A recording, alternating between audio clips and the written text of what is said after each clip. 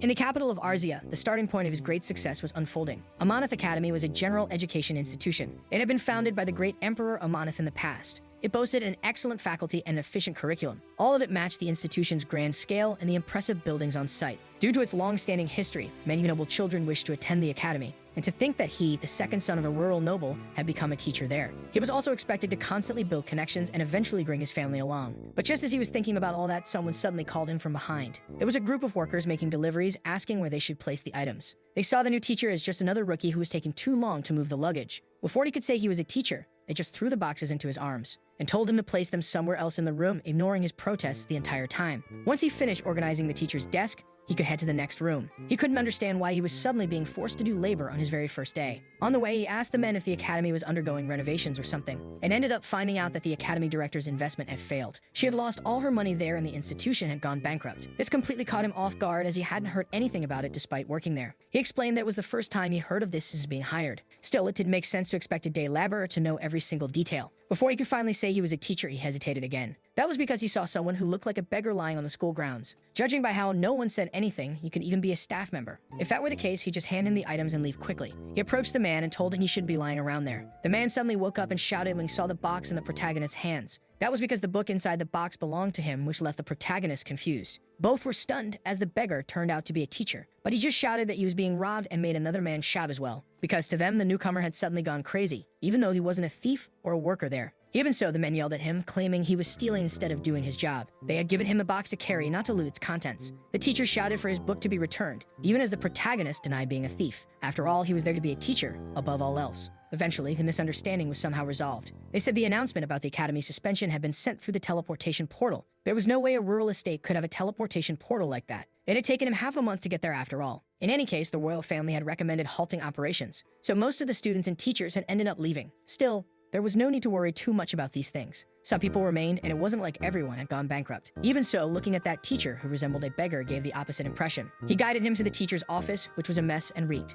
The interior was basic, and the protagonist realized the bad smell was all that other teacher's fault. He hadn't even planned to steal anything, especially since everything there stank anyway. Still, he seemed pretty discouraged by the current state of the academy. Doing that to the teacher's office was a bit too much. The teacher didn't understand at first until he mentioned it was about the alcohol, and he said he was only drinking because it tasted good after all. That made the protagonist angry enough to smack the other teacher on the head. The teacher was shocked as he got hit so hard he looked like a lunatic. The house of Baron Drake, deep in the countryside, was only a barony in name. Even though it was technically a territory, it was nothing more than a small village. And it was rough land owned by a desperate and poor family. He had mobilized all of his connections and gone through many hardships to get the position. The contract period was about 3 years in total. If the terms weren't fulfilled, they would have to pay a massive penalty. This matter was extremely important for the survival of House Drake. That's why the protagonist now knew he was in trouble, especially regarding his father, as the school had gone bankrupt overnight. Or rather, the protagonist still wanted to believe there was hope. There were only 2 students and 2 other teachers left there now. Now that things had reached this point, he had to worry about the students. Maybe an heir from a prominent noble family had remained there. If that were the case, he might be able to build good connections with the students somehow.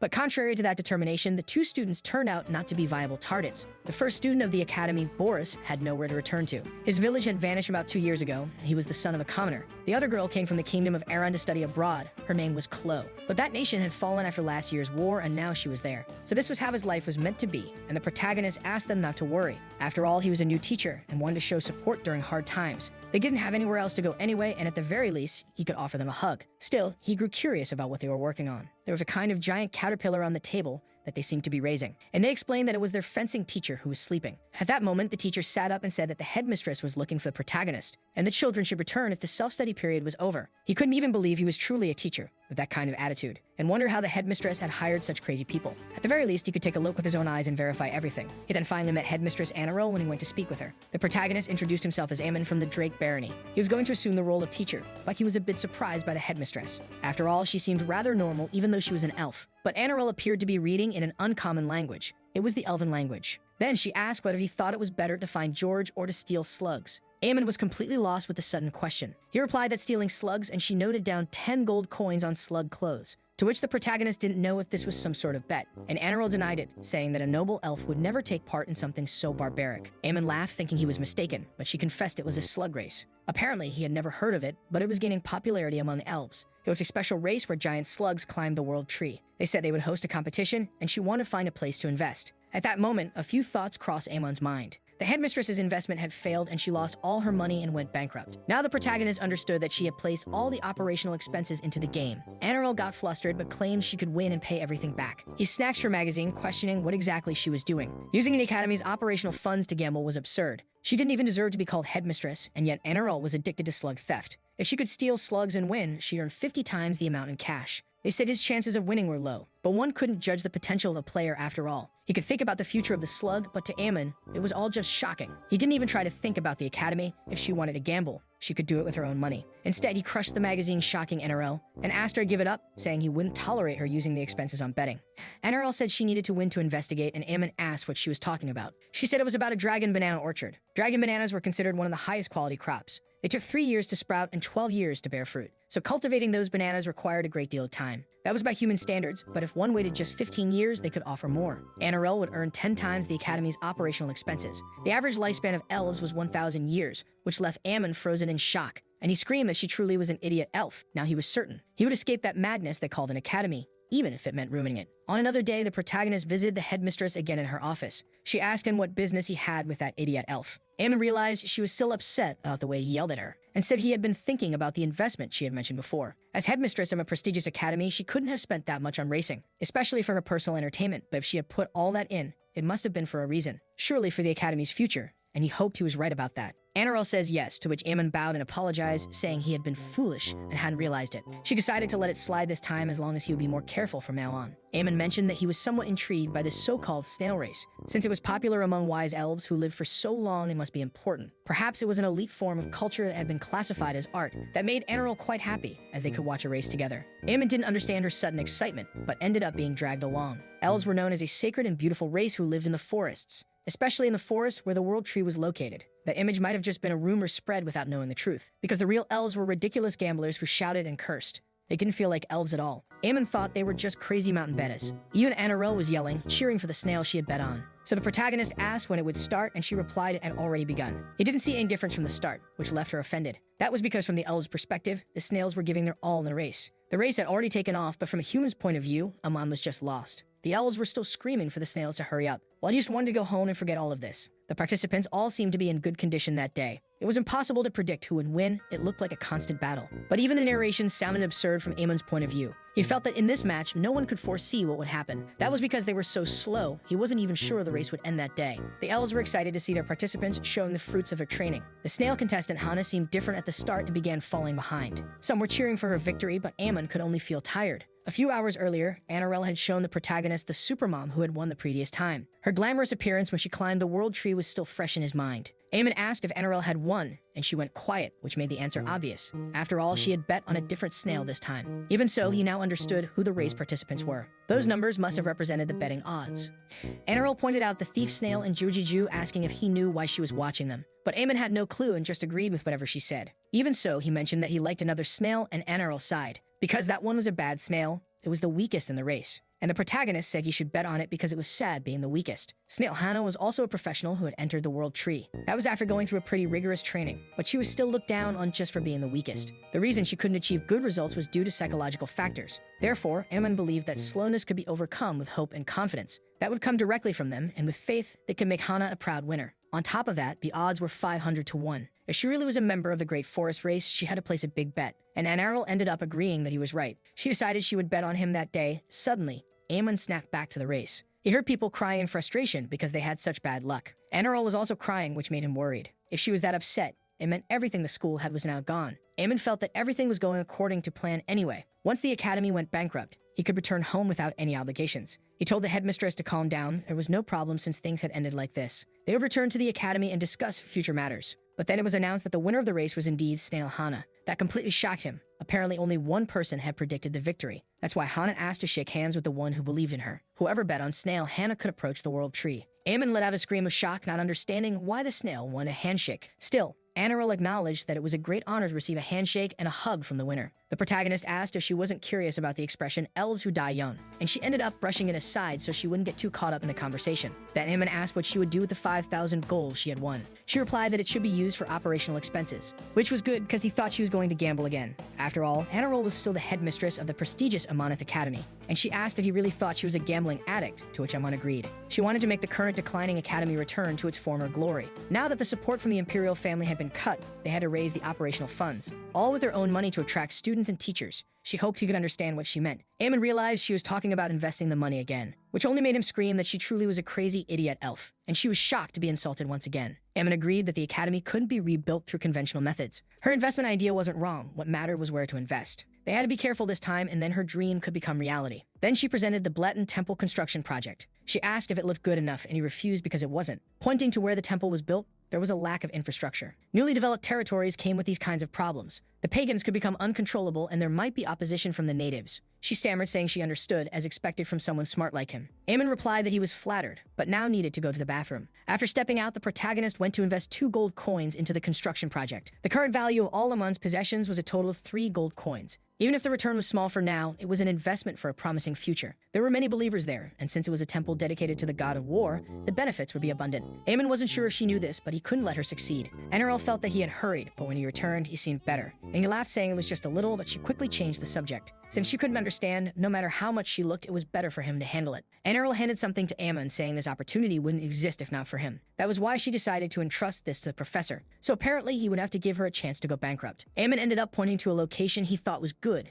and she was surprised. After all, it was about the king mango, and she asked if he even knew what that was. After calling her an idiot, he said it was a high-quality crop, just like the dragon banana, and he understood it took 2 years for the sprouts to grow, and 5 more years to bear fruit, but she still didn't understand what he meant. Regardless, Amon told her to think more about it, asking if the imperial family would really want a decaying academy to stay running. Since she hesitated, Amon said that was why he was against the dragon bananas. 15 years was too risky to put into practice. On the other hand, it took only 7 years for the king mango to grow. That was less than half the time it took for dragon bananas. They would only have to endure the pressure of the royal family for 7 years. Enarel had heard that 7 years was a long time for humans, and Amon agreed, which confused her, since he would suffer through it as well. Even so, Amon wondered if he would use this opportunity for that. After all, what he truly wanted was to leave that academy. Still, he hoped Enarel would protect it until the end. So this investment would be for her sake and the academy's as its director. That moved her emotionally, but Amon decided they should split the investment amount. They could invest 4,900 gold coins and keep 100 gold coins for costs. In total, the funds would be 5,000 gold coins as expected. And Amon clapped his hands while laughing. It was just as expected from the headmistress. In the end, it seemed like she had completely fallen for the words he said. At the King Mango farm, even the producers were surprised because they had heard about it. The next morning, in front of Amonith Academy, they found several letters. They were addressed to the investor of the temple construction project and the King Mango farm. Sometime later, the drunk teacher was wandering through the streets. As expected, the owner of the bar he visited was very good at picking drinks, until suddenly he stopped, not knowing why there was a dog sleeping there. He tossed some treats on the ground, which were actually just some papers. And he simply continued walking to the school all happy because he earned 10 good deed points. Now he could drink a bit more than before and still be seen as respectable. A little later, Enarel showed up to check on Amon, who was lying on the ground. She grew worried because for some reason he was sleeping on the floor. The elf couldn't understand why there were also rotten seafood lying around, and she started to think he might be starving. A little earlier, Amon had received 2 boxes in the mail. One included a letter from the head of the Royal Mango Farm to the investor. They thanked him for showing interest in the Royal Mango through a generous donation. They had developed a new cultivation method that allowed them to shorten the growth period. As a result, they planned to transfer a portion of the profits from the next 10 years to him. They wished to offer a sample of the Royal Mango that had been produced as a prototype. First and foremost, they were offering it to their generous investor. They hoped the brightest lights would illuminate the path ahead. The other letter was an announcement for investors in the Bleton Temple construction project. Due to a rebellion by opposing followers and widespread unrest in the territories, the construction of the temple had been canceled and the company responsible had gone bankrupt. They ended up apologizing to all the investors who had participated. Amon was shocked because the investment he hoped would succeed had failed, and the one that should have failed had succeeded. The protagonist collapsed in shock over his poor, lost money. A little while later, Enarel brought him a drink made from royal mango. It was made in the style of the elves using a prototype that had just arrived. Amon thanked her, even though he was a bit confused by what he was hearing. She just wished he had said he was hungry this whole time. Still, she handed him the drink, trying to make him feel better. After drinking it, Amon was amazed because it was actually delicious. He couldn't believe the royal mango business was on the verge of bankruptcy too. It had been a terrible mistake. His life really was falling apart after all. Then she said she would offer him a gold coin as a special bonus. It played an important role in the snail race not long ago, and was also responsible for the success of the royal mango investment. Amon smiled and thanked her for the deposit. Enarel said that if it were up to her alone, she'd love to offer even more. But she couldn't spend the academy's operating funds however she pleased. That was a shocking statement from someone who had dropped 10 gold on a single race. Either way, it wouldn't be easy to ruin the academy now that funding was secured. Aemon was stuck there for about 3 years anyway, so saving the academy at this point should be better than abandoning it. And he wondered how he would do that when none of the staff were mentally stable. A headmistress addicted to gambling, a drunk professor, and a lazy one. Aemon went out for a drink and sighed, not believing things had gotten to that point. The owner asked what brought a young man there in the middle of the day. He grumbled that he had barely secured the position, only to end up in trouble. His boss and even his co-workers were all absolute lunatics. The road ahead would be deeply complicated. That's when suddenly the drunk professor appeared and recognized Aemon. The protagonist was surprised because they had randomly met at the bar, and he hoped the man hadn't heard what he just said about them. The professor asked if he could sit with him for a while, assuming it was fine to sit next to someone who called him a lunatic. Now Aemon was sure he had heard everything from the start, so he commented that they hadn't even had the chance to properly introduce themselves. Aemon shook his hand, introduced himself, and the professor began to do the same. He was in charge of the magic class, but didn't even finish saying his name, Mario. That's because the protagonist had squeezed his hand so hard he pulled back with a scream. He couldn't believe his hand was almost crushed, even if Aemon hated him that much. Aemon didn't know what to say, he had just shaken his hand normally. Then he asked his full name and he replied it was Mario Rumdum. That made the protagonist realize he heard that name somewhere before. Mario asked why he was sighing so much and Aemon said it was complicated. The future of their academy was now dark and uncertain. Even so, Mario threw an arm over his shoulders and asked what he thought the role of the academy was. He replied it was to teach the students, and the professor agreed because that was exactly it. As long as there were students, the academy's future wouldn't be dark. Even if there were only 2 left now, and Aemon reflected on what he had heard. Mario could speak well about things, even while that drunk. But Aemon still sighed because it was hard to keep the academy running the way it was. Without support from the royal family, it was extremely difficult to manage everything. And Mario asked what he was complaining about so much. After all, he was treating this like a competition. At their age, they only thought about such things for the sake of His Majesty and the Emperor. That was when Aemon stopped to think about what they were discussing. The biggest challenge facing Amonith Academy at the moment was the recommendation from the Imperial family, because they wanted to suspend operations and all activities. But if they could achieve a good performance in the management competition hosted by the Emperor himself, maybe they could turn the situation around. He might even withdraw the recommendation to shut everything down. That's when Aemon saw them try and take the poster off the wall and ran to grab it. While the staff were finishing closing the bar, the protagonist left. There was still some time left before the competition would begin, so he decided he would attend some classes with his fellow professors. In the first period, there was a fencing class in the training field. Aemon approached to watch the lesson, but the teacher just wanted to sleep. The protagonist introduced himself to the lazy professor, who was off on a tour, and asked for their name, to which they replied it was Slothfield. When he stopped to hear that, Aemon realized he knew Field from somewhere. The head of the family was a great swordsman, and the family was famous for producing sword masters.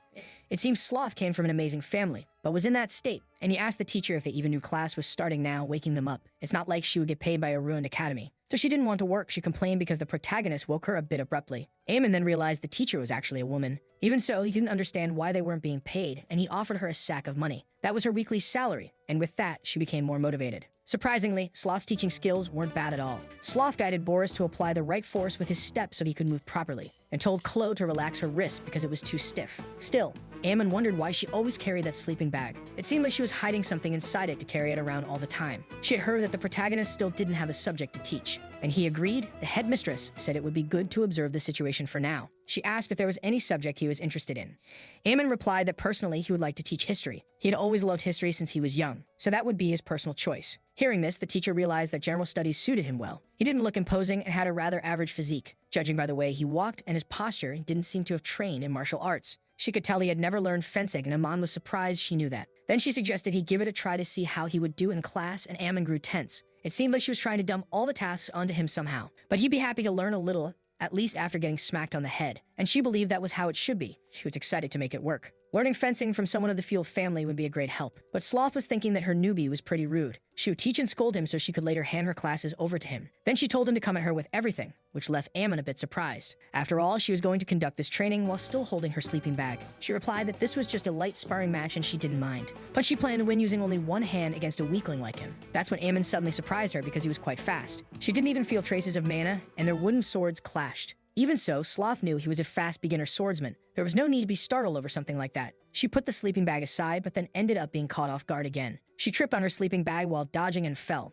At the same moment, Sloth called for a timeout so Aemon wouldn't approach. But he pointed his sword at her, mentioning she should have stored her sleeping bag. That made her angry. She didn't want to use sword aura against a civilian. But now that things had reached this point, she'd take the coward's path. And for that, she would use sword aura, which made the protagonist curious. It looked like an aura blade, a skill exclusive to sword masters. She retorted that it was actually sword aura, which made him laugh. It was the first time he had seen this in real life, so he didn't know. Sloth was impressed because this was his first time witnessing something like that. He said he came from the Drake territory in the Arma Mountains. That surprised her. The Arma Mountains were at the end of the continent. She didn't even know there was a territory in that direction. Eamon replied that it wasn't the end of the continent. There was a plain beyond the mountains. Even so, she was surprised. It was called the Garden of Silence. It was because of that name that people believed it marked the end of the continent, so he had walked the entire way from the mountains to here. Eamon agreed, saying it had taken about 2 weeks on foot. Sloth froze. Normally, it would take much longer than that even on horseback. She figured that path must be full of monsters, and he sighed. His mouth hurt every time he talked about it. There was a huge headache, because they destroyed the potato field fences every day.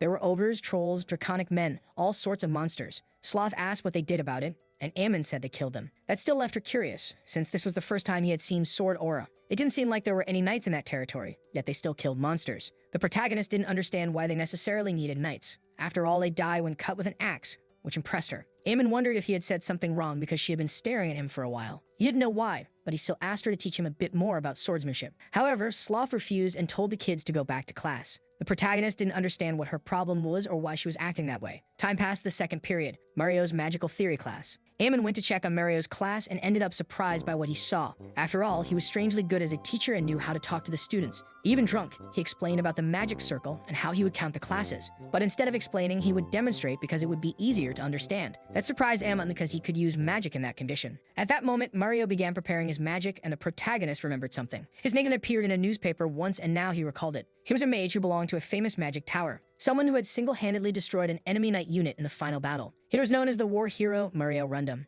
Eamon remembered those were the details in the article, but the image didn't match. His face looked a little like the portrait, but far from his prime. Even so, he was capable of teaching great classes even while intoxicated. It would be perfect if not for that drinking addiction that ruined everything. At that moment, a certain thought crossed Amon's mind. If he could teach that well while drunk, he might be even better while sober. The protagonist approached, asking to have a moment to talk. Mario didn't know why. His class was going just fine. Just from the look on his face, he could tell the protagonist was thinking something. Even while denying it, he was dragged outside to talk. It was for the sake of his dignity, even if it left Mario a bit shocked. After all, what was happening to him now was crossing the line of dignity. Eamon said he wouldn't find another rookie as sincere as him anywhere else. For now, he asked the kids to stick to their notes before coming back, until they were startled by a scream from Mario outside. He asked why he got punched out of nowhere, but things continued like that. Eamon said he wasn't that old to be complaining, and the kids looked tense. Mario was still complaining that it would leave many scars. And the protagonist apologized, but it was to try to sober him up. The truth was Mario had never seen such a barbaric method in his life. Eamon apologized again. Everyone in his territory did that. He just followed suit. Mario didn't know who the madman was who came up with that, but it was a horrible method.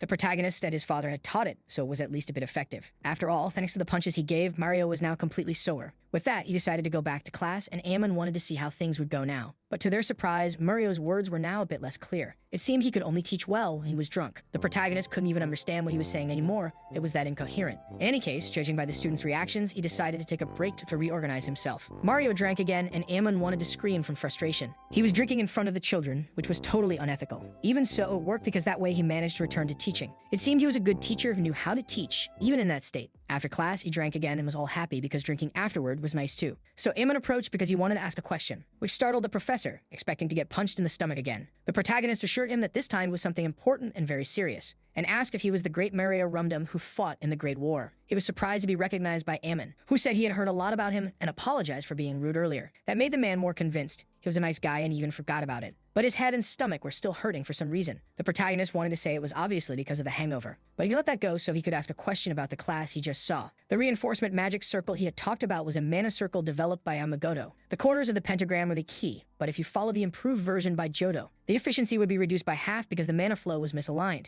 It would be better to simplify the magic circle by making the vertices square-shaped, which would also fit into the improved design. Those words impressed Mario, who asked if he had learned magic before. Eamon said his father was a mage, so he had learned a bit of magical theory, but that was only when he was younger, nothing serious. Something like that could earn him a first-class medal at the Magic Tower. Mario knew he could spot errors just by looking, and he even managed to plan improvements after learning just a bit about it. Then he suddenly shouted at Eamon, who was startled by how angry he got all of a sudden. Instead of explaining, he just left, much to the protagonist's surprise. Eamon was left behind, not knowing what was wrong with those teachers. The fencing and magic classes each had their own merits, and they were satisfying. But those guys needed special training. Eamon hated to admit it, but the kids' skills were lower than the teachers'. At this rate, no one was going to win. They'd be lucky to earn a participation prize. Anyway, he went out to eat at the Academy's restaurant. It was a place with an amazing kitchen. He never imagined he'd have a meal like that. And on top of that, for such a low price, so he looked for empty seats. It happened to be at the table where Sloth and Mario were, but they turned their faces away. Eamon didn't understand why he had to go through such things at his job. He wanted to be able to socialize with his fellow teachers,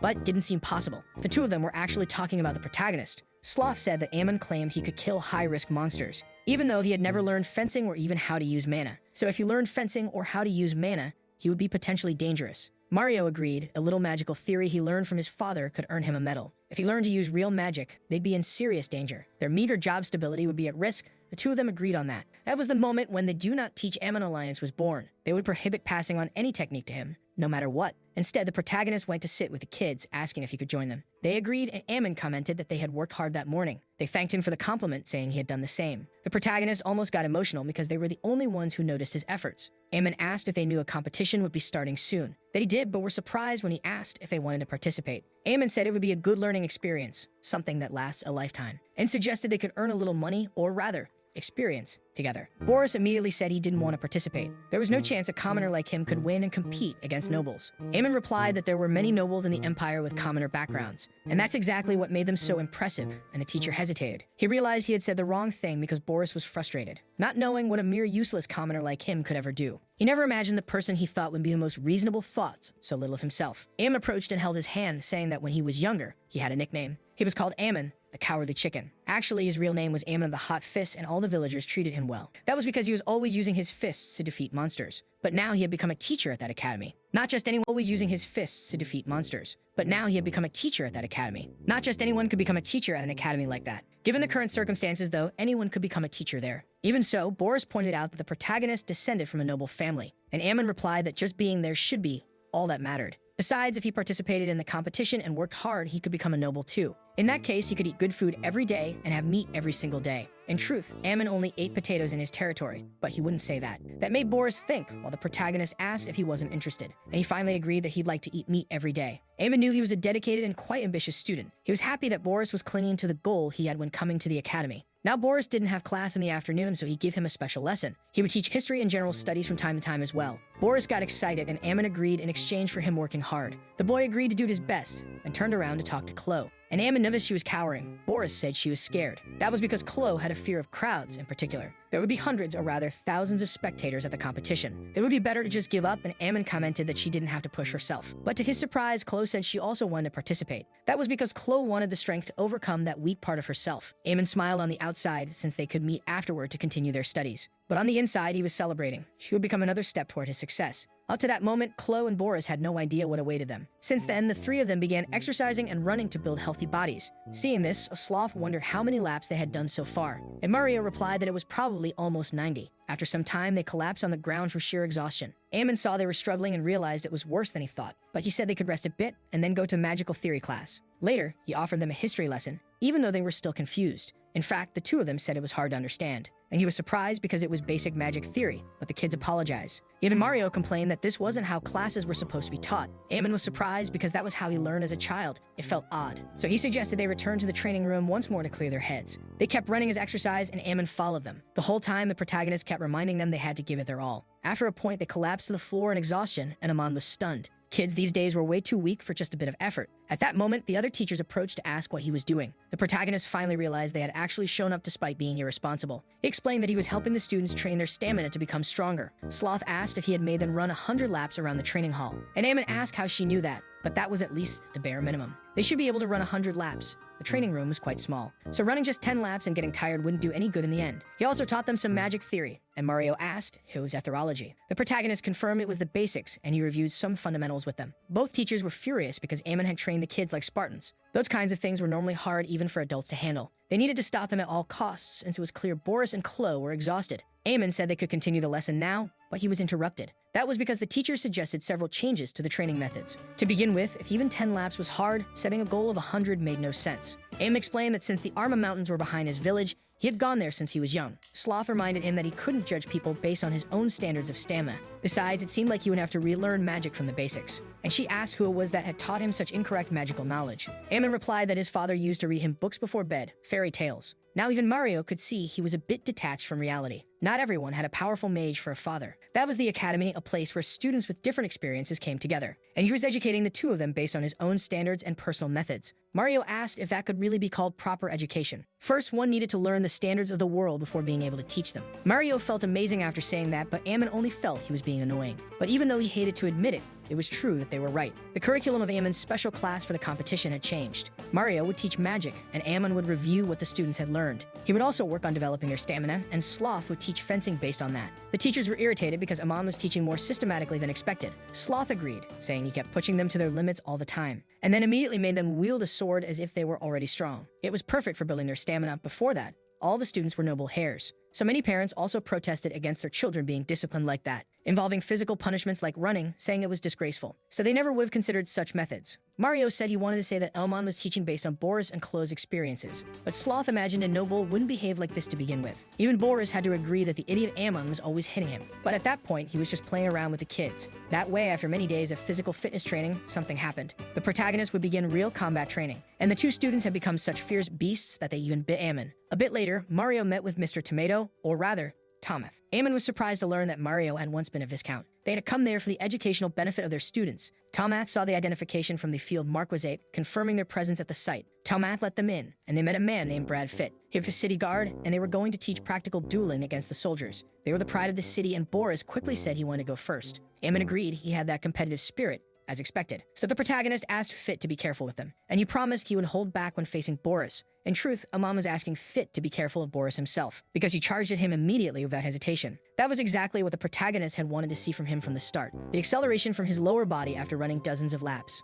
The fencing from the field marquisate, taught by Sloth herself. The main technique was still missing, but his performance was admirable. Even Fitt was shocked that the boy could move like that. He wondered if it was because of his small frame, but he was far more agile. At some point, he saw the perfect opening to move in. But once again, it was just a plan by Boris to deceive his opponent, which caught Fitt off guard as he saw him closing in. And he landed a clean hit on his head, who yelled at him to stop because it hurt. But Boris kept hitting him on the head without stopping, to the point of destroying all respect. After being beaten on the head until nearly bald, Fitt admitted defeat. Now everyone was admiring Boris for being so cool and strong, while the guards laughed at Fitt because he couldn't even be called a soldier like that. Even he was surprised he had beaten a real adult. Ammon was proud because his training had been truly flawless. Then he encouraged Chloe because it was her turn now and he wanted her to do well. But when she stepped in front of everyone, she froze and fell to her knees in nervousness. The soldiers asked what exactly the little girl was so afraid of. But as expected, Chloe couldn't move because there were too many eyes on her. She was terrified because everyone was looking directly at them. So Ammon approached, asking if she was okay, comforting her so she could feel more at ease now. People would judge and talk about her either way, whether she fought or not,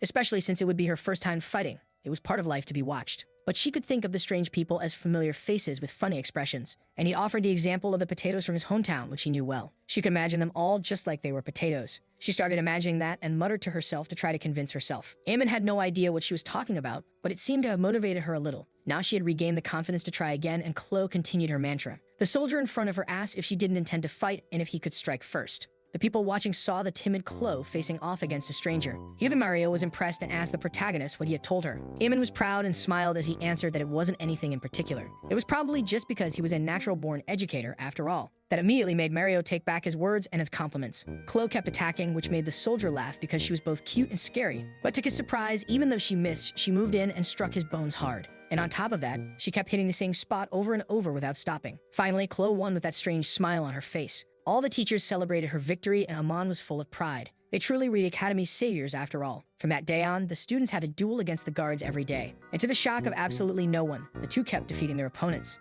As they grew stronger and more confident, their skills improved day by day. Before they could realize it, the day of the first competition had arrived. Ammon said that night they could eat something delicious since they had worked hard. They both got really happy with the idea, and Boris asked if it would be some kind of meat. Instead, the protagonist explained that they'd be going to the arena. Only the winners could enjoy a delicious meal. Immediately, their happiness died, and they stared at the protagonist, who had been that cruel with his words. But even so, they went to the place. Several people were betting gold on their favorite fighters to win. Boris threatened to tell Sloth that Ammon had brought them there after it was over, and he replied that even Sloth had actually given her approval for it. In any case, he intended to explain the rules to the two kids. Actually, the only rule was that they had to fight barehanded without their swords. Hitting vital points, poking eyes, biting, anything was allowed. Boris argued that they had barely learned swordsmanship and were thrown in here. Ammon countered that if they lost their sword, they couldn't just accept defeat. Even in their future competitions, there was no guarantee that it would be a fair fight. Then the protagonist placed his hand on his head, asking him not to worry too much. They could trust what they had learned and believe in themselves. Boris wanted to say that not even Ammon believed in the things he taught them,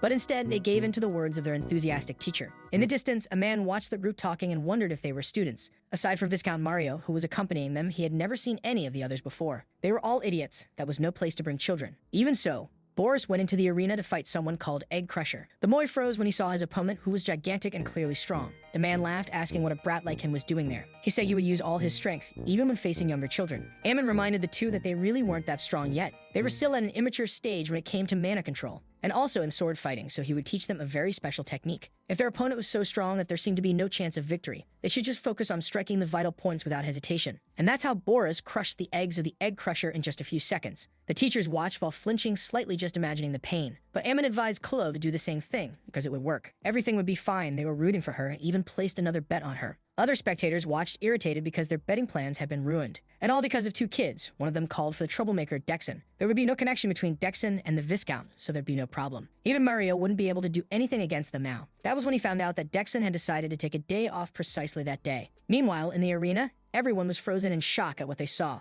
After all, Chloe was nearly beating her opponent senseless and seemed way too skilled. Mario said that even if she had learned swordsmanship, Chloe fought really well barehanded. Aemon replied that he heard Marcus Field created swordsmanship with hand-to-hand combat in mind. If you used a certain stance with your fists, you could deliver a bone-breaking punch. But if you made a different move with a sword, it would become a charging strike. Now Mario could understand why Aemon seemed to know so much, and asked if Aemon had been learning swordsmanship from the professor recently. He replied no, even when he asked politely, Sloth had refused, which made Mario laugh. It seemed their alliance was still going strong. After the kids finished the fight, Aemon decided they should celebrate. And to do that, he would pay for something to eat for everyone. Even Mario got excited. Even though the protagonist refused to pay for someone with a better salary, a spectator who had placed bets was trembling with rage. Those brats actually won, and he wanted revenge if they ever returned to the arena. It didn't take long before Aemon paid for the meals and became broke. Those brats ate so much they emptied his wallet like that. He wanted to save some money for the competition with the headmistress. That's when he heard a loud scream and barged into Eneral's office asking what happened. She was whining about her King Mango. That was because there was only one left, but Aemon was confused. After all, maybe a thief had shown up to steal the King Mangoes. And he realized he might receive a reward from the headmistress if he caught them. Even during a crisis like that, the protagonist only thought about rewards.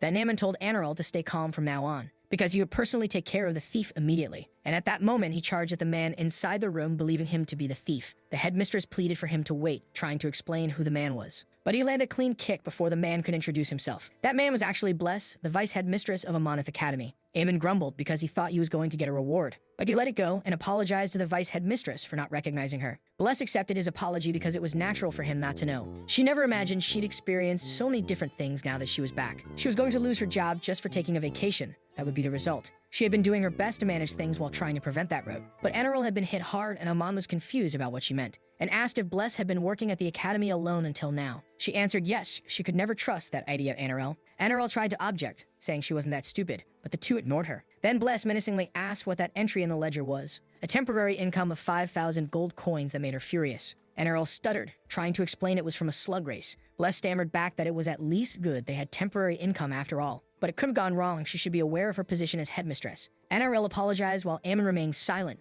neither defending nor being defended. Bless understood, but she said they should focus on investing in the King Mango farm. Aemon didn't understand why they needed to invest in a farm, and Bless replied it was just about considering the letter from the farm's leader. That investment had a guaranteed return rate. The reduction of staff in the academy's cafeteria was quite critical, so she ordered the headmistress to sign the staff documents. Aemon asked her to wait a moment. There were only 3 teachers and 2 students at the academy, so he didn't understand why they needed to add more staff now, and he snatched the paper so the headmistress wouldn't sign it. Instead, Bless said low-quality meals would be a problem. It would only cause the morale of those left to keep declining. They should raise morale by increasing the quality of the meals. Aemon didn't understand what kind of nonsense she was talking about, but now that he thought about it, all her proposals were related to the cafeteria. Bless also complained about their current meat supplier, saying he was awful. They needed to find someone new, but then the protagonist interrupted her because he wanted her to participate as the lead teacher in the competition, the one that would be hosted by the Emperor starting the next day. The vice headmistress got annoyed, not understanding why she had to be told that. Aemon knew that if she stayed, the academy would keep getting involved in trouble, and it would turn into one big cafeteria instead of focusing on studies.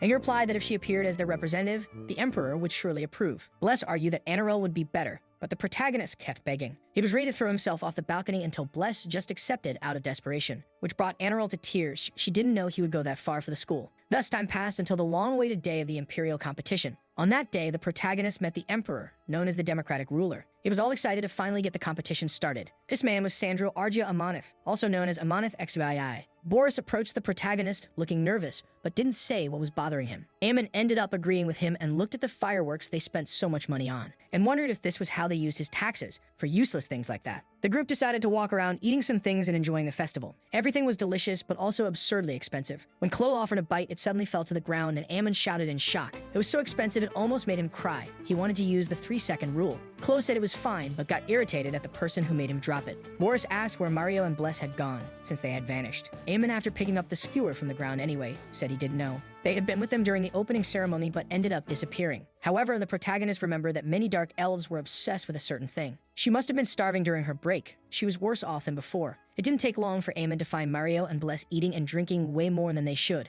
After the professor gave them a big scolding, he punished them on the spot. It was nearly insubordination considering the positions they were in. But the protagonist couldn't care less, and now his students wouldn't get a proper meal. It was all thanks to the two of them spending all their money at once. Aemon reminded them that every commander with a bad reputation among his men ends up dead, even at the hands of their own men who mutiny. Since he couldn't kill them, he could at least beat them up a bit so they'd learn. At that point, Bless asked if he knew there was a private betting pool inside the competition. He had bet 6 silver coins, each on Boris and Chloe, to win their first fight. The vendor confirmed it and offered a confirmation ticket, thanking him for the purchase. Even so, the protagonist didn't believe it would really happen again. The two had won against adults before.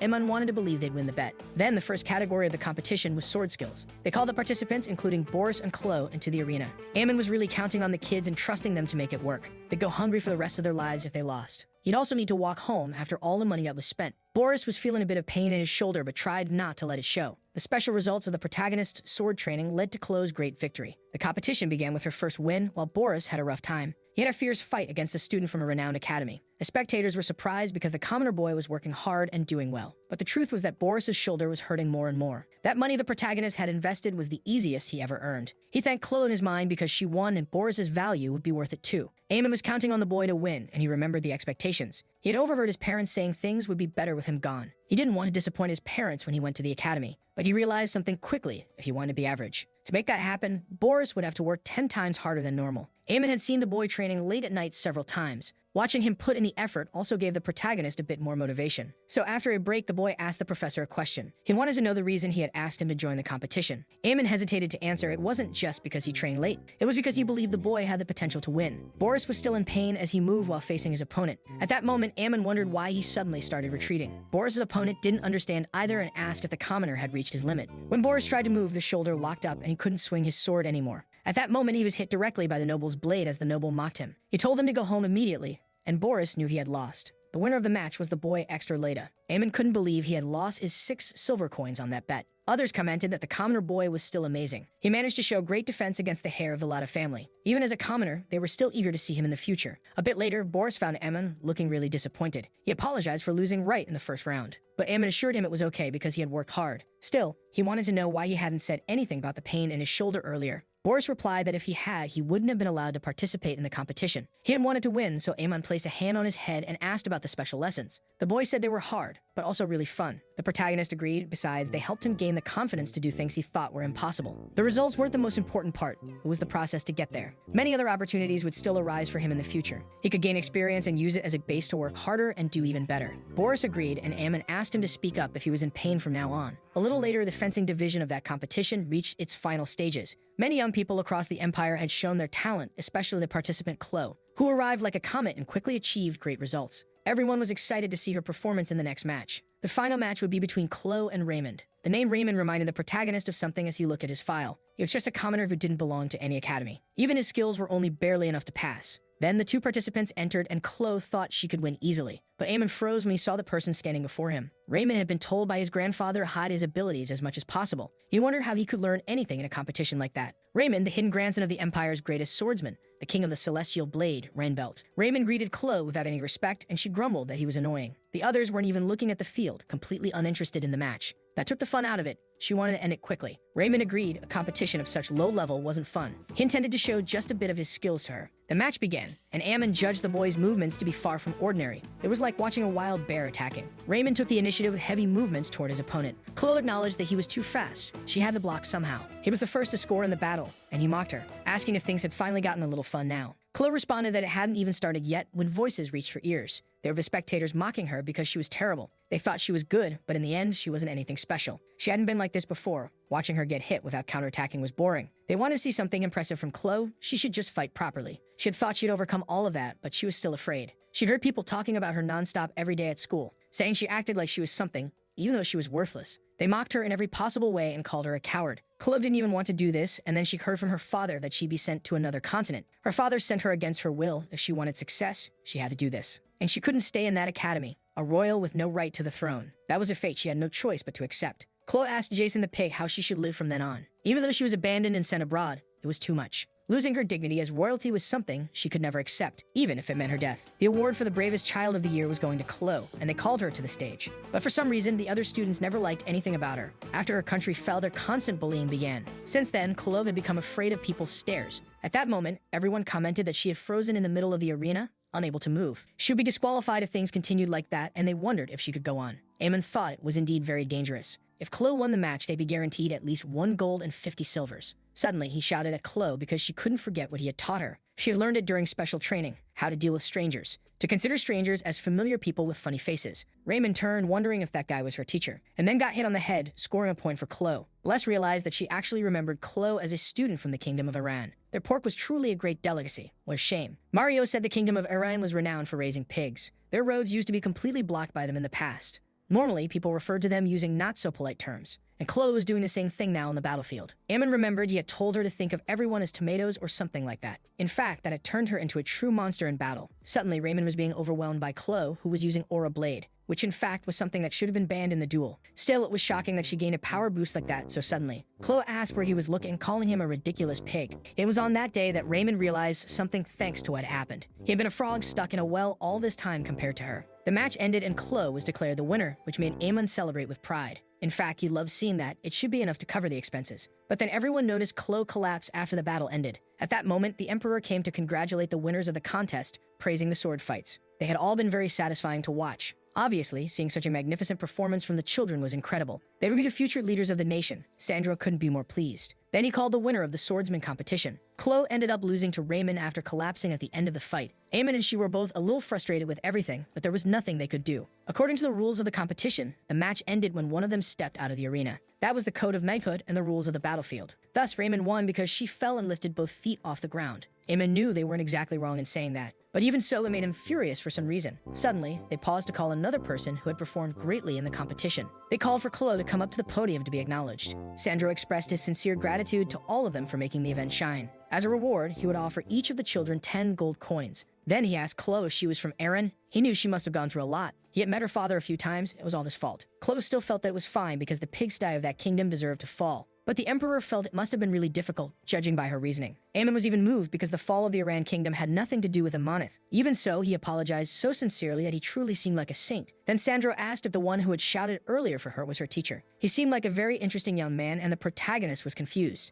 Suddenly, he was called to the podium as well for a conversation. Eamon had never expected something like this to happen to him, honestly. The path to success always starts with the first step. And as he approached, he greeted the Emperor, who smiled at the protagonist. After all, he was a capable young man with quite the student. He would be rewarded with gold coins. Eamon thanked him while pretending to be humble, even though he was celebrating inside. In truth, the Emperor recognized his face because it looked familiar. When he heard his name, Sandro froze at the surname Drake, and suddenly shouted at the protagonist for calling him Majesty. After all, it was no wonder his ugly face was full of greed. He was a damn member of the Drake family, and Eamon bowed, asking for forgiveness. Even without knowing why he was apologizing, Sandro clearly held a grudge against his family. His greed alone was proof enough that he was part of the Drakes. The protagonist didn't understand why. He was the one who offered the duel in the first place. Even so, he handed the money to the protagonist, who thanked him, until he realized the Emperor had just been messing with him. He offered the money only to snatch it back afterward to mock him. Eamon wondered if this was supposed to be the holy emperor among emperors. He would just endure it. His family's reputation would get even worse after this, especially if he said something or complained. He could only pretend he had made a mistake. Suddenly, Sandro's wife hit him, asking what on earth he thought he was doing. As emperor, he should demonstrate dignity befitting his position. After the empress pressured him, he laughed, admitting he had let emotions take over. In the end, it was a victory for the empress, and she herself approached Eamon. She knew he was from the Drake family, seemed like he didn't know about the conflict between the families. Eamon had no idea what she was talking about after all, but there was a reason the emperor had been acting that way just now. It wasn't Eamon's fault in particular, so he was forgiven for now. In the end, the protagonist didn't even receive the money. He was only called up to the podium to be humiliated for nothing. Raymond returned to tell his grandfather that he had won the competition. and the old man asked if he had won while hiding his skills as he had said he would. He was the Empire's great swordsman, the king of the blue sword, Rainbin. Given a lack of response, Rainbin understood that he hadn't hidden them, and he asked if he really thought the world was such a hard place to live in. Raymond had to agree. Many masters were hiding out there. Once Rainbin was called a talented swordsman and earned the title King of the Blue Sword, but he was sure there were people out there far stronger than he was, and he wouldn't even have a chance of defeating them. What he was trying to say was that arrogance could be a poison, and he asked Raymond who was the talented person that made him reveal his skills. He answered that it was Chloe Aran. She attends Amonith Academy, a survivor of the royal family of Iran, which was far from ordinary. Raymond said that for his dear student to show his skills like that, her teacher must be quite the professional. Meanwhile, a new crisis was unfolding at Amonith Academy. Anarel was crying while Ammon was in shock, not understanding what he had just heard. In response to the disrespect shown toward the Emperor, they recommended Ammon be dismissed. They didn't know what kind of crime he had committed against the Emperor, but it was concerning. He should be grateful the Emperor only recommended it instead of outright firing him. In truth, they had done their part for now. That was completely unexpected, really. Ammon couldn't believe he had received a dismissal recommendation. If he had known this would happen, he would have just been happy to meet the Emperor. Anarel was moved, seeing how unjust he felt the situation was. But the protagonist was actually satisfied that he could leave the academy easily and without a fine, and wondered how he ended up choosing such a painful path when there were easier ways out. The headmistress asked what exactly had happened, and even he wasn't sure. It seemed his family and Sandra's had some kind of bad history. Apparently, the Emperor was angry at him for some unknown reason. Anarel couldn't believe he was being fired for something so trivial. Truth be told, Ammon had to agree that a lot had happened. He secured funding for the academy, organized special training, and even put an end to the vice headmistress's ambitions. He had created many precious memories there, but there was nothing he could do about it. He thanked the headmistress for everything, and she sighed, saying there was nothing they could do. Anarel just wanted to ignore the Emperor's recommendation, shocking Ammon. That was because the academy had received a foreclosure recommendation. A recommendation was just a recommendation. As she saw it, they were doing just fine on their own. Even if they ignored one more recommendation, nothing would happen. As the school's headmistress, Anarel found this completely unacceptable. She couldn't stand by and do nothing while a great teacher like him left the school. This went far beyond her pride. It struck at her core beliefs as an educator. Ammon now understood, but he still preferred to be fired. She still thought it was too early, even though he believed giving up was a good idea. A little later, the vice headmistress ended up hearing about everything, and Ammon was practically begging to be fired now. But she couldn't do that. They could never throw away such a skilled professional. Even if it was a recommendation from the Emperor, she wouldn't go through with it. The truth was, Ammon knew she was doing all of this on purpose because he wanted to be fired. Right then, Mario showed up, asking if all of that was really true. A talented teacher like him being dismissed seemed like a joke. He said he'd request an audience with the Emperor through Marcus Williams. They all wanted to do something to prevent his dismissal, even if Ammon didn't want that. If they didn't intend to fire him, they could at least offer him a break. That was how the protagonist finally gave up on his plan to run away from the academy. Ammon returned to his homeland,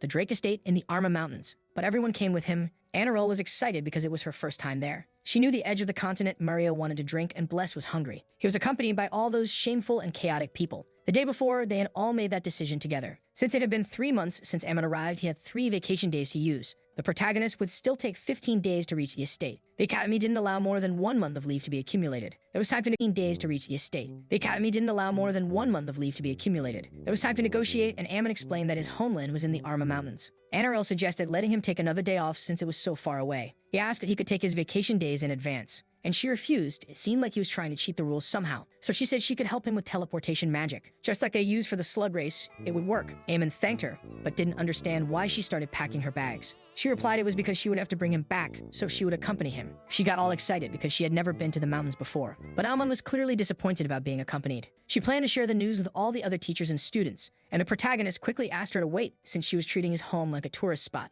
Anarel was confused. It seemed like he didn't plan to take his days off. But if that was the case, then he didn't need that paper, and even tore it up. The truth was, the protagonist wasn't sure if they all needed to go together. He wanted to go alone, but then the headmistress made another suggestion. He could wait his 4-day vacation with no teleportation, against using teleportation magic but taking everyone else with him. And that's how things ended up at that point. Ammon's father, Kame Drake, welcomed everyone with a big smile. Kame hoped they would all have a comfortable stay at his home. Anarel thanked him for the hospitality, and Kame replied it wasn't necessary. Mario brought a fine wine for them to enjoy, and his father was impressed. It seemed his son had great companions. Ammon hoped his father wouldn't be fooled. It was far more important what people were like on the inside than the outside. He had to get those guys away from his father before they got any closer. So the protagonist decided he had a question to ask his father, and asked about Emperor Sandro, since they had reacted strangely to Ammon. He asked Kame if there had been some feud between the families, which he confirmed, saying it was time for him to learn the truth. The Drake family was a distant bloodline descending from the Amonith family. Aemon was shocked by what he had just learned and asked why they were only barons. The emperor's relatives should have a higher title than that. Even Archduke Orca, who was related to the emperor, was recognized as such.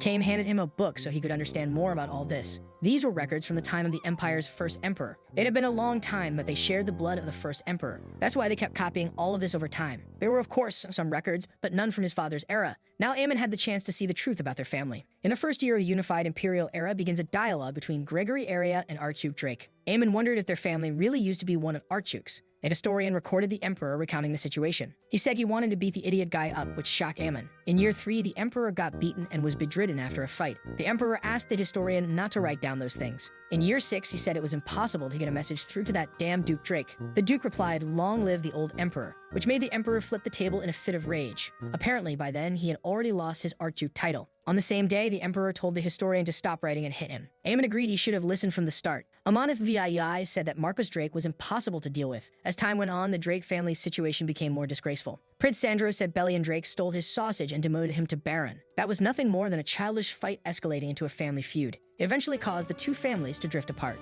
Caim agreed that it was shameful how they ended up as barons. Aemon was afraid it had been treason, but the situation was simply embarrassing, and he asked if anything had happened between his father and the current emperor. He denied it. He didn't even know him or had ever seen him in his life. Aemon's grandfather had a fight with the current emperor, but that was it, and the Great War had ended just a few years ago. Even if there was hostility, maybe that relationship was why their people hadn't been recruited. The protagonist asked if maybe they had just been forgotten. After all, they lived far away and the terrain was rough enough to remain hidden. In any case, it was ultra-secret information known only to the advisors. They could never let such information leak, not even to their successors. Aemon didn't understand why his father was telling him all this only now, and Caim didn't understand why he was acting like he wouldn't do anything about it. The protagonist truly didn't intend to do anything, which was actually cruel. Still, someone approached asking who the dark elf was. When they turned to look, they were going to speak with Julia, the protagonist's mother, but they froze. Julia had arrived at the house, all happy to see her son, but carrying Bless. She said she found her digging in the potato fields and hit her. Aemon explains that Bless was actually the vice principal of their academy. Meanwhile, everyone else was hiding after witnessing that. They couldn't believe the place was that violent and abrupt. They hid behind the bushes when they saw several people passing by. They were carrying a bunch of monsters and wondered how that was even possible. It didn't take long for one of them to notice Anarel, asking who she was since he had never seen her before. She let out a shocked scream when she realized she had been spotted. That's when Aemon finally appeared to see what was going on. He had heard a noise that sounded like a monster dying.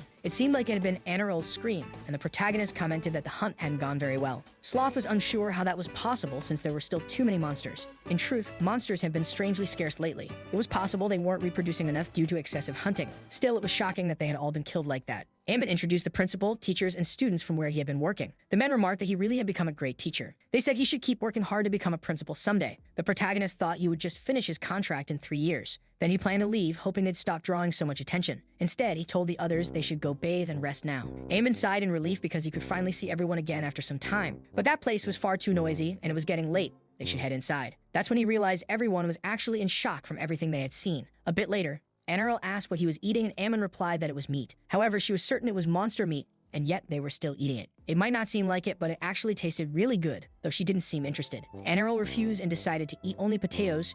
She just couldn't like meat. Even living with humans, she still had her priorities. And the protagonist realized it was true. As an elf, she couldn't eat it. Time passed as the group continued eating and enjoying their time there. Aemon felt that everything was unusually peaceful for the first time in ages, until suddenly, there was a loud noise along with an explosion. The protagonist stood up saying it was probably just a pest. They could handle it. Boris was confused, saying you don't deal with a pest using that kind of weapon. That's when they saw all the villagers had gathered with their weapons to fight, because the pest in question was actually a real monster. The group of humans ran to face the monsters without any fear. Aemon couldn't believe they had ruined their moment of peace, so they took advantage of it to attack and gather even more meat than before. The teachers watched in awe, and Mario felt his sense of normalcy shatter. It was the first time they'd seen such a wild fight. Aemon felt tired after moving so much for the first time in a while. Sloth reflected on how the protagonist hadn't even learned any combat techniques, and yet he could fight just fine using physical ability and instinct. As expected, it had been a good decision not to teach him anything serious before. When it was over, Aemon's sighed. It had been a while since he fought like that, so it had been tough. The others clapped, praising the protagonist for his abilities.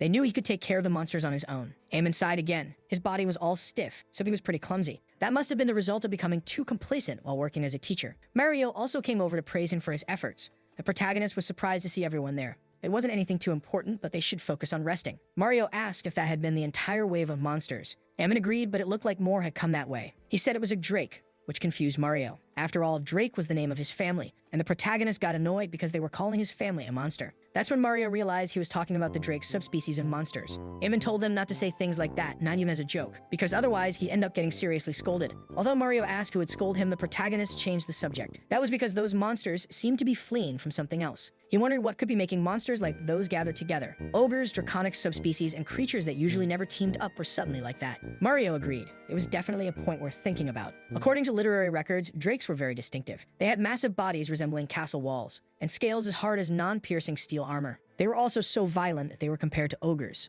In addition, there was also the elder drake who stood out. It was said that if a guy like that showed up, the village's potato fields would become dead land. The teacher asked if that drake wasn't just a rare creature that only appeared in books, and Ammon agreed that it was true, but they did actually appear. It didn't take long before they showed up in the potato field, to Mario's shock. Les screamed because they devoured all the neighboring potatoes immediately. Never mind the fact that she was complaining because they ate her potatoes. The protagonist sighed, unable to believe he had been so careless in the face of a disaster. Mario asked the protagonist if he would believe him, a six-circle mage. They would be nothing but a pile of ashes after facing his fire magic. But before he could fire off his spell, the drake struck first. Mario barely dodged, while Ammon could only watch that pitiful scene. Sloth also saw that creature her father had once killed in the past. She got ready to fight, but her sword snapped in two. The protagonist said if those weapons worked on them, he would have cut them down with his axe. There was no other choice now that things had reached this point, and he told everyone to gather their strength and exterminate those monsters. To the teacher's shock, everyone in the village grabbed the monsters with their bare hands. They held onto the tail with all their might, pulling from several directions. The monster tried to resist, still eating potatoes even in that situation. Suddenly, another person appeared asking what all the commotion was about.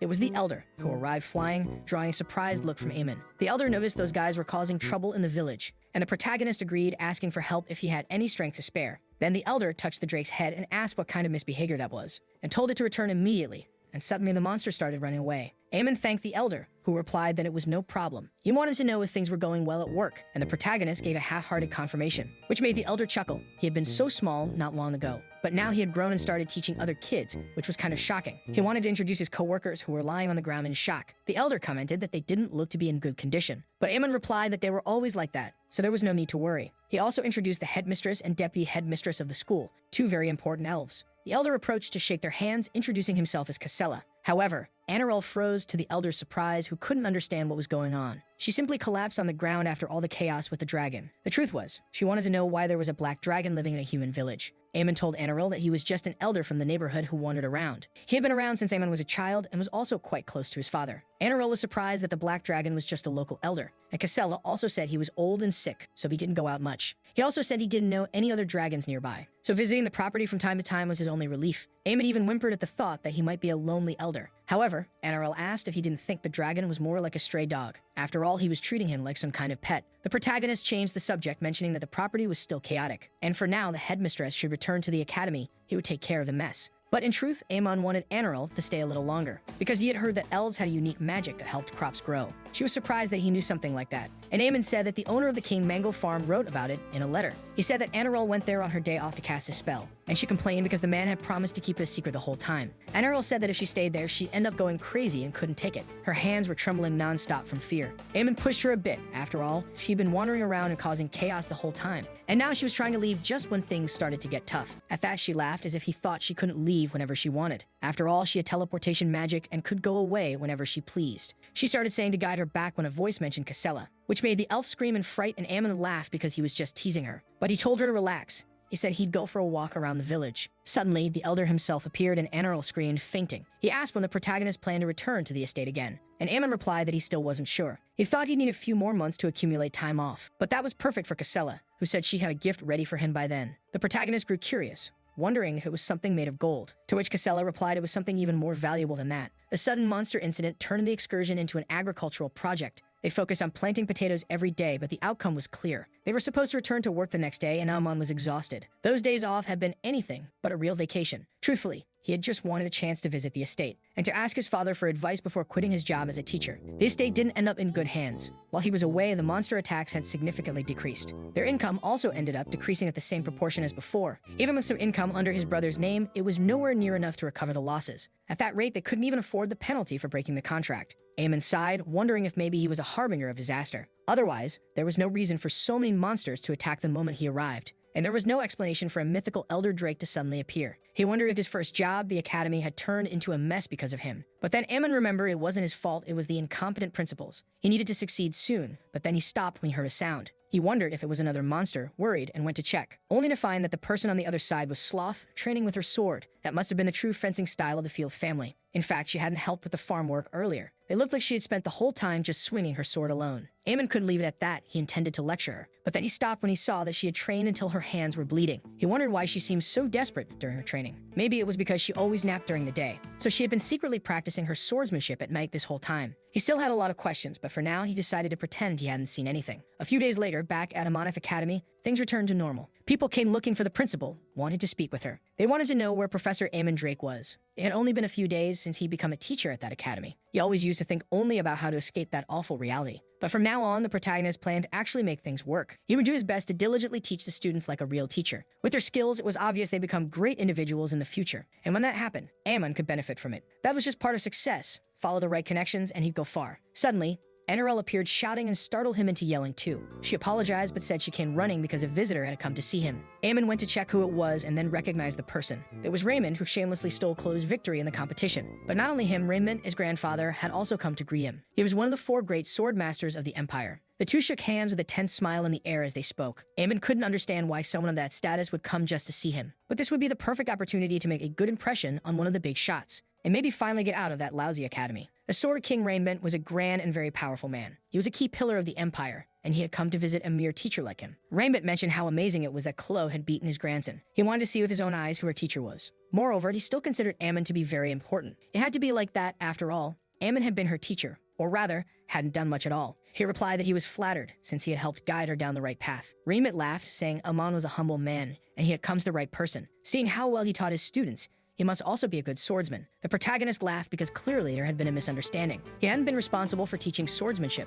He had simply guided her. Raymond was visibly disappointed, commenting that that's not what his grandson had said. Still, Raymond was confused because Chloe had called him her teacher. At that moment, Raymond asked if he could even be called her instructor to begin with. Later on, Sloth introduced herself to him, greeting the king of the celestial sword. He was curious because she was from the Field family. If that were the case, she should be a good teacher. But even so, she seemed to be at most a sword specialist after all. He had heard that the Field family didn't allow any of its members to go adventuring, at least not before they became sword masters. Even so, her mana was quite similar to that of Marcus Field, whom he had met in the past, and he wondered if he could test her. He said that as someone who follows the path of the sword, he couldn't refuse a duel. Sloth agreed and decided to show him the training grounds then. But of course, Ammon wondered why he had expected anything different. He had completely failed to form a connection he could take advantage of. Raymond had completely defeated Sloth, wanting to know if that was all she had. She replied that it wasn't over yet, and he acknowledged she was merely a specialist after all, which made sense. The Field family didn't teach outsiders their secret techniques, so she had taught something special to Chloe after all. Instead, he intended to show one more move using only the branch before finishing.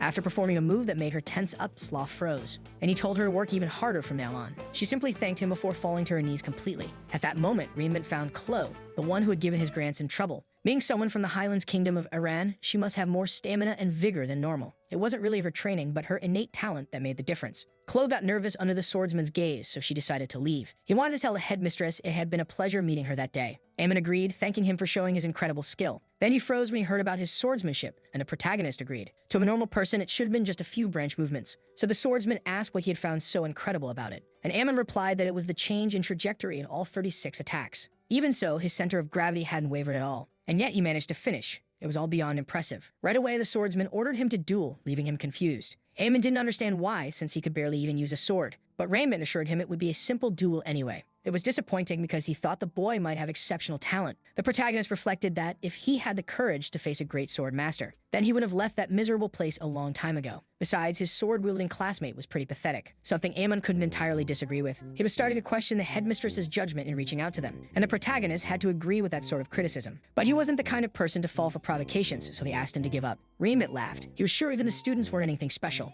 Right then, the swordsman charged at the protagonist, who tensed up. He could let a lot of things slide, but not when it came to messing with his rewards. That's when the protagonist hit him on the head with the branch right away. Unable to believe that the king of the celestial sword had passed out just like that. That bastard definitely had to be a fraud, but the kids started panicking. Boris got worried because the swordsman might have died, but Ammon said it was fine. That guy was just a fake, but even so, they were concerned because he seemed to be dying. The protagonist said that dying or not, he was still a fraud. They were going to drag him out of there. Chloe mentioned that he was in even worse shape than someone hit normally should be. Even so, she thought maybe she could get a reward for capturing a fake swordsman. From a distance, sloths simply watched them silently. But a little later, Anarel made Aemon assume a punishment position, and she yelled at him because the idiot managed to cause trouble for someone important. She told him to shut up before seeing Raymond sit up complaining about a headache. She apologized, saying she'd personally make sure Aemon would be punished. He replied that it was fine, it wasn't really anyone's fault. After all, he insisted on testing Aemon's skills personally, and that's what happened. Raymond told Aemon that he might not have experience with swordsmanship, but he still possessed great and pure physical strength, and Aemon thanked him for the praise.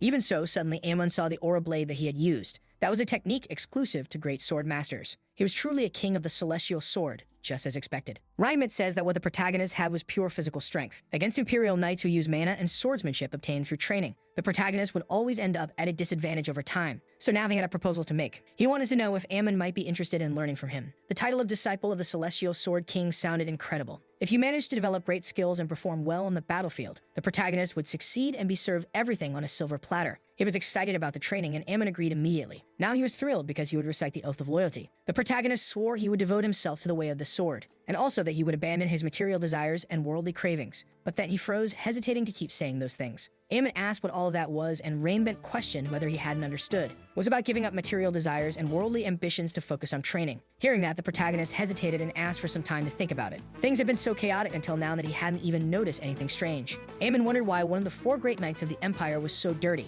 Just out of curiosity, he asked what Rainbent's title was, and he replied that it was all just for show. The Emperor once offered him the title of Marcus, but he immediately refused, which made Aemon almost shout, asking why on earth he refused something like that. And Earl asked him not to speak his thoughts out loud like that. Then Aemon questioned him about his supposed fortune. But Rainbent didn't understand the point of collecting lots of pieces of paper. A small piece of land to swing his sword and a cabin were enough for him. At that point, as his disciple, Aemon didn't even dare to keep such desires, which made Rainbent promise that he would kill him with a single strike for sure. Immediately, Aemon stopped to rethink all of these things. Then he noticed Raymond had eaten a lot and still wanted even more. The boy had been devouring cookies for quite a while. In truth, that old man didn't even have enough money to feed his grandson. Not only that, he was also dressed like a commoner during a competition. Even being the disciple of a great sword master, he was in that kind of situation. That led Aemon to conclude that nothing good would come from getting involved with people like them. So he excused himself and ran off, leaving the others behind. Along the way, his wallet fell, which he only discovered much later. So he had to return to the school to figure out where he had dropped it. It didn't take long before he ran into Raymond again, who returned his wallet. Aemon was shocked that he was still there, and he replied with something astonishing. He had started working as a guard at a Moneth Academy. Aemon couldn't understand why, but the swordsman explained. The gatekeeper position at the main entrance was vacant, so he decided to take it for now. The protagonist exclaimed that he wasn't suited at all to be involved in the academic world, practically telling him to go back to the mountains where he came from. Instead, Raymond asked him not to worry and asked if he should take Ray back home. But Raymond was already a sword master now, so there was no need to watch over him. Besides, it was time for him to receive an education appropriate for his age. Aemon realized too late that Raymond was going to enroll in the school, but the tuition was very expensive, so he would work to pay it off, which made the protagonist let out a huge sigh of exhaustion. Even though he knew nothing about swordsmanship, he still had strong faith in education. So Raymond believed that Aemon would be able to teach his grandson well. Therefore, he was counting on his efforts from then on. He never would have imagined that teaching clothes so well would come back to haunt him like this. He decided to step out in the middle of the night to get some water and think about it. The history class would start the following week, and he heard a noise. Wondering who would be awake so late, he ran into Bless, who looked like a real monster. So much so that Aemon screamed in fright. He asked her why she was walking around at that hour of the night, and Bless replied that the smell of fresh potatoes was coming from his room. He must have had potatoes in there, and if he said no, she would break in immediately. The protagonist decided to hand them over, as long as Bless calmed down a bit. Aemon's mother had given him a bag of potatoes to bring when he returned home. To Aemon, this was his sanctuary in the middle of his exhausting life away from home. The protagonist couldn't believe he had to share that sanctuary with the person he liked the least. Now that they had 10 potatoes there, they could each eat 5. Suddenly, Mario showed up asking what they were doing. Aemon replied that they were there to eat a boiled potato as a late-night snack. Bless just got more irritated because she'd have to share her snack. That's when the headmistress, Boris, and Chloe also appeared out of nowhere. And Errol said she found the students wandering around at night, so she was about to scold them when she heard they were coming back from the training field. In the end, the fire there was just a potato party, and Bless got even more stressed. Sloth showed up a little later wanting to eat after a night training session. Even Bless was surprised because she was drooling from hunger. Finally, Rainbent and Raymond appeared after smelling the wonderful food. Bless screamed in frustration for Aemon to grab all the potatoes right away. The protagonist had thought it was strange that she'd been quiet, Now she was showing her true colors. Ignoring that, she shouted again for him to grab all the potatoes immediately. Even after an argument, the protagonist brought the whole sack of potatoes.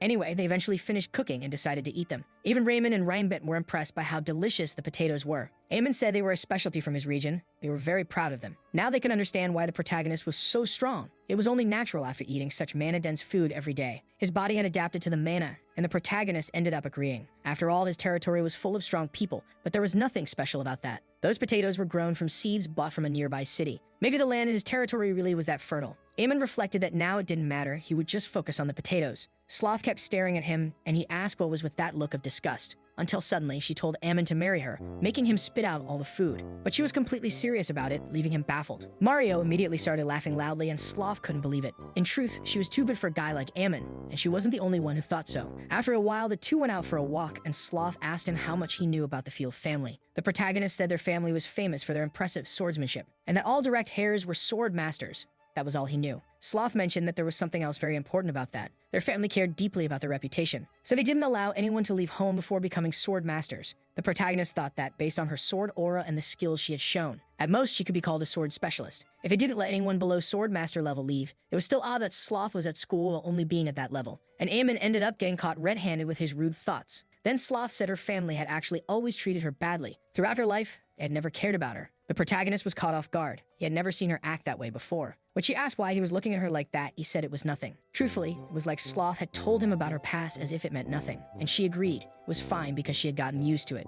No matter how much she tried, she couldn't become a sword master, and that was probably why they treated her so poorly. Then one day, her father, the patriarch, told her to go to a Monith Academy, and Sloth understood what he meant by that. They would act as if she didn't exist. Even so, she tried to resist, saying she couldn't disobey the family's rules, and said she didn't need to worry about things like that. After they cast her out, they didn't even come looking for her. They did need someone as weak as Sloth, and they probably just wanted her to go live on her own. But while she was eating that potato, she had an epiphany, and thought that if she had more of that, maybe she could show her family her potential. Given her situation, she guessed they didn't care about her at all, even if she ended up marrying someone like Ammon. Despite her situation being different from his, she could understand that sense of desolation. Only the eldest son could inherit the noble title, and as the second, you would get nothing. Ammon's family might even care about him, but that didn't change much. He was still just like her at the end of the day. He had to find his own way to survive. After all, that's how things were, and that's why he understood the proposal to marry her. Apparently, it was so he could eat the potatoes and become stronger through grace. A true marriage of convenience, just like all noble marriages. Aemon asked what he was supposed to gain from this, and she smiled, saying he just needed to think a little. First, he would gain a wife as beautiful as her.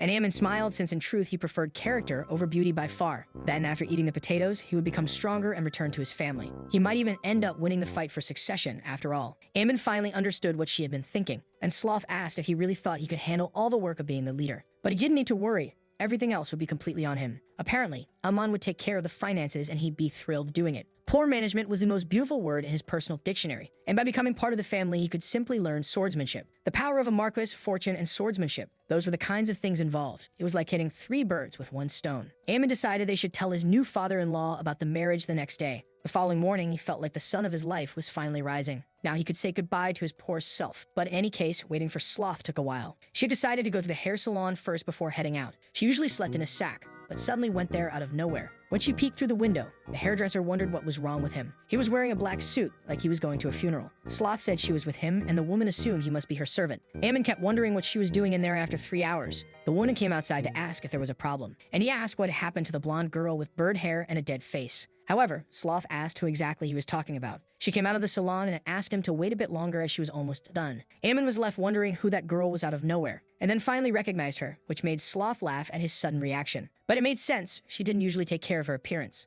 But when she did, the difference it made was pretty big. They were all in the same boat now, and Aemon at least wanted to get along with her. Thinking about it, she had only done her hair and put on a little makeup. It wasn't surprising. She was naturally beautiful. Sloth felt very proud now that he must have finally understood the situation. Then the hairdresser told the servant to leave because she had to finish the job. Aemon was confused, and Sloth revealed that he was actually her fiancé, which shocked the woman, who immediately apologized. It was a bit shocking to the protagonist that she had just let that excuse slide. Sloth's villainous smile was now well marked in Aemon's memory. But it was obvious this would happen. Just because she looked pretty didn't mean her personality would improve. The city of Lingsley was under her father's rule, Batista Lingsley Field. She never thought that before being expelled from the family, she wouldn't get a chance to know this place. Aemon was impressed that her father ruled such a large city. It was all good, and he assured Sloth of that, because in the future, that city would be nothing more than a toy in his hands. but that made her frown, asking if he was only there for the money. Eamon replied that that's how marriages of convenience worked after all. At Marcus Field's mansion, Sloth advised the protagonist to stay quiet, at least when they were together with her father. When asked why, she said her father didn't listen to anyone. No matter how busy the family was, he continued holding meetings frequently. All 13 swords of the family had to be present. The 13 was he continued holding meetings frequently. All 13 swords of the family had to be present. The 13 swords were the best swordsmen in her family. The patriarch was the first and all the others were her older brothers in order. Eamon was impressed, not exactly understanding what she meant, or so he thought, until he felt all 13 pairs of eyes staring deeply at him. Faced with all that pressure, the protagonist found himself being stared at. They were the 13 swords of the Field family, and they didn't look friendly at all, especially Sloth's father, the one who would become his new father-in-law, one of the 4 great sword masters of the Batista Empire, Lingsley Field. Currently, the sword master was also the patriarch of the Marquis Field family. Sloth approached to greet her father as soon as she entered. She wanted to talk about something very important that day. While working as a teacher at a Monmouth Academy, something had happened. She met someone with whom she wanted to build a future,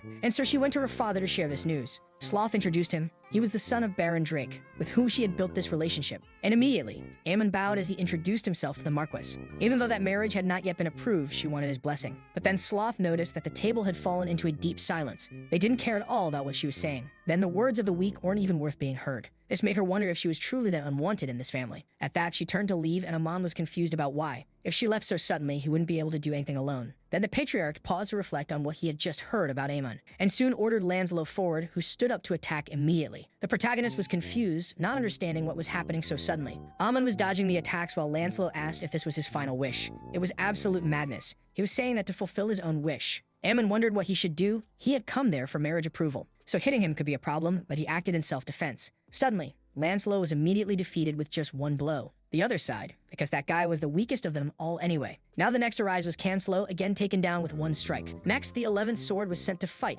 again defeated with a punch. They still believed that only the weak ones were being defeated. Next time, one of them suggested they should use their swords. But Batista refused. They couldn't show such a noble art to someone like him. Aemon smiled because even so, he was the fastest of them all there. Even the 9th sword ended up falling from the first strike he received. Suddenly, the protagonist felt a murderous presence coming his way. Batista asked how he dared defeat 4 of the family's elite knights like that, and asked if he was trying to die. Aemon didn't understand the reason for that. It seemed like this marriage was putting his life at risk, but it wasn't worth it. The patriarch continued, saying that if he had any final words, they would listen. Aemon felt pressured by the man's enormous presence and size, and asked why the Marquis was acting like this, just trying to understand. Batista asked back if he really didn't know what he had done wrong, and Aemon bowed in agreement, asking him to say it because he truly didn't understand. At that, the man asked how he dared deceive his beautiful and beloved daughter like that, with those nefarious schemes, and still claimed he didn't know anything. Right then, the protagonist froze in confusion over what he had heard. The others were equally furious that a scoundrel like him had done that, seducing his daughter, the small and delicate girl, into a life like that. And they cursed him as a useless, insolent wretch,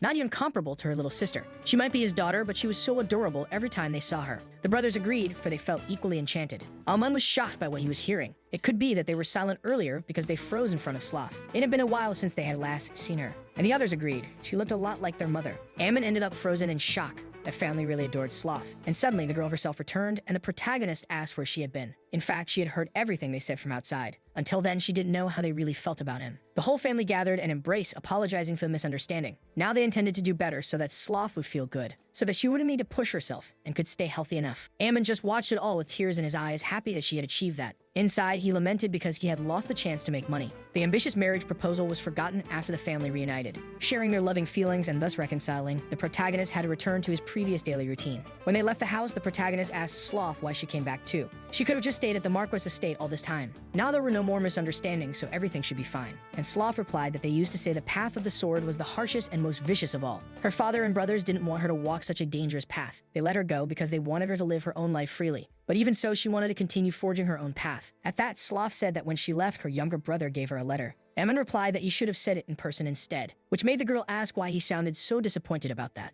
And he shot back that his path to success had been completely annihilated. He couldn't be more miserable, and certainly not from the thought of not marrying her. They used to say that once a dragon shakes your heart, a lizard would do the same. Every time he saw her, he would feel like he had lost a shot at success, and that it had been completely torn away from him forever. Sloth pinched Aemon, who grumbled from the pain after talking so much. Meanwhile, Anarol wondered whether she should tell Alman what she had discovered. A little later, the protagonist arrived at the headmistress's office to talk. He said they had gone to visit the Marquis in the countryside, and it was all a misunderstanding. That was why communication was so important. But then Aemon noticed that she seemed down for some reason, And then he found out with a shout that the King Mango Farm had gone bankrupt. They had received a bankruptcy notice from the King Mango Farm. Due to monsoons and unexpected floods, their investment project had failed. Because of that ritual they performed for a good harvest, a historic flood had occurred. And it was so bad that even the world's spirit had been affected by it. So he expected compensation for that and for his future as well. NRL said it was still the same dance they did in her homeland. It worked very well there, but for some reason, that was the result this time. Ammon understood the situation a bit better now and asked how they would be compensated. And she smiled, replying that, as for that, there was no problem. As long as there was no evidence linking that temporal phenomenon to the elves' traditional dance,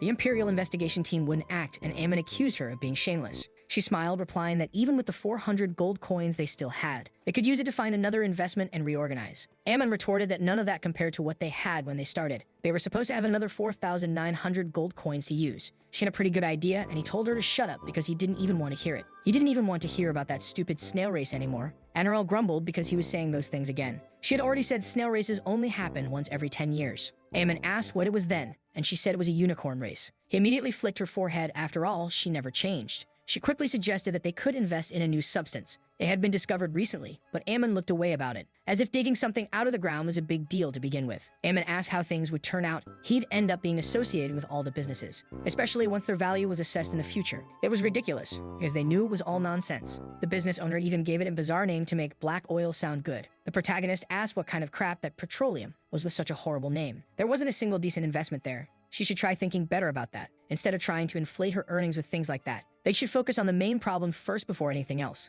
The Academy was an educational institution that encouraged nurturing the Empire's young blood. So every year they were supposed to provide generous financial support to the Academy. NRL replied that they were advised to shut down the Academy, so they couldn't get any of that. And Ammon agreed, so he needed her help to make it work. He had heard that she was a friend of the Emperor, and NRL agreed. After all, it had only been about 50 years since then. There was only one way now, and it was simply to bribe the Emperor. NRL shouted not to joke about that and asked if he thought everyone was like that. Ammon replied that what really mattered was the intention. After all, she should know exactly what the Emperor liked to begin with. Listening from the other side of the door was Raymond, not understanding anything that was happening. Now he had discovered that their academy might go bankrupt. Later, the headmistress went to present the famous dragon bananas to the Emperor. He didn't understand the reason for offering such a valuable gift, and she replied that it was nothing special, since they were friends. But from her expression, it looked like she was hoping for something else. And he immediately asked if she wanted to negotiate the cancellation of the recommendation to suspend the Academy's operations. And Earl stammered that the Emperor was as sharp as always. Sandro didn't understand what there was to hide in their friendship. In fact, he said he was thinking of avoiding the suspension after all.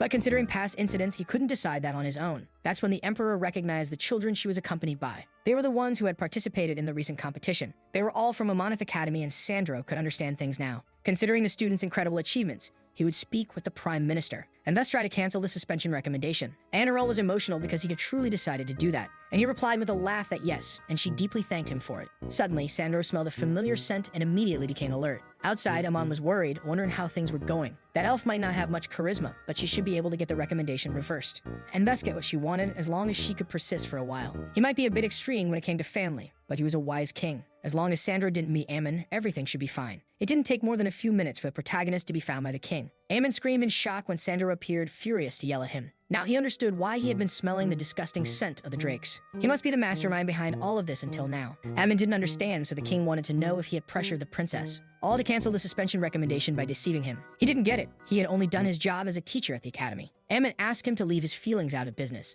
The ignorance of the Drake family and the school issue had nothing to do with each other. They had shown in the competition that they had the necessary competence to be able to raise children who could be of his interest. But the Academy's current situation was deplorable at this point. The children had to go hungry because of the Academy's bankruptcy, and the lack of funds was destroying the Academy's programming. They didn't even have the basics for teaching, but of course, that wasn't entirely true. Still, he used it as a speech because before being a member of the Drake family, their Amon was just an educator trying to help others. The fact that the Academy's poverty forced the students to go hungry and had no access to education that deeply discouraged him. Therefore, he bowed, pleading from the bottom of his heart to be generous, and thus withdraw the recommendation to suspend the Academy. Inside, Amon was quite proud. His speech had been perfect. The tears of pride, belief, and desperation of a teacher for his students. His opponent was an emperor who valued students and education. He gave a powerful speech about education and the students, so now Sandro should be moved and convinced to help. But when he looked around, everyone didn't care at all about what he said. The Drake talked too much, and he just asked if he was finished. Ammon got irritated and told him to go easy because he was just annoying him. After all, he was being bothered over things he didn't even know about. Right then, Sandro laughed because Ammon was showing his true self. Hidden nearby, the queen asked Kai what he believed in. and Caius Amonith, the prince of the empire, replied that he believed in Amon's victory.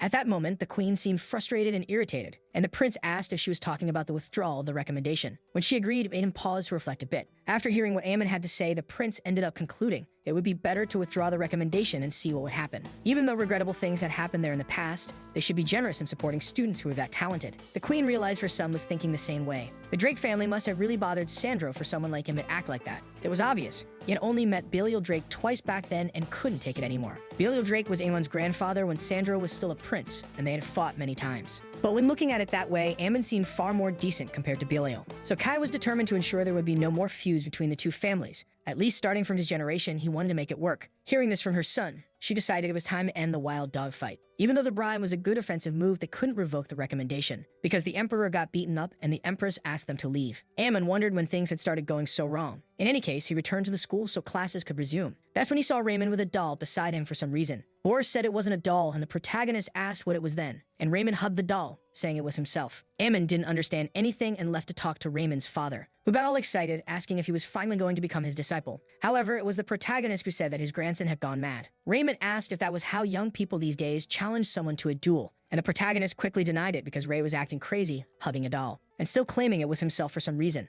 Now Raymond could understand the reason behind those questions. The truth was that Raymond had Prince syndrome. Amon didn't understand what that even meant so suddenly, and asked why he wasn't carrying a mirror instead of a doll. Raymond replied that at first it was a mirror, just like expected. But someday he made a doll that was a perfect replica of himself, and then he started carrying it around, which surprised Amon, and he agreed he even made a new one when he grew up. Raymond tried to take it gently, but Raymond screamed until he lost his voice. Amon said that even so, he wasn't carrying anything during the competition, and the grandfather said he had told him to hide his skills and identity back then, to try and fix his condition, so he enrolled him there. All because Raymond had a little hope. The protagonist didn't understand, but the old man had hoped it was him. That's because Amon had taken him down with a single strike despite being a sword master. He was a teacher capable of training a normal student like Chloe to become able to compete equally against Ray. He believed a great teacher like Amon could put Ray on the right path. Sighing, the protagonist felt an unnecessary pressure being placed on his shoulders. Still remembering those words, Amon hoped he could live up to it. He couldn't even manage the academy's finances. Suddenly, Raymond showed up and startled Amon with his doll, saying not to just stick it in people's faces like that. And Raymond apologized for scaring him like that.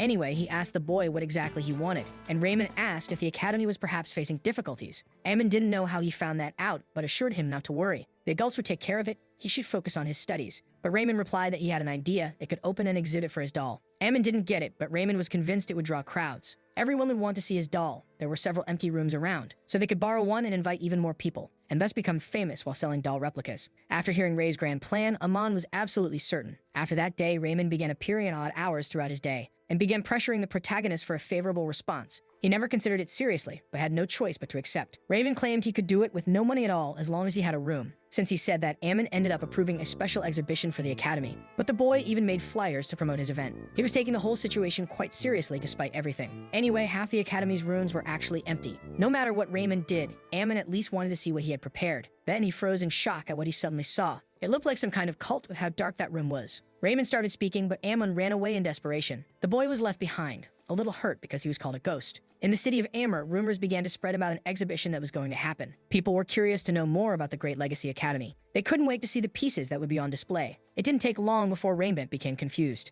because suddenly dozens of people showed up to see the exhibition. Amon also appeared, not knowing where all those people had come from. And Raymond himself said he wanted to know what was going on, because he had found the flyer while on duty at the guard post. After a while, the protagonist explained what had happened. Amon didn't understand what they were supposed to do with all those people. There was no way to control them all with just the two of them. The old man asked where the other teachers were, and the protagonist sighed. All of them had left to enjoy life without caring about anything else. Even the vice director had quit everything, though she had never supported it anyway. After everything, even Anarel got angry at him. At that, Amon asked where Raymond had gone, and his grandfather sighed. He had fallen ill since the day before after working too hard, and the protagonist realized they'd end up having to deal with all those people alone. And as soon as they saw the exhibition, they'd never want to come back. It was obvious everyone would run away screaming after seeing the dolls. Everyone would scream in shock, calling them uncultured people. No matter how ugly something is, there should always be meaning behind it. That really was a hellish sight, and no one understood what kind of art it was supposed to be. Because of the visitors' reactions, rumors spread everywhere. Among commoners and nobility alike, regardless of rank, everyone would end up hearing about it.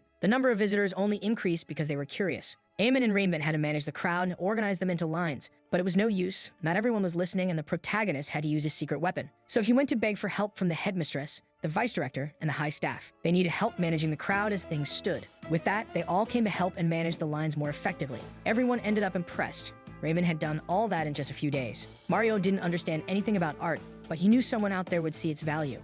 Ammon sighed, hoping that might actually happen. Eventually, people began to leave and stopped visiting the exhibit. They began to wonder whether they should close it down now. Those dolls, all together like that, if looked at one by one, could even be cute. The piece seemed like a reflection of society trapped in false smiles. There was a certain charm to it that held your gaze in a strange way. Ammon approached a man to inform him they were about to close. The man wanted to know how much the doll in question cost, and the protagonist replied that it was worth 1 silver coin. The price was a bit high, but part of the money raised would go to the students, and it could help with their basic needs and the academy in general. A bit later, Mario asked how much money the exhibition had made. Ammon replied with a sigh that unfortunately, it hadn't made anything. An entrance fee or any sales could have brought in some money, but entry was free, and no one bought anything in the end. That's why Raymond must have been pretty upset. Ray was irritated because those idiots didn't understand his sophisticated art, and Ammon replied that it was obvious people lacked the intellect. Although the boy retorted that he couldn't talk since he also ran away when he saw it. This was his chance to spread his beauty to the world. Now he'd have to make another exhibition using 2 buildings this time. In the following days, Ammon saw Raymond prepare several of those dolls, and still, he didn't miss a single class. Besides that, the quality of each doll was quite impressive, not to mention those terrifying eyes. He hadn't paid much attention at first, thinking it was just because he was good with his hands.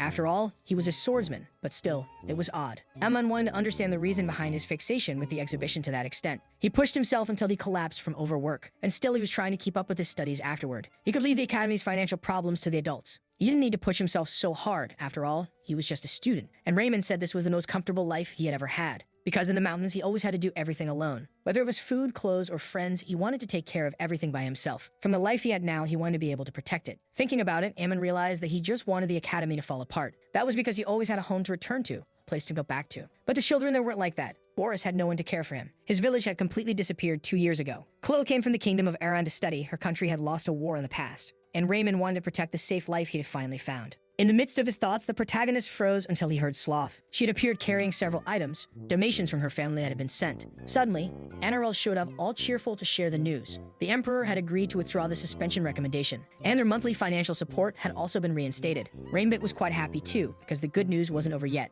An elderly man had been moved by Raymond's exhibition the day before, so he would donate to the academy so that Ray could focus on his art. Ammon asked if the others also had good news, but both Bless and Mario were just there as usual with nothing extra. Still, everyone else wanted to thank the protagonist. It was all thanks to him. Now they could lift him up and show their gratitude. Ammon didn't understand exactly what he had done to earn such recognition. They said Amon was the one always standing strong through everything, and they tossed him into the air celebrating, for he was the great savior of the school. Somehow, he wanted to feel happy about it, even though there were some insults mixed in. The Amonif Academy was officially back after that. 6 months had passed since the protagonist had been appointed to the academy. The financial problems that once seemed impossible to solve had suddenly found their fix and were resolved. So Ammon could begin living a calmer life now. Or so he thought, until he suddenly received new news. He heard from Anarel about an upcoming exchange competition. The exchange competition was an event in which various academies participated. They were supervised by the royal family and competed across many fields. The academy would receive a trophy from the royal family. It was a new opportunity. Also, they could make their academies more well-known. The academies competed every year to expand. Mario agreed. The suspension recommendation had been successfully removed, and because of that,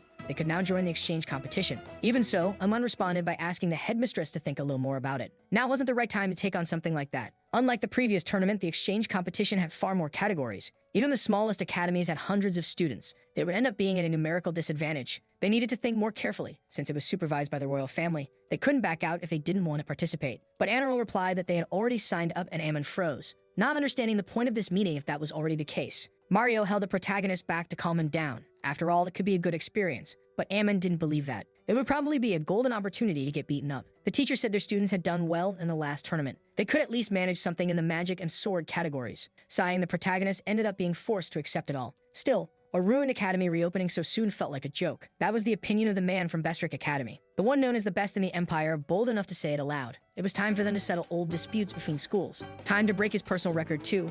He was determined to make it happen. Meanwhile, Ammon felt exhausted. It seemed like problems just kept piling up. Their academy would be competing against the best in the entire empire. Mario asked him to relax, but the protagonist couldn't do it. After all, the other academy had thousands of students and hundreds of teachers. And it wasn't just about numbers. All their graduates were standouts. They were high-level mages and knights from noble lineages, attracting attention wherever they went. Amon felt like it was eggs being thrown at rocks, hoping to cause damage. But Mario again asked him to relax a little. Even if there were rumors that their academy had just recently reopened, most people still thought they were all struggling. If they did well during the exchange competition, the result could be fantastic. Many people would want to join, and Amon could somewhat see his point. If they were to win the exchange competition, the news would spread far and wide. They could return to their former glory, but it wasn't just a matter of time. Still, it helped him understand the headmistress's intentions. She wanted to revive the academy as quickly as possible. Amon agreed they could make it work, and he smiled a little. After all, he wouldn't be the one suffering. He was giving all the kids hard lessons and making them read dissertations. He would make them all learn quickly, even if it was a bit too much. Boris was reminded that if he could endure the studies, he'd become rich and eat whatever he wanted. Amon also pressured Chloe to focus even more than she already did, even Raymond, even though they were all exhausted. But then the protagonist said that Ray could actually take it easy. Raymond asked if he was going to participate in the swordsman event,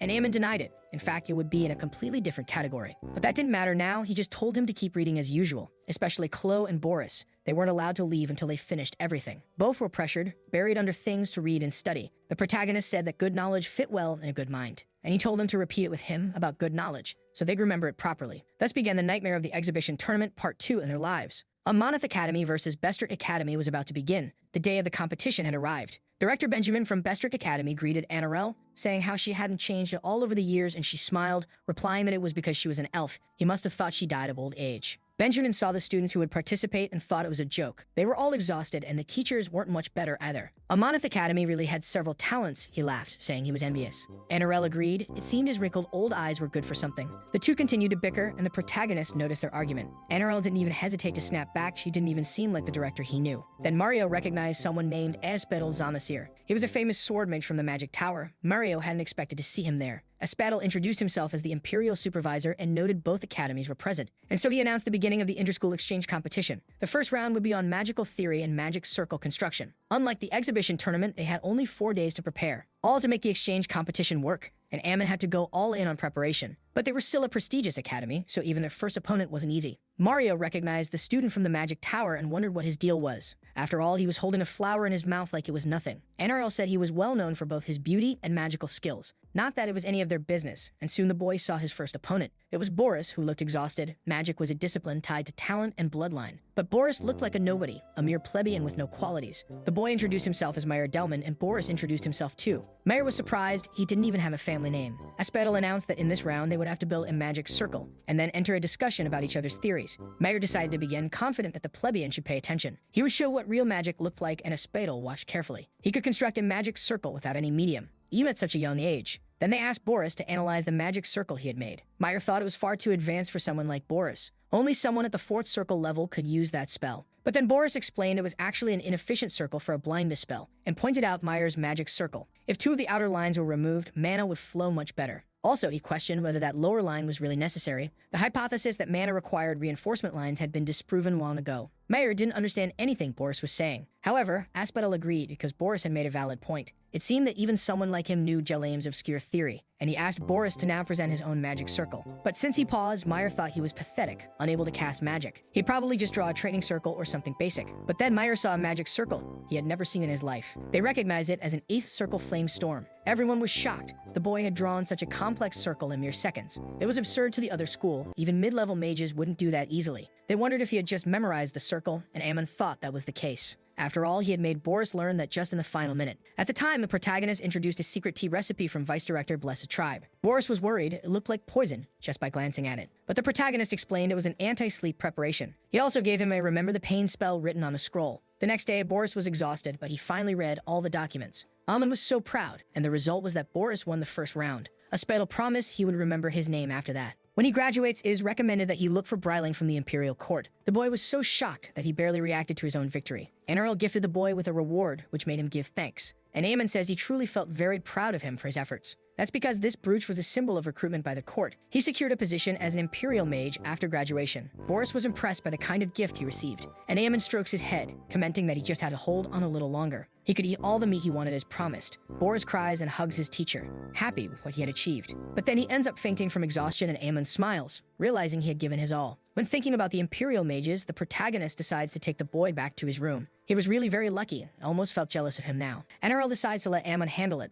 while he himself lamented. He was rotting away in that backwater school, and his student was chosen to be a mage. For some reason, he ended up feeling a bit jealous of his student. Meanwhile, Director Benjamin did not expect the commoner to surpass them, and he asks if there is anyone else at Amonith they should worry about. And a teacher responds that they had a student who came in first in the competition, both in swordsmanship and in that year's exhibition. The second round would be about history, and Espadel asked the participants to step forward. At least it seemed one of them was a sword expert. He would probably participate in the sword round. And they soon see that it was Raymond approaching, and the others whisper, recognizing that he was the boy who won the swordsmanship competition at the exhibition. Even so, it was strange for him to take part in the history round. Benjamin thinks that Elf Headmistress was truly a great fool. Sending a swordsman to a history competition seemed like madness. Their student had received offers to work as a politician and diplomat in various kingdoms. Benjamin's student understood a lot about history and was well prepared. The history round was a guaranteed victory for the Bestrick Academy. This test would be similar to the previous one. Each participant would present a topic, and this topic would then be discussed. So since the Amonith Academy won before, Raymond would be the one to present the discussion topic first, and he asks what the significance of the Marquis Mananning's rebellion was. The others start laughing, not understanding what kind of topic that was, not believing he was even a student of the academy at that point. Amon feels that Raymond was indeed a great fool. He began with such a simple topic in the round's questions, and immediately the boy responded with 100 things rapidly, and Espadel asks what Raymond had to say about that answer. Then, as the boy remained silent, the student John decided to silence him. John says that in the territories outside the Empire, where Duke Everglow and the Grand Duchy share a border, there was a recent incident. He would like to discuss the conflicts that arose from it. Mario realizes he had chosen a rather complicated subject, and Emin agrees that incident involved many political factors. The Bestrick Academy had access to various resources and the latest news. On the other hand, Amonith, which had just overcome financial hardships, only had access to ancient history books and outdated documents. The difference in information quality was enormous, and Raymond acknowledged the difficulty and asks which specific incident he was referring to. After all, John mentioned a recent incident and asks if he was talking about the battle between the regular army and the mercenaries in the neutral zone, or it could be about the mysterious disappearance of the Archduke's escort. Even Amon was impressed because the boy knew so much information, and John responds that the intent was to discuss any incident, so it could be any of them, but he stammers in. And John responds that the intent was to discuss any incident, so it could be any of them, but he stammers as he speaks. After all, he knew he had never heard of any of those incidents. Amon was impressed. He thought the boy was only good with a sword, and Ray says they would discuss the conflict with the Grand Duchy caused by a strange incident that occurred on Boston Mountain in Duke Everglow's territory. In the end, Raymond was a master swordsman even in history. The suggestion made the boy nervous, and he stammered in response. After all, he had no idea what this topic was about. And John tells the supervisor that he hadn't even heard about such an incident. Espadel replies that this thing happened about 2 years ago. It ended up worsening the conflict between the Grand Duchy and Duke Everglow. Espadel thinks that both sides kept it secret, so the incident should have been buried. Even so, it was shocking that someone could know things like that. Raymond appears saying it was time for Ray to act, and the others are surprised. They didn't have any plan to show up now, but it was obvious. They wouldn't miss this for anything. His grandson was participating in a historic competition. Even Espadel was impressed, recognizing the king of the divine sword. Knowing that Raymond was his grandson made things make much more sense, since Raymond lives in the Boston Mountains in Duke Everglow's territory. Raymond was the cause of the strange incident in the Boston Mountains, and that was what Raymond was trying to mention. Raymond was picking wild vegetables when a group of noble children from the duchy ended up mistaking him for a lost old man and played tricks on him. They just ended up being destroyed as a result. Such a pathetic incident triggering a political dispute was quite shameful, so both sides ended up keeping silent. Espadel freezes when he notices the swordsman's gaze, wondering if he had been seen. Raymond thinks it was quite unnecessary for Ray to bring up that incident. He didn't want things to escalate, so he wanted Espadel to let it go. The voice projection using an absurd amount of mana scared Espadel. He really was very powerful. It was clearly visible. Espadel declares that John didn't seem to have anything to discuss about the subject. The boy asks for time to speak, but Espadel immediately ends the competition. Raymond was the winner of the second round, and Aemon celebrates. Benjamin shouts that the judge was a big thief. It was absurd, and he yells that the next match should be mathematics. They intended to wipe them out in the third round. Amon responds that they would forfeit, which left the other schools somewhat shocked. As far as Aemon knew, there was a forfeit system in exchange matches. Therefore, there was no problem using an existing rule. Still, Espadel says that forfeiting a match was a huge disgrace. After all, it was organized by the imperial family itself to begin with. Aemon responds that they only had 3 students participating. They couldn't use 2 students in 2 rounds each, nor use 1 student in 3 rounds. It would be too exhausting. This left Benjamin frustrated and disbelief. But the protagonist states that he was prioritizing his students above all else. The students were impressed, moved by what they saw. But obviously it was all a lie. Aemon didn't even have a math teacher to begin with. That's because they even tried to teach a little math to the kids. Aemon started by giving examples like having 5 apples, and Boris ate 3 of them. Then Raymond brought 3 more apples, and Chloe with Raymond each ate 1 of them. Then Boris ate 2 more of them after all that. Aemon then asked them how many apples were left. Chloe raises her hand and says they should kill Boris because he ate everything alone. The protagonist asks her to calm down and lower that murderous pen. Boris stammers because he didn't even like apples, and Ray replies that 3 were left. Eamon asks why, but he quickly changes it to 4 apples. In the end, none of them had any capacity to learn mathematics. Anyway, in the present, they forfeited the mathematics category, and Benjamin announces that the next would be science, one that Eamon also forfeits. Thus, both academies are left with a 2-2 tie. Enero laughs, asking where the director's smile had gone. Wasn't this the victory he had wanted so much from the start? That only infuriates him more, that idiotic elf had done all this so far. They didn't earn that victory, it felt like it was just handed to them. It was the same emptiness from when the Amonith Academy closed its doors. All this because of the suspension recommendation. It had no merit at all. Benjamin had spent the whole night crafting the duel plan, but he sighs now it made no sense to fuss over all of it. They were going to be the winners anyway. He couldn't complain now. The final match would be in the sword category, and so they call their competitors.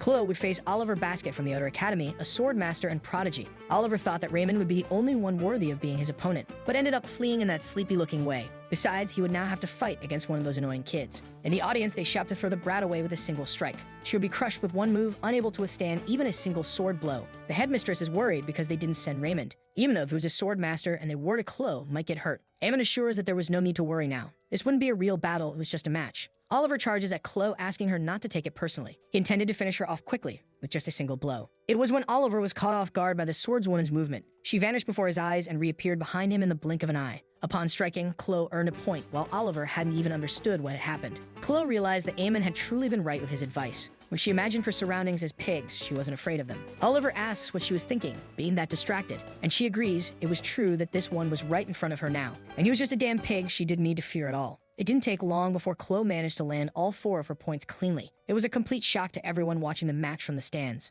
Oliver asks if she had fun just getting lucky to earn all those points, but she didn't even care, telling a filthy pig like him to speak like a human. With that, she earned 4 points total, and even Oliver couldn't turn the score. Anerel was surprised, just now realizing she was that skilled in fencing, and Aemon replies that she practically beat Raymond in the exhibition competition. It just so happened that the rules made the results a little more ambiguous. Even when asked, Raymond remained quiet upon hearing this. But beyond that, Sloth had recently taught Chloe more things, and that included the special fencing style of the Field family. Chloe had always been at the top in terms of potential as a swordswoman. If she could learn the Field family's fencing and add it to her arsenal, then this potential would surpass all possible limits. Oliver found an opening and charged at her to attack. Sloth's special training focused on one particular thing, and that was making her fly like a mosquito. Chloe even made the buzzing sound herself now. This confused her opponent, not understanding what that was all of a sudden, and she would bite like a mosquito too, striking her opponent in the back. Even Benjamin couldn't understand what was happening before his eyes. Evan explains that above all, they couldn't use battle aura in this fight. This was a match purely based on sword skill, and she was proving her worth. There was no way she would lose in a match like this. That's when the protagonist paused to notice the way she was holding her sword, and Oliver wonders what it was she was trying to do now.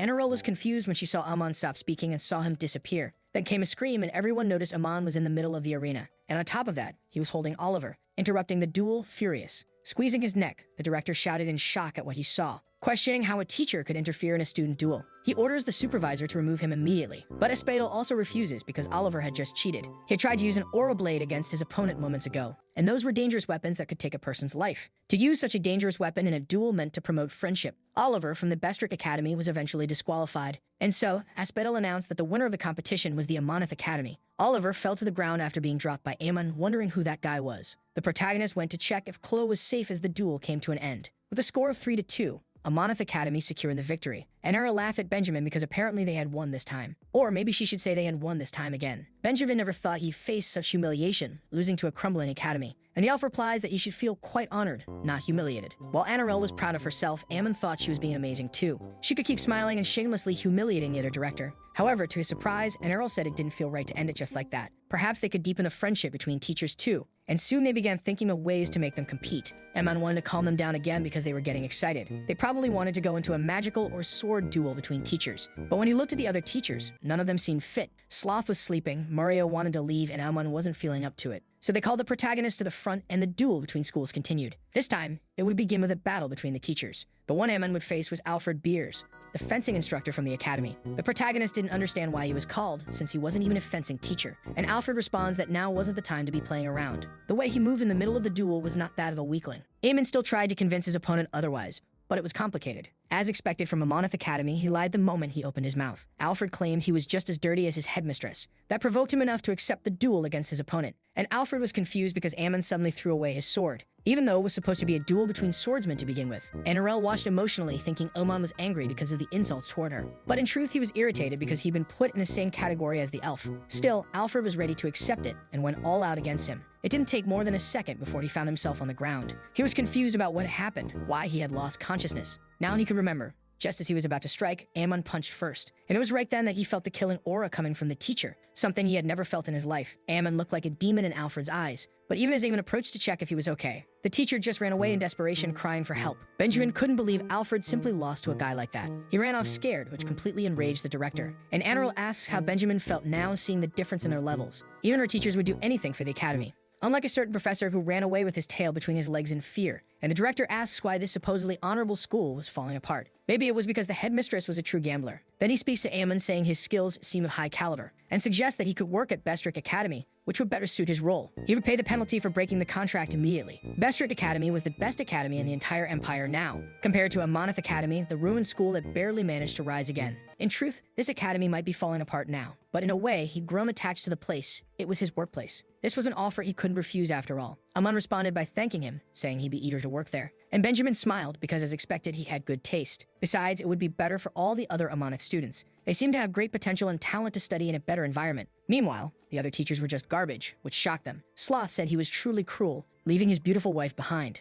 Ammon retorted that they didn't even have a relationship to begin with. Mario asked about all the days they'd spent together, and the protagonist couldn't care less. After all, he was always drunk the entire time. He didn't even bother mentioning Bless, who had always been rude to him. Anyway, the protagonist said they could leave now. Narelle trembled as she called for Ammon, while Benjamin was smiling, wanting to know if she had anything to say. They all said it was those dirty tricks he pulled that made her reject his love confession. Everyone froze, staring at Benjamin in shock at the huge truth that came out. Ammon thought that now a few things were starting to make more sense. Unlike the Amonith headmistress, who seemed pretty relaxed during the entire event, they, or rather the Bestrick Academy, were always anxious to prove themselves. It was like there was a desperate need to do so at all costs. Benjamin grumbles that it was all in the past now and didn't matter. Narelle replies that she's an elf, and for her, something from 30 years ago was like yesterday. He had confessed to her in front of the academy gates, in front of everyone. Then he got drunk and started saying a bunch of stupid things. After that, he suddenly started singing at the pub about his love for her, and said a bunch of other nonsense during the date. Thanks to that, Narelle had funny drinking stories for a whole year, and she said it many times, but he simply wasn't her type.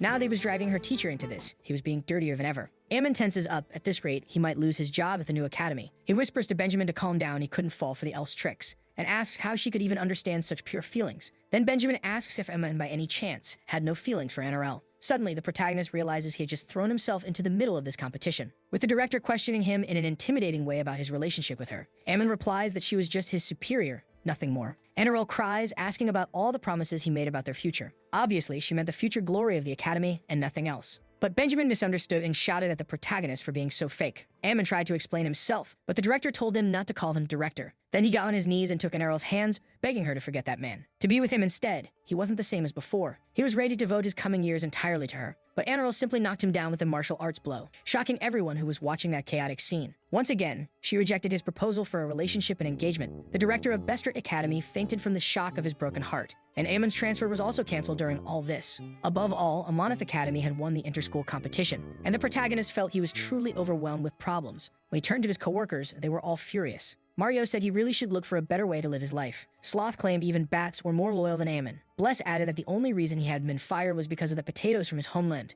The team decided to go out for dinner together and left the rude traitor behind. While Ammon was still begging them to wait, they didn't listen to his words. Even the students looked at him with disdain, since they no longer had to transfer schools. The protagonist wanted to explain that that academy wasn't good just for learning. It was a place for their social lives to grow as well. He only wanted to offer them the chance to see a world bigger than the one they knew, so they could gain more knowledge and connections. And of course, Amonith Academy was good too, but there was so much more. Only Chloe was touched because Ammon had been thinking about them, but the other two walked away not believing that excuse for a second. Narelle expected that Ammon had made himself the villain in front of Benjamin on purpose. It must have all been intentional, and Ammon smiled, knowing she understood perfectly. At least he was relieved that Narelle hadn't seen the truth. She was convinced that Ammon did everything for the academy and would never betray them. Speaking of which, she asked about his preparations for obtaining the certification exam, and Ammon was confused until she said she wanted to promote him to head instructor. After all, he had worked very hard, and it would be a waste to keep him just as a teacher. Ammon asked if, by passing the exam, he would immediately become the head instructor. When she agreed, the protagonist reflected on it. He would end up being promoted to something greater in just a few steps. He'd be far above regular teachers like Mario and Sloth. Amon was convinced he could achieve that right away, and thus, blinded by power, he only came to understand the true essence of the academy much later. One day after the inter-school duel,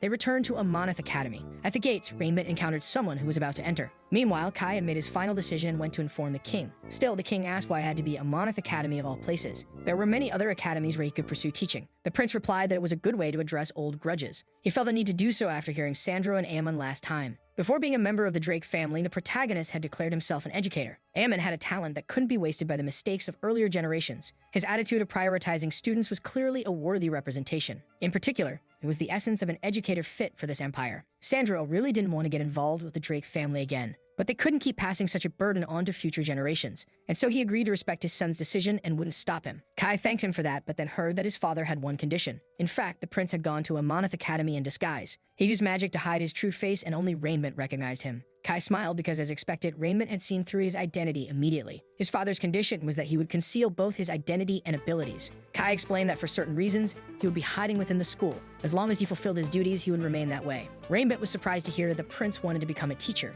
and he agreed since he had discussed this with the king a long time ago. So Rainbow agreed to take him to meet the headmistress. Then, Eneral heard that he was Kai, from the house of Viscount Stroh. That would be Kai's cover while working at the school as a teacher. At least Kai was relieved that they couldn't see through his disguise. Eneral asked why he wanted to teach there, and he replied that this was an academy with a long and prestigious history. Kai had always wanted to be able to teach at that school for a long time. The headmistress asked if he hadn't heard the rumors about the academy's recent victory. Apparently, that news had reached the crown prince, and Eneral sighed upon realizing that no one had received those updates. Alman mentioned that even so, they had a new member on staff, and that was important. He asked Kai if there was any particular subject he wanted to teach. Kai replied that he had extensive knowledge on many subjects, including fencing, magic, history, and mathematics. He could do anything. Alman was impressed, realizing that was basically an invitation for a lot of work. He replied it was impressive. Maybe Kai really could teach any class. NRL agreed it was a good idea. Many teaching positions were vacant. Ammon grew tense, thinking she didn't need to reveal that much. But Kai got excited, saying he liked knowing there was room for growth. That almost shocked the protagonist. He was starting to act a little crazy. But NRL assured them that Kai was the perfect type for their academy, and that he was hired. Kai was caught off guard, asking if they didn't need to assess his skills first. The protagonist explained that their academy was having staff problems. Kai was motivated enough. They couldn't worry about small things. Even if he lacked something, the others could always support and grow together. After all, that was the right mindset an educator should have. Kai agreed, almost moved by how much latent potential they had. They shook hands, officially greeting each other as two teachers. Kai thought Aemon was truly a man of great talent, and the protagonist was content enough. Another newcomer had joined and would share the workload. Amonith Academy had successfully acquired a new recruit. Annarelle was looking forward to Kai working with them, since he also seemed very motivated to make it all work. She said he could always learn a lot from Aemon. He was an incredible person who always helped others learn and grow. At that, Kai was impressed that Aemon could be so capable despite being so young. And the protagonist asked if there was a subject he wanted to start teaching right away. Kai thought he couldn't teach fencing or magic, since those were family secrets. But as heir to the Empire, there must be something he could do. So he said he'd like to teach history. Aemon replied that that was his subject, inwardly annoyed, wanting to fight over it. So Kai settled for teaching mathematics, and the protagonist agreed. Until his formal classes began, Aemon would show him around the classes and students. The first swordsman class featured Sloth asleep and a whole lot of nothing. Aemon would have loved to sit in too, but he was too busy. Kai figured it made sense.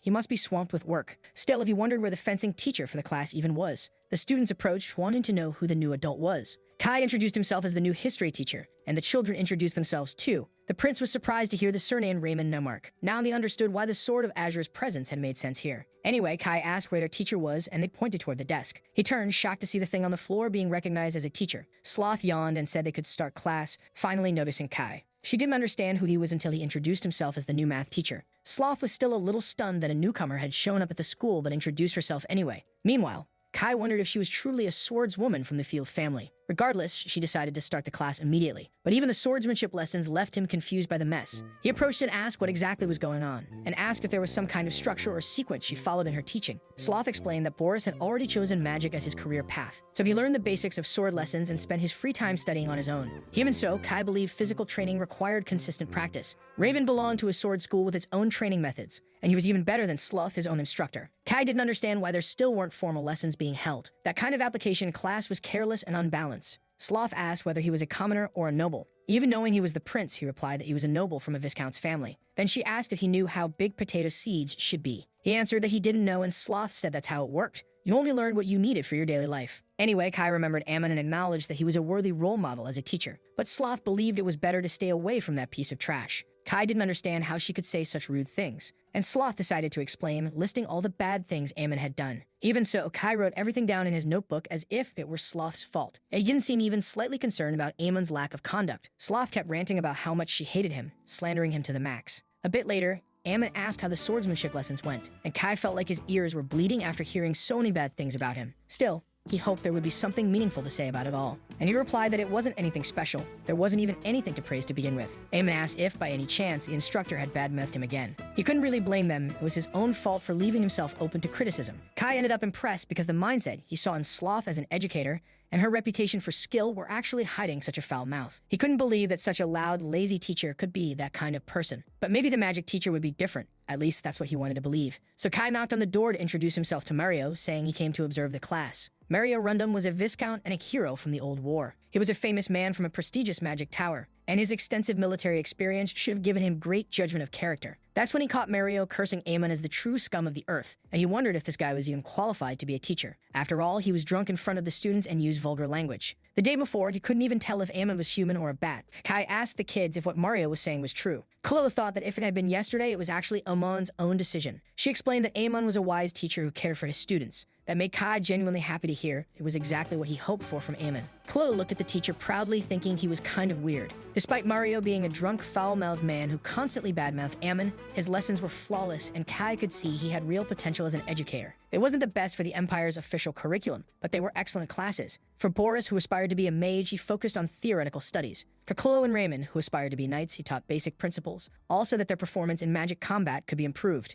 If Mario could teach well while drunk, he'd be even better sober. Now things started to make a bit more sense to Kai. The two relatively incompetent teachers were simply jealous of Amon and mocked him. Amon wasn't someone who deserved to be underestimated by either of them. As previously mentioned, their evaluations were quite low in Kai's view. The last classes of the day were history, taught by Amon himself. During those lessons, Kai found himself crying from excitement and admiration. He was following the Imperial curriculum perfectly, just as expected. And all the students were actively engaged in the lessons and learning. A true educator like Amon was just being unfairly criticized. Kai felt he should use his crown prince status to fix this injustice. But he stopped himself. He had to completely hide his identity and abilities. For now, he was just Professor Kai of House Stro. He couldn't just use his royal status whenever he wanted. Instead, he would fix the school's corruption through his own efforts. Even though he was getting all this attention, Amon was feeling chills for some strange reason. And so, a week passed since he became a new teacher at the academy. Amon, determined to secure his position, was studying intensely, all in preparation for his upcoming certification exam for head instructor. While doing so, he was convinced he would pass without issue. The other teachers hadn't even spoken to him in the past few days.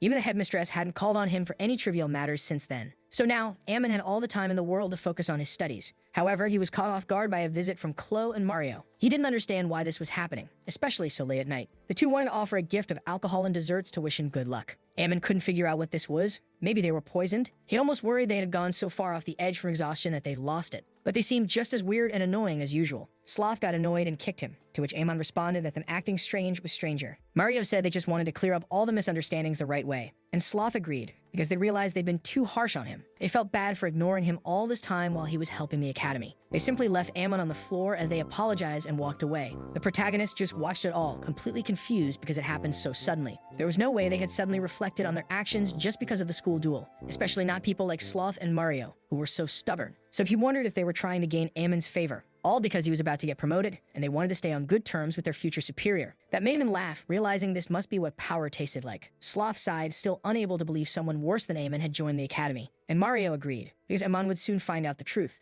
about that lunatic new professor and his bizarre thoughts. The next day, the protagonist felt it was a special day. If he failed, he'd end up in serious trouble. But with all the studying he'd done, he was confident he'd pass at the top of the class. Even so, for some reason, he felt uneasy about all of it, as if some kind of reluctance had built up in him ever since Mario and Sloth's visit. That morning, even the headmistress seemed a little down, because no one had applied to join the school in the week following the competition, even though they'd risen with victory and straightened out their paperwork. Even the students were asking for Amon to teach the next day's classes. It was clear something strange had been going on while he was away. When he finished his exams, everyone was complaining that the classes were too hard. At this rate, they'd end up repeating the year and not even get a chance to take the test. But Amon was confident. He'd prepared in advance, expecting this very situation. Smiling, he knew it was only a matter of time before his brilliant future arrived. After going out to eat and returning to the school, the protagonist was in a good mood, at least until he ran into Kai, who was extremely happy to see him, and asked if he could eat with him at the same table. Amon allowed it, thinking that since he'd soon be the supervisor, it was a chance to build rapport. He should listen to the new teacher's struggles or whatever else came up. Amon mentioned that it had been a week since Kai arrived and asked how things were going. Kai replied that there was just one thing which made the protagonist tense.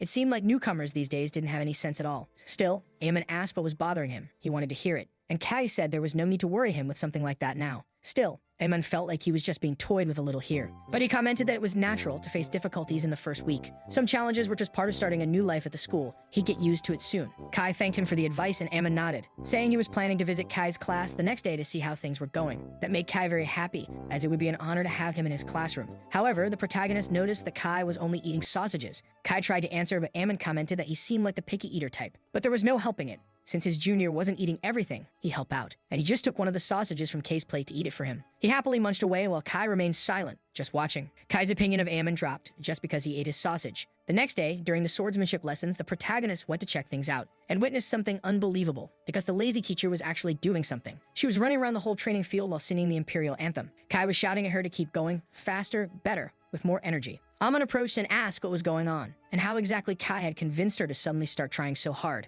Kai replied that he had threatened to report her to the education department for negligence. He was caught off guard, but even so, it was a bit extreme. Sloth agreed, merely crying from how desperate she'd become. Since Eamon was there, she hoped he'd rescue her from that insane routine. But the protagonist agreed that even that wasn't enough. They should probably strap weights to her limbs so she could push herself harder. And Kai agreed, prompting Sloth to growl that she was an idiot for counting on Eamon. Still, Amon was surprised because the teacher was doing well. There wasn't anything wrong with the way the class looked at that moment. Then the students arrived and Eamon smiled, because the lesson could now begin. But when the classes began, he then noticed that something was wrong. They were all learning the same fencing with the same subjects. Sloth, on top of it, was being quite strict in her teachings. The training in the students' arena was quite eye-catching for various reasons. In sync with the shout of their voices, the wooden swords were raised in the air. It was just another peaceful day of classes at the academy. However, it was completely different in Eamon's eyes, who couldn't understand this chaos. Raymond was clearly training with the Azure sword style, and he didn't even understand why he was moving in that way. He didn't understand the reason for having to train a technique from another family. Boris on his own didn't even know what he was doing and barely had any strength. Kai said he should use more stamina and told him to run 10 laps after class.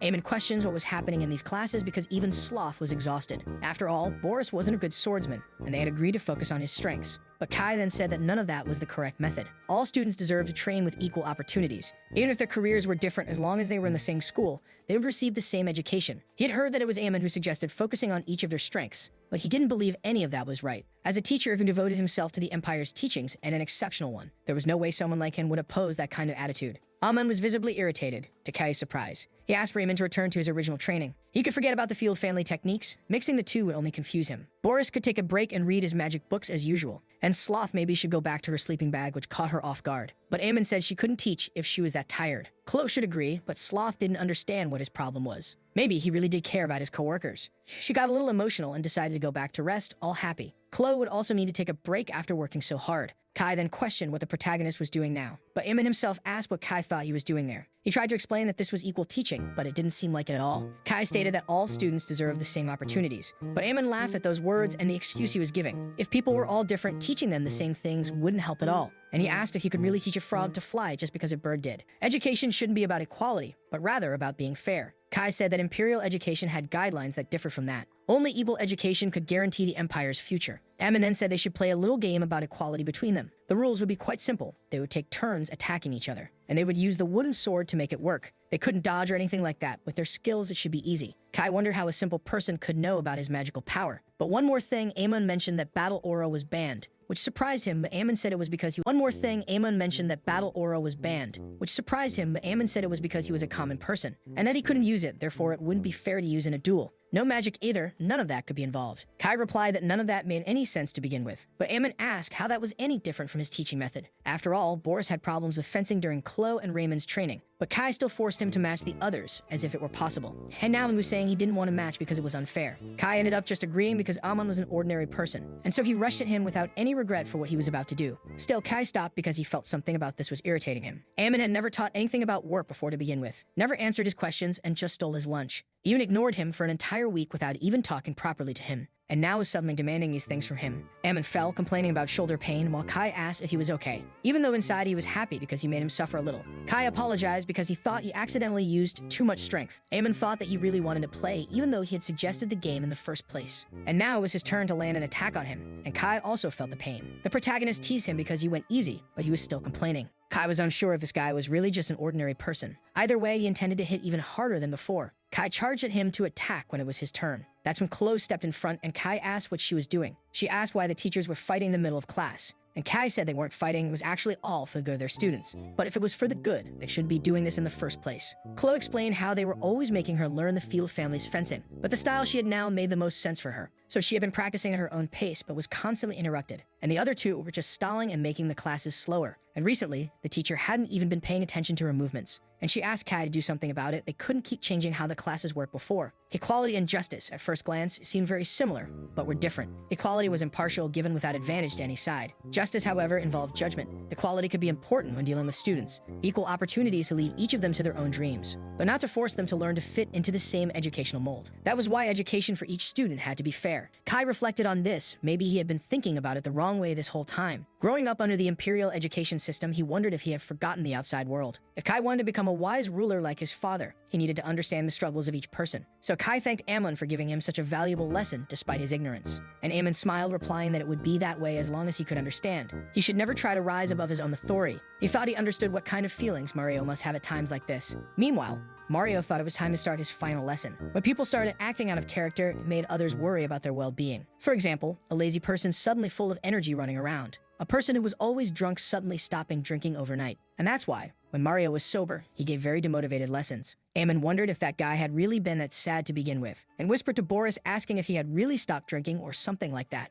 And he replied that it wasn't really the teacher. He could look closely. Looking carefully, Mario even cried with sadness when he saw a bottle. Ammon saw the horrid scene of him tearing up a book and licking the paper, shocking the others. And Ammon asked Kai if that by chance was also his fault. He replied that, according to the article, a teacher's conduct must be dignified, and engaging in education under the influence of anything in body or mind was wrong. Ammon smacked him on the head because he still hadn't learned his lesson. Kai replied that it was still different from before. Teachers could vary, but their conduct in class should be proper and upright. Ammon replied that that teacher was useless if he wasn't drunk, and questioned if he intended to make him give bad lessons just to follow the law. Instead, he intended to take care of it. He'd just let the kids study on their own. Kai wondered what exactly he intended to do to take care of it by himself. Meanwhile, Mario was complaining about the taste of the paper he had tried to eat, and Ammon asked if he could have a moment to talk to him. Immediately, Mario screamed in desperation with a deja vu that he would get punched, especially because he was being dragged out of the room even though he wasn't drunk. Instead, the protagonist offered him a drink to make him feel better. Mario was so touched he cried at what he was seeing, not sure if it was really okay to do something like that.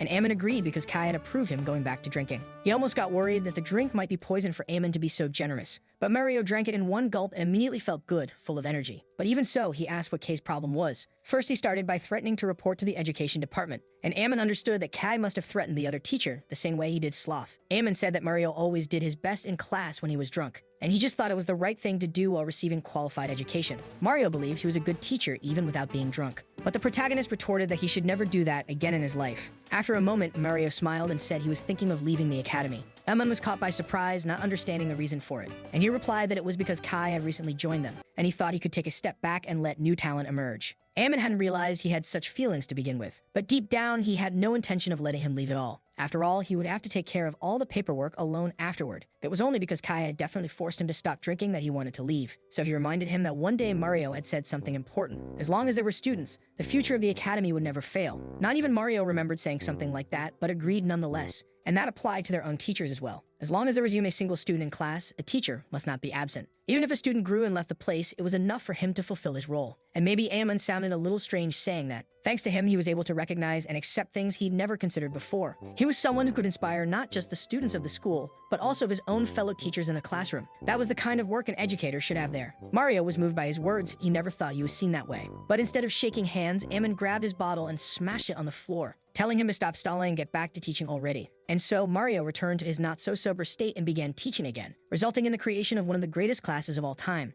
Boris and all the others nearly cried from so much emotion after everything, and they simply gave a round of applause with tears streaming down their faces. Meanwhile, Kai's loyalty to Ammon became even stronger than before. The protagonist acknowledged that he had worked hard over the past week, and he was probably getting used to the academy by now. Kai agreed since the food and everything, it was spectacular. The protagonist had to agree since it was something they could truly boast about. Still, Kai stated that they could be proud of having someone like Ammon, and the protagonist laughed full of pride knowing he could be trusted. That's when Mario and Sloth appeared, surprised by what they heard. It was the first time they had heard that Ammon was the academy's dean. Ammon was surprised that neither of them knew about it until now, and both agreed that they were hearing it for the first time. The protagonist then asked why he had received those snacks earlier, and realized it was because the two were totally out of it thanks to Kai. Either way, the protagonist said nothing had been confirmed yet, but the headmistress had mentioned he might receive the responsibilities of the dean. Kai was equally impressed as expected from such an incredible educator. Even though he had practically secured the position, he was still that humble. Power spared no one, and Aemon, as a newcomer, knew how hard it was. To rise even higher in rank than before, the others would resent him even more. When you look at them, it was clear the teachers were not too happy about it. In truth, Sloth was just tired from practice and Mario just wanted to drink. At that, Mario asked him to offer his condolences because he didn't even know what was coming. Aemon didn't understand what that meant, since being the dean should be a good thing. He should have known that the preliminaries and plans were made under Bless's initiatives. And Mario agreed, which left Aemon confused about what that implied. Seduced by the sweet scent of the Academy's third-in-command's power, he had forgotten. Performing the duties of what a retirement meant, he would be taking on the high-ranking paperwork. The vice director, Bless, only wanted to expand the cafeteria and increase the meals, while the headmistress was a lunatic addicted to gambling and things like that. Either way, Emma needed to stop all of that immediately. Meanwhile, Anarel was finishing her tasks for the day. That's when Aemon barged into the room running, and the elf didn't understand what happened. After all, out of nowhere, he grabbed the paperwork to see exactly what was going on. He was worried she might be focused on investing in another crazy race. That's when he stopped to look and froze at what he found. For some reason, all the documents were intact. Anarel didn't understand, and Aemon set aside his worries, asking if she was no longer interested in things like races and gambling. And the elf gave him an intense look because he certainly shouldn't think so little of her.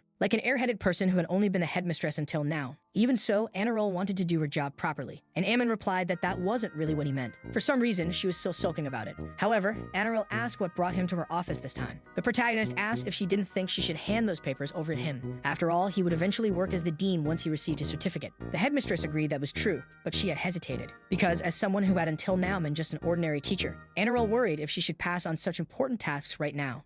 Aemon was a bit surprised at how high her expectations were, but with that in mind, he said he'd like to take on those tasks now. That caught her off guard, and the protagonist continued explaining. Because if a regular teacher were to take such a position now, it could indeed be problematic. That's because Aemon realized something after this whole incident. Even if someone seemed hopeless, they could still be trained to improve. Just like Kai, who used to be wild, became a kind-hearted novice. It was the same with elves. If they prepared in advance, there'd be no trouble later. And so Aemon could take care of the tasks early and keep everything up to date. Anarel said he wasn't even a member of the board committee yet, but still he was trying to take these duties for himself. Those words left the protagonist surprised because something felt off. But Anarel just happily agreed to let him handle things, thanking him because he always dedicated himself so much to the academy. His proactive attitude was always ready to be a true model. Aemon thought she was indeed very easy to deal with after all. But he agreed because it really was good to be an inspiration to all the teachers. It was only natural for him to do so for that academy. Still, Anarel asked if he knew this. Since the scope of operations had been small, she had done everything alone until now. Even if she filtered the matters and tasks of the vice director to this level, once the scope expanded, she would only be able to focus on a broader vision, so she wouldn't have time to deal with the smaller things. In the end, what would matter was that the lighter duties went to the vice director, and the heavier tasks would fall into the hands of the headmistress. Being the case, Aemon realized he would first have to deal with Bless. Now that the academy had officially resumed its operations, the meetings to manage funding, including the guaranteed funds, were underway. After intense discussions with Aemon involved, he ended up exhausted. But it was decided that the operation to manage the funds would be split in half. The headmistress could use it for the future of the academy as expected, and the vice director would handle the present of the academy as well. However, as expected, Bless ended up receiving a full-on scolding. Considering that the operation funds came from the royal family, the amount ended up being significant and couldn't be wasted on nonsense. And even so, thinking that half of it was spent on some idiotic oil infuriated Aemon. After receiving a knock on the head, the vice director asked what that was for. After working so hard and doing her best, was that what she got? And immediately, the protagonist asked where exactly that hard work was. After all, she funneled all the academy's funds directly into that thing, operating to support the King Wyvern's hunting squad when it was meant for the school, and she still had the nerve to call that hard work. Less stammer that a fool who knew one thing wouldn't know another. If he wanted to use the King Wyvern oil to make more delicious things, it was possible. That again made Aemon smack her to stop talking like an idiot. She dared to complain after making such a useless contract.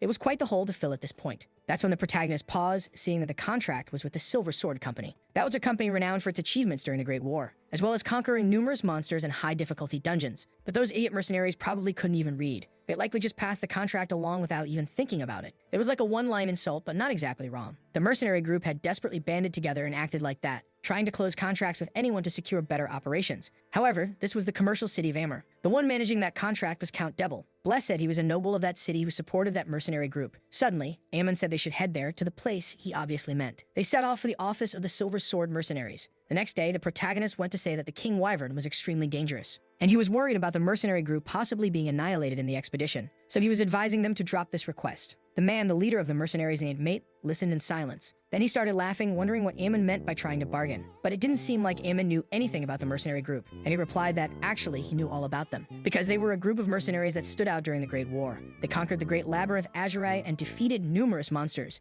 like the Serpent and also the Kraken, which were their greatest feats. It was the kind of story everyone should know about this group. Mate grew curious because Ammon said they still wouldn't be able to win, and asked if he even knew anything about the King Wyvern. The protagonist retorted that of course he knew. It was from the Arma Mountain. Immediately, Mate said only a few dangerous monsters lived there, and the protagonist got irritated because it sounded like he was calling him and the others beasts. It just happened to be a place with many monsters. People lived there too, and quite well, for the record. Either way, the King Wyvern was a truly dangerous creature. It was comparable to the Great Drake, and Mate spit out his drink at that. When he started laughing loudly, Ammon didn't understand why. It was because the Great Drake was a legendary monster that only appeared in fairy tales. This was the first time he saw someone joke about breaking a contract. Now he understood, he would cancel the contract immediately. The others didn't understand why that had been easier than expected. Les asked him to wait, and Ammon wanted to know about the deposit that was made. Mate said that since it had been quite a while since the deposit was made, he couldn't return the full deposit at this point. But beyond that, there was a penalty and termination fee for breaking the contract. And the amount of money to be paid was so high Ammon screamed out loud, which made him smack Bless and call her a crazy vice director. All the operation funds, all the money, had been spent on that stupidity. Anyway, Mate said that if he still had objections, he was free to hire a lawyer. Ammon asked if they still intended to hunt the King Wyvern. If their group ended up wiped out, no one could retrieve the funds. Mate laughed, saying the protagonist was underestimating them way too much. Mate stated that their mercenary group had hunted dozens of notorious drakes. Ammon replied that they were nothing more than prey in front of a King Wyvern, which only made the leader more curious, asking if he had even seen one to begin with. And the protagonist replied that he was speaking because he truly knew what they were like. He saw several of them flying above his town every single day. But since he was so worried, Mate suggested he could join the group and help. Ammon considered that if the mercenary group got wiped out, the money would go with him too. In that case, the protagonist asked when they planned to depart, and Mate said it would be that night. They would camp near its nest, where the King Wyverns rested, and attack at dawn with everything they had. Either way, Ammon stated that both he and Bless would join them. Mate laughed, hoping he wouldn't regret saying things like that. After all, it was going to be a pretty dangerous journey. Later, they regrouped, with Mate leading the entire group as they moved quickly. They raised the banner of the mercenary group and prepared to attack. On the way to their destination, they would encounter monsters of considerable strength. And above all, near the nest of King Wyverns, they would be flying through the skies. They could take them down one by one and recover as many costs as possible. But even now, Bless was complaining that she was hungry. Ammon was in disbelief. She had just eaten a little over 10 minutes ago, and she complained that it was only a piece of bread, even if it had been several thinnings. Changing the subject, Ammon felt that their pace was a bit slow. Hearing this, Mate responded that it would take an entire day to reach the destination. Even if they ran without rest, it would still take a while. But with a mercenary group and their mobility, they could get there in half the time. Ammon replied that they would just proceed slowly if it would only take half a day. Though he smiled, Mate was growing increasingly furious inside. He was being looked down on more than ever before by the protagonist. Eventually, the group began to move to the rear and continued along the path. Ammon told the vice director that all of this was too frustrating. They could simply rush ahead and pass them, but Bless was low on energy from hunger. So the protagonist laughed. He didn't expect her to be so much weaker than the headmistress. And he asked if dark elves were really that inferior to regular elves. Right away, Bless told him not to compare her to that pale elf, and Ammon laughed because it was ridiculously easy to convince her otherwise in the blink of an eye. In the next instant, she took off running, and the protagonist couldn't even catch up to her. Even the other mercenaries were left confused, because the two of them ran so fast they looked like the wind. Ammon commented that she was impressive when running, and she laughed proudly. He was an ignorant human. Dark elves were a nocturnal clan to begin with, but Ammon proved to be faster, which forced her to push herself even harder. Les was too hungry and ended up stumbling and falling to the ground. Meanwhile, a guild member told Mate that the visitors had vanished. They were supposed to be at the rear, but weren't, and they wanted to go look for them. Mate replied that they were probably just tired. He had already told them they'd be left behind if they didn't hurry, so they might as well leave them behind if that were the case. Suddenly, they stopped when they heard a noise and wondered if it was the King Wyvern. Mate soon found Bless lying on the ground, unconscious after running. Meanwhile, Ammon had quickly arrived at the King Wyvern's nest. With that size, it looked as tall as a watchtower. And above all, there was that potential fortune right before him. Every part of a wyvern could be sold for an enormous amount of money. Even in the Arma territory, they crafted gear using wyvern parts. But since there were so many monsters around, the gear would break easily. However, if you got a wyvern in a big city, you could sell every part of it. It involved the wings, head, horns, legs, and tails. There were many shops, so prices could be sold at any value desired. Now that they could capture regular wyverns, Ammon planned to make a fortune. Right away, he jumped and landed a punch square on a wyvern's head. The others screamed, irritating the protagonist, who was annoyed that they were laughing. This was his future, and Ammon started punching them with his bare hands. He took down 3 of them, while calling for the rest to come at him again. But to his surprise, none of them even moved to attack. And then the rest suddenly flew away quickly after the 3 were down, just running because he defeated 3 of them. They were all complete cowards. Ammon shouted that their loyalty was truly pathetic. calling them cowards. Meanwhile, Mate realized the wyverns seemed very close now. In fact, they were almost at the nest, and it was a good time to take a break. The mercenaries would eat some rice balls while that happened, and Bless lunged at them to eat in under a second. While that chaos was going on, the protagonist was completely lost. The wyverns he knew used to be extremely aggressive monsters, and they would relentlessly attack humans with full force. Even so, Ammon had only managed to take down 3 of them after being there all night. Suddenly, he heard shouts that they had arrived at the king wyvern's nest. The protagonist waved to Mate as soon as he saw the group arriving, and Mate was surprised because he saw him there, thinking he would have died already. And Ammon replied that he went ahead first, which caught him off guard, wondering who exactly that guy was to begin with. From what he could see, Amon was neither a swordsman nor a mage, and still he was surprised to find he had taken down a wyvern too. Mate said they would prepare to camp and that Ammon should get some good rest. After giving a few members time to recover, they would get ready to attack as soon as dawn broke. Hammond understood and asked if they had seen the vice director, and they showed that they had tied up Bless after all the chaos she caused. It couldn't be helped. Bless even tried to eat one of their members. Ammon understood and wondered if dark elves normally did things like that. Either way, they decided to spend the night there until the king wyverns returned, and so many hours passed, they waited at the nest for almost an entire day. Suddenly, they heard the sound of a wyvern arriving after so long. But before they realized it, the wyverns grabbed Ammon and flew off with him. The protagonist screamed for someone to do something while the others just watched. But Mate just laughed, saying that, as he mentioned before, their mercenary group was the strongest in the Empire. Then they rescued Ammon and told him to leave everything in their hands now. The Silver Sword mercenary group would attack with all their might. Everyone charged at the king wyvern to bring it down once and for all. But then they were shocked when their spears shattered with just one hit. Ammon thought it was obvious. After all, the monster's teeth were the main ingredient. That shield could block almost anything. In that moment, they all started running and screaming for help, thinking they were going to die. And the protagonist wondered if they really were the best mercenary group in the Empire. They didn't even listen to his warnings, even though they were putting themselves at risk.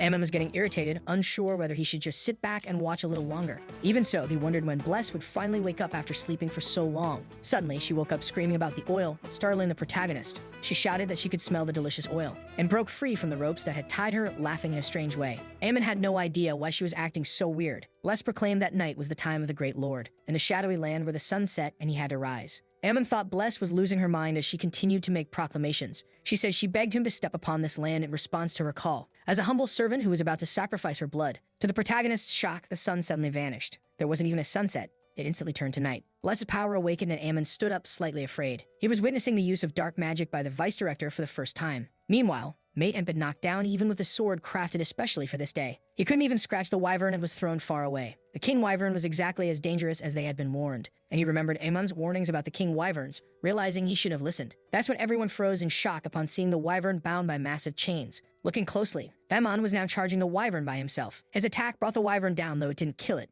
It just left a crater in its head, and he commented to Mate that he should have listened from the start. Mate replied that he was just taking a break to rest, but the excuse made no sense, and the protagonist simply accepted it without arguing. Instead, he asked Bless if she could restrain the monster with her dark magic. She just growled, so he asked her again to do it now. Bless restrained it with more magic, impressing the protagonist, and he told her to squeeze tighter. Bless enjoyed the wyvern's noises. If it could offer oil, it would be even cuter in her eyes. When she tasted the oil on her tongue, she was thrilled by how sweet and delicious it was. And then she jumped forward to get more, prompting Ammon to shout at her not to. After all, the magic would be undone if she got too close and lost focus. But Bless was too fixated on the flavor of the sweet, addictive oil. To her, it was true paradise on Earth. This forced the protagonist to leap forward to try to save her. Thus, Ammon grabbed Bless as the monster fell, barely saving her from death. She really was something incredible when using those powers, and he asked why she had been so careless. He was seriously worried. He thought the king wyvern might actually end up dying from how dumb she was. After knocking her out with a headbutt, the protagonist sighed. Now there was no chance to rest at all. But he couldn't avoid it. He would borrow a sword and fight. He decided to grab a sword from Mate to face the king wyvern. Ammon wondered if he was the only one left there to do something useful, ignoring that Mate basically didn't exist anymore and was just lying useless on the ground. The protagonist saw the idiot wyvern screaming and crying, hurting his ears. But it seemed like it was just making noise to call for reinforcements.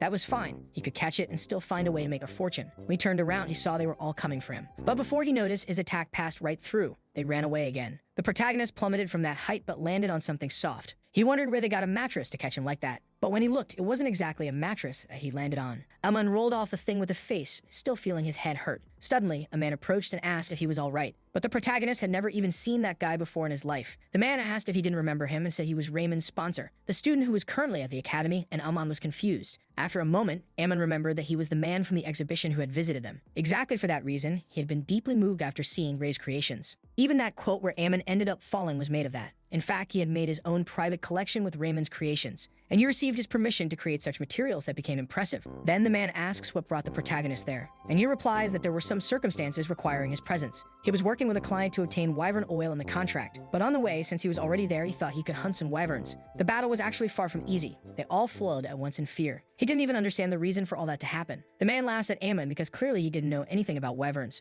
Wyverns were, by nature, very aggressive monsters. However, that only applied to wyverns that were independent. If there was a wyvern king leading the group, the others became passive, all to ensure their safe return home. So attacking the wyvern king didn't make any sense from the start. That made Aemon fall to the ground, remembering that he had taken down a wyvern with his own hands. And he wonders if he wasted a golden opportunity right in front of him. And that makes him scream in frustration after everything. Meanwhile, at that moment, among the wyverns, they had gathered elsewhere. In any case, Lord Devil felt that the incident was unfortunate. He knew it was a dangerous request, but they didn't expect it to be complete annihilation. He was practically crying until he saw Mate's shocked face. Even assuring he was alive, the Lord was quite surprised, because he thought they had all ended up dead after what happened. But Mate assures that no lives had been lost so far. It seemed the Wyvern King had only been playing with them until now. Mate asks why Devil was even there in the middle of the battle to begin with, and the others bow to the Lord, also the sponsor of Raymond. They apologize because they had received Devil's trust to complete the mission. They were supposed to hunt the Wyvern King, but they didn't even know how to apologize for the failure. Devil replies there was no need to say such things. He was just happy that the mercenary group ended up surviving. And Mate is moved by such knowledge and compassion he heard.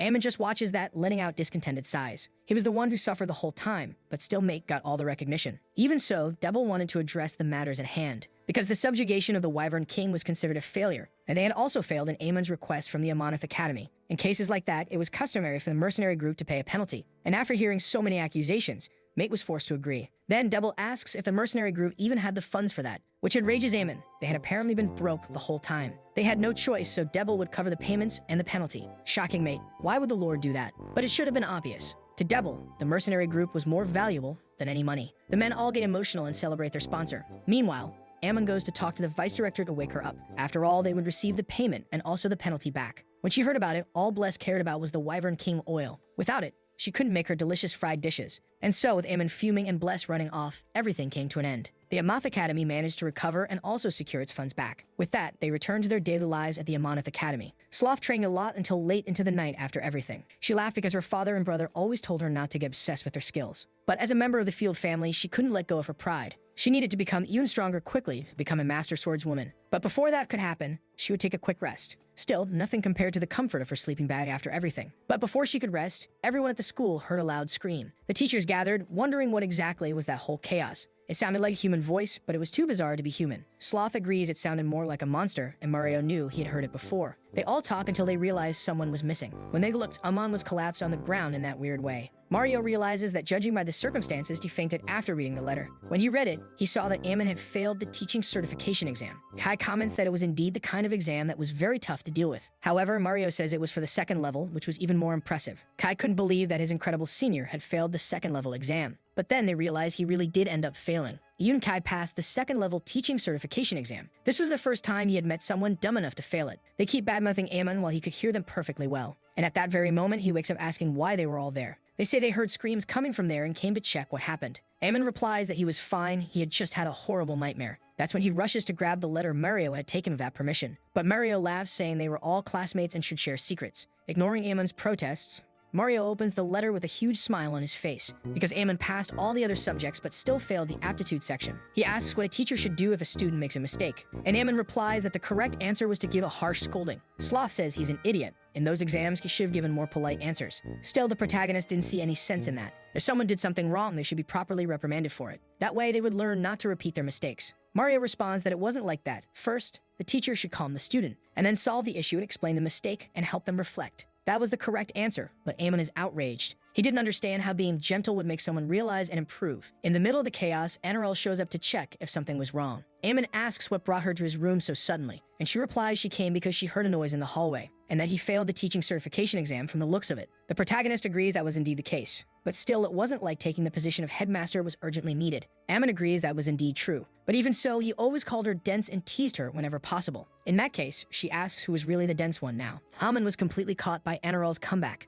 and he faints again, which makes the teachers laugh at him. Aemon had the worst case of teacher stress in history. The next day during history class, Kai was crying while telling the students, because Aemon didn't intend to teach them anymore from that point on. It had been 3 days since then, and Kai hadn't even brought snacks. Chloe complains because Kai always insisted and never gave breaks in class. Boris hated how he kept forcing the lessons so intensely. They all thought Kai was the worst, until Kai showed up smiling, asking if it was really that bad. Raiden gets startled and apologizes to the teacher, saying he was just joking. And Kai replies that it's okay just to try harder from now on. But still, it was that frightening passion from Kai that was the real issue. Anyway, the children ask when Professor Amon would return, and Kai says that unfortunately he still wasn't feeling well. He'd heard that Amon hadn't even left his own room recently. Still, Kai continued the lesson, wasn't feeling well. He'd heard that Amon hadn't even left his own room recently. Still, Kai continued the lessons, even knowing it wasn't going well. The children wanted to help Amon recover quickly from his shock. Chloe decides they should visit him, and Ray agrees it was a good idea. Seeing his face would make Amon happy immediately. She replies that with that weird doll of his, he'd probably just get even sicker. Putting their fight aside, Boris mentions they should all visit him, and he suggests they could buy a gift to help. His mom always said it was rude to visit someone without bringing something. Chloe asks how much money they all had if they pulled it together, until they realize they had a very small amount in total. But Chloe says not to worry, she had money. It was all the money she got from the previous competition, 13 gold coins. Everyone celebrates, but Raymond seemed especially downcast. His grandfather said that money and fame could always corrupt the soul, and could be thrown in the river immediately. That's why he never kept wealth. They ask if Chloe intended to use her prize money to buy the gift, and she replies no, she wanted to multiply it. Amon could just wait. They knew Amon's room had to be somewhere nearby. Since he hadn't left his room, the kids believed he must still be inside. That's when they saw Mario being thrown out of the room with a scream. He saw the children approaching, asking what had happened. They all wanted to give Amon a gift, but didn't know his preferences. Mario asked them not to go in yet because Amon was very furious. Every time he saw someone, he threw punches, especially at Mario, who provoked him. All because he failed his teaching certification exam. All the children looked at Mario with the same thought. It was obvious that Mario would stress someone out after provoking them so much. Instead, Mario comments that it was touching how much they were thinking about him. Chloe asks if he knew what kind of thing Amon might like, and he replies he had no idea about his preferences. But he knew Amon wasn't the type to care about the price of a gift. They could think of something heartfelt, made with sincerity. In the end, Mario was completely useless saying those things. It didn't take long before they ended up in a strange place. They found themselves in a battle arena, and Mario went off to drink. He seemed against it, even though he looked happy with drink in hand. Chloe thought it was a good idea to bring Mario after all. He served as their entry into the bar and kept things discreet by drinking. The plan was perfect, and Boris asks what the next step was. Chloe says they would fight for money, just like Amon did last time. In a way, it meant getting involved in betting. There wasn't much else they could do. They'd suggest that Raymond could go first, but he wanted to finish eating. It didn't take long for Boris to suggest that Chloe should go first, because Boris hadn't been practicing much with his fencing lately. The girl agrees it makes sense and asks if he was scared. That caught him off guard, but Chloe was teasing him for being a coward. He stammers that it wasn't like that. He was never afraid of any of it. But Chloe tells him to prove it if that was really the case. If he wasn't scared, he could just go in and prove himself. Boris thought he was just lucky the last time he got involved in a competition. There was no way he could win against any of those adult fighters. Still, Chloe pressures him to choose between fighting or running away. And finally, he's forced to go in while she bets a gold coin on him. The adults were confused to see a child inside the arena, and she says she was at the table with Mario, who was just her excuse to get in. Her uncle was very drunk and asked her to place a bet on his behalf. That convinced them, but then one man gets confused because Viscount Rumdon was there. The name Boris also seems somewhat familiar to him. That clearly seemed like a high-risk individual to the man. He was worried and nearly ready to report all of them for being dangerous. In front of him, he was almost sure the girl had to be Chloe, but she herself didn't understand why she was getting that much attention. Even so, he smiles and ends up letting them into the competition. Meanwhile, the man who was about to place a bet was very excited and tells Dexon to show them what they were made of in this fight. Dexon replies to his master that he wanted to avoid a duel with the boy Boris. The master asks if he was afraid of just a mere child, and he replies that it wasn't just any ordinary child actually, because Boris was the ball breaker and all the fighters were terrified of him. Dexon still had nightmares about the day Boris defeated his opponent, and even he wanted to have a happy family with a wife someday. That's why he would avoid fighting the boy at all costs, even if it broke him. Either way, a special duel was announced to take place. Dexon was sent in. They called him the Fixer because he handled things quickly. Dexon was to face Raymond, who was ready to teach the guy a lesson. If he interfered in adult matters, he'd make sure he learned from it. Raymond asks if it's okay to use a sword like that, and Dexon laughs. Usually the rule was no weapons, but this was a special match. In that case, he uses his sword too, even with an aura blade, and immediately, Dexon runs off in desperation because Raymond was a sword master. For some reason, there were far too many dangerous people in that place, and he ran away in a panic, screaming for help just to survive. Even the referee was confused why Dexon tried to flee for his life, and Raymond won before the battle could even begin. They all earn a lot of money, and Chloe is happy because she knew it would work. He knew it was smart to bet 10 gold coins on Raymond, and that guy was quite famous, so they paid 4 times more for him. Raymond asks why he was famous, but Chloe had no idea. Instead, they decide they should start thinking about a gift for Amon. Mario yells that it could be alcohol, but no one pays attention to that. Boris suggests that a new history book for the class might be good. Chloe replies that Boris really worried her talking like that. Even though they were the same age, she was acting more mature. But thinking about it more, Chloe says it was actually pretty obvious. If a sick farmer were given a sack of potatoes, they feel bad. It would feel like they were being rushed back to work before they recovered. Boris better understood what Chloe was trying to say at that point. They should give Ammon something that wouldn't make him feel bad about his job. But Chloe counters that the gift should be truly expensive. A history book didn't cost much, and if it was something like that, it wouldn't be worth it. For adults, the value of the gift was what really mattered. Even Mario didn't know where she got such harsh words from. Chloe simply asks him to leave because she didn't want to hear any more bad advice. Then she asks Raymond what he thought would be a good visit gift. She immediately regrets it when he suggests giving a doll. Chloe gets worried because none of them were even remotely useful in making it work. It seemed like she had no other choice at this point. She would have to show them how to make a proper gift decision. Time passes, but Amon was still trapped in his dreams. He dreamed of being recognized for fully serving the academy. He nurtured the Empire's future and overcame many difficulties with good results. As a reward, they were going to bestow him with a new honor and title. From now on, his title would be Idiot, and suddenly all of his coworkers appeared, calling him that over and over. Even Anarel showed up with that mocking face, calling him an idiot, and Ammon woke up screaming in rage, wanting to kill them all with his own hands. When he saw the door open, he asked who it was and saw his students. They asked if they could have a moment to talk. Ammon agreed, then looked on, somewhat shocked to see they'd brought a well-made gift. Actually, it was wrapped by Raymond, with that creepy doll face of his. It didn't even need to be said. Ammon could tell just by looking. Anyway, Boris says they all bought it together, and Chloe paid for most of it at once. But to their surprise, Ammon was impressed by the gift, a premium pen, a model known to be worth 30 gold per piece. It was known as the Golden Horizon, said to be firm and durable, as strong as the teeth of a wyvern king and able to last a long time. It was truly a thoughtful and impressive gift. Ammon hugs the children, deeply grateful for the gift. He loved it. Raymond says he just needed to get better already. Ammon agrees, saying he'd recover quickly so he could teach again. The children knew he must be tired and left him to rest in his room. Ammon had never thought he'd receive a pen like that in his life. In the end, the only ones he could truly count on were his students. That's when he froze, seeing his pen break right before his eyes. When he looked closer, he realized the pen was actually a fake. Even the writing was coming off in his fingers, which meant those kids had done all that, even with a fake gift. Ammon was in disbelief, having put his faith in them only for this to happen. Kai never expected his senior to be acting like this for so long, but it's not like he could interfere in the outcome of the exam. While wondering what to do, Raymond shows up to see what he was doing. He had seen Kai sighing deeply nonstop until now, and Kai says he was worried about Ammon actually. Raymond agrees. Ammon had been bedridden for several days since then, so Kai had been teaching history in his place for a few days. But seeing how the students were acting, he felt it wasn't right. Even Raymond could tell the kids were exhausted. Kai asks if there might be a way to help Ammon regain his energy. Then Raymond mentions that when he offered to take Ammon as his disciple, Ammon seemed really happy and volunteered to work immediately. He showed his aspirations as a martial artist and smiled brightly. As a crown prince, Kai should learn a variety of fencing styles, so he suggests that he give Ammon a few fencing lessons now. That made him ask about Raymond's own style of teaching he could offer, and he agrees that being a teacher was essentially about giving academic lessons. His love for knowledge surpassed that of any ordinary person. If Ammon embarked on an unfamiliar path, his motivation would naturally return. Still, Raymond couldn't say it was part of his own teaching method. Kai was confused as to why he couldn't do that, and Raymond replies with a smile that it was because he didn't want to pressure Ammon. Kai was touched, realizing Raymond was truly that noble despite his reputation. And the man laughs, saying he felt complimented by the praise. In truth, he just wanted Kai to grow closer to his disciple. That's how Kai ended up asking Ammon if he wanted to learn fencing from him. The protagonist didn't understand anything, as it was all so sudden. But Kai insisted, saying a teaching license wasn't everything for a teacher. Ignoring those words, Ammon just told him to leave his room with an irritated look. Kai stayed outside when Raymond approached, asking him not to get so discouraged. It seemed Ammon just needed a bit more time to recover. But what made Kai happiest was seeing Ammon smile. And he thanks Raymond for that, thinking Ammon must be feeling better, even if it was obviously a fake smile, which confused Raymond. The next day, they apologized to Ammon for their mistake. The store had delivered a pen that was too easy to fake, but they guaranteed this one was genuinely authentic. After so much teasing, the protagonist was lost in his thoughts, to the point that neither Chloe nor any of the children could get his attention. Raymond appeared to inform him that a letter had arrived. But again, Ammon just wanted to leave right away. That's when he saw that inside the sack was a huge amount of gold. Sloth and Mario also showed up, yelling at him to hand over the gold. However, Ammon asks how they could be so cruel trying to rob him. Sloth replies that he seemed better now that he had the money. Mario says that actually this was a reward from the Empire's Minister of Education. Apparently, it was all written in that letter. The letter stated that the minister was informing all teachers of Amonith Academy, based on the value of the school's educational system, which had been run under strict secrecy and careful monitoring. They planned to announce that they had rewarded the Academy's teachers. Ammon wonders what exactly this evaluation and reward system was. He realizes it must have been under review since the Academy's last exam, when Aspedal, the royal family's supervisor, had been observing the schools.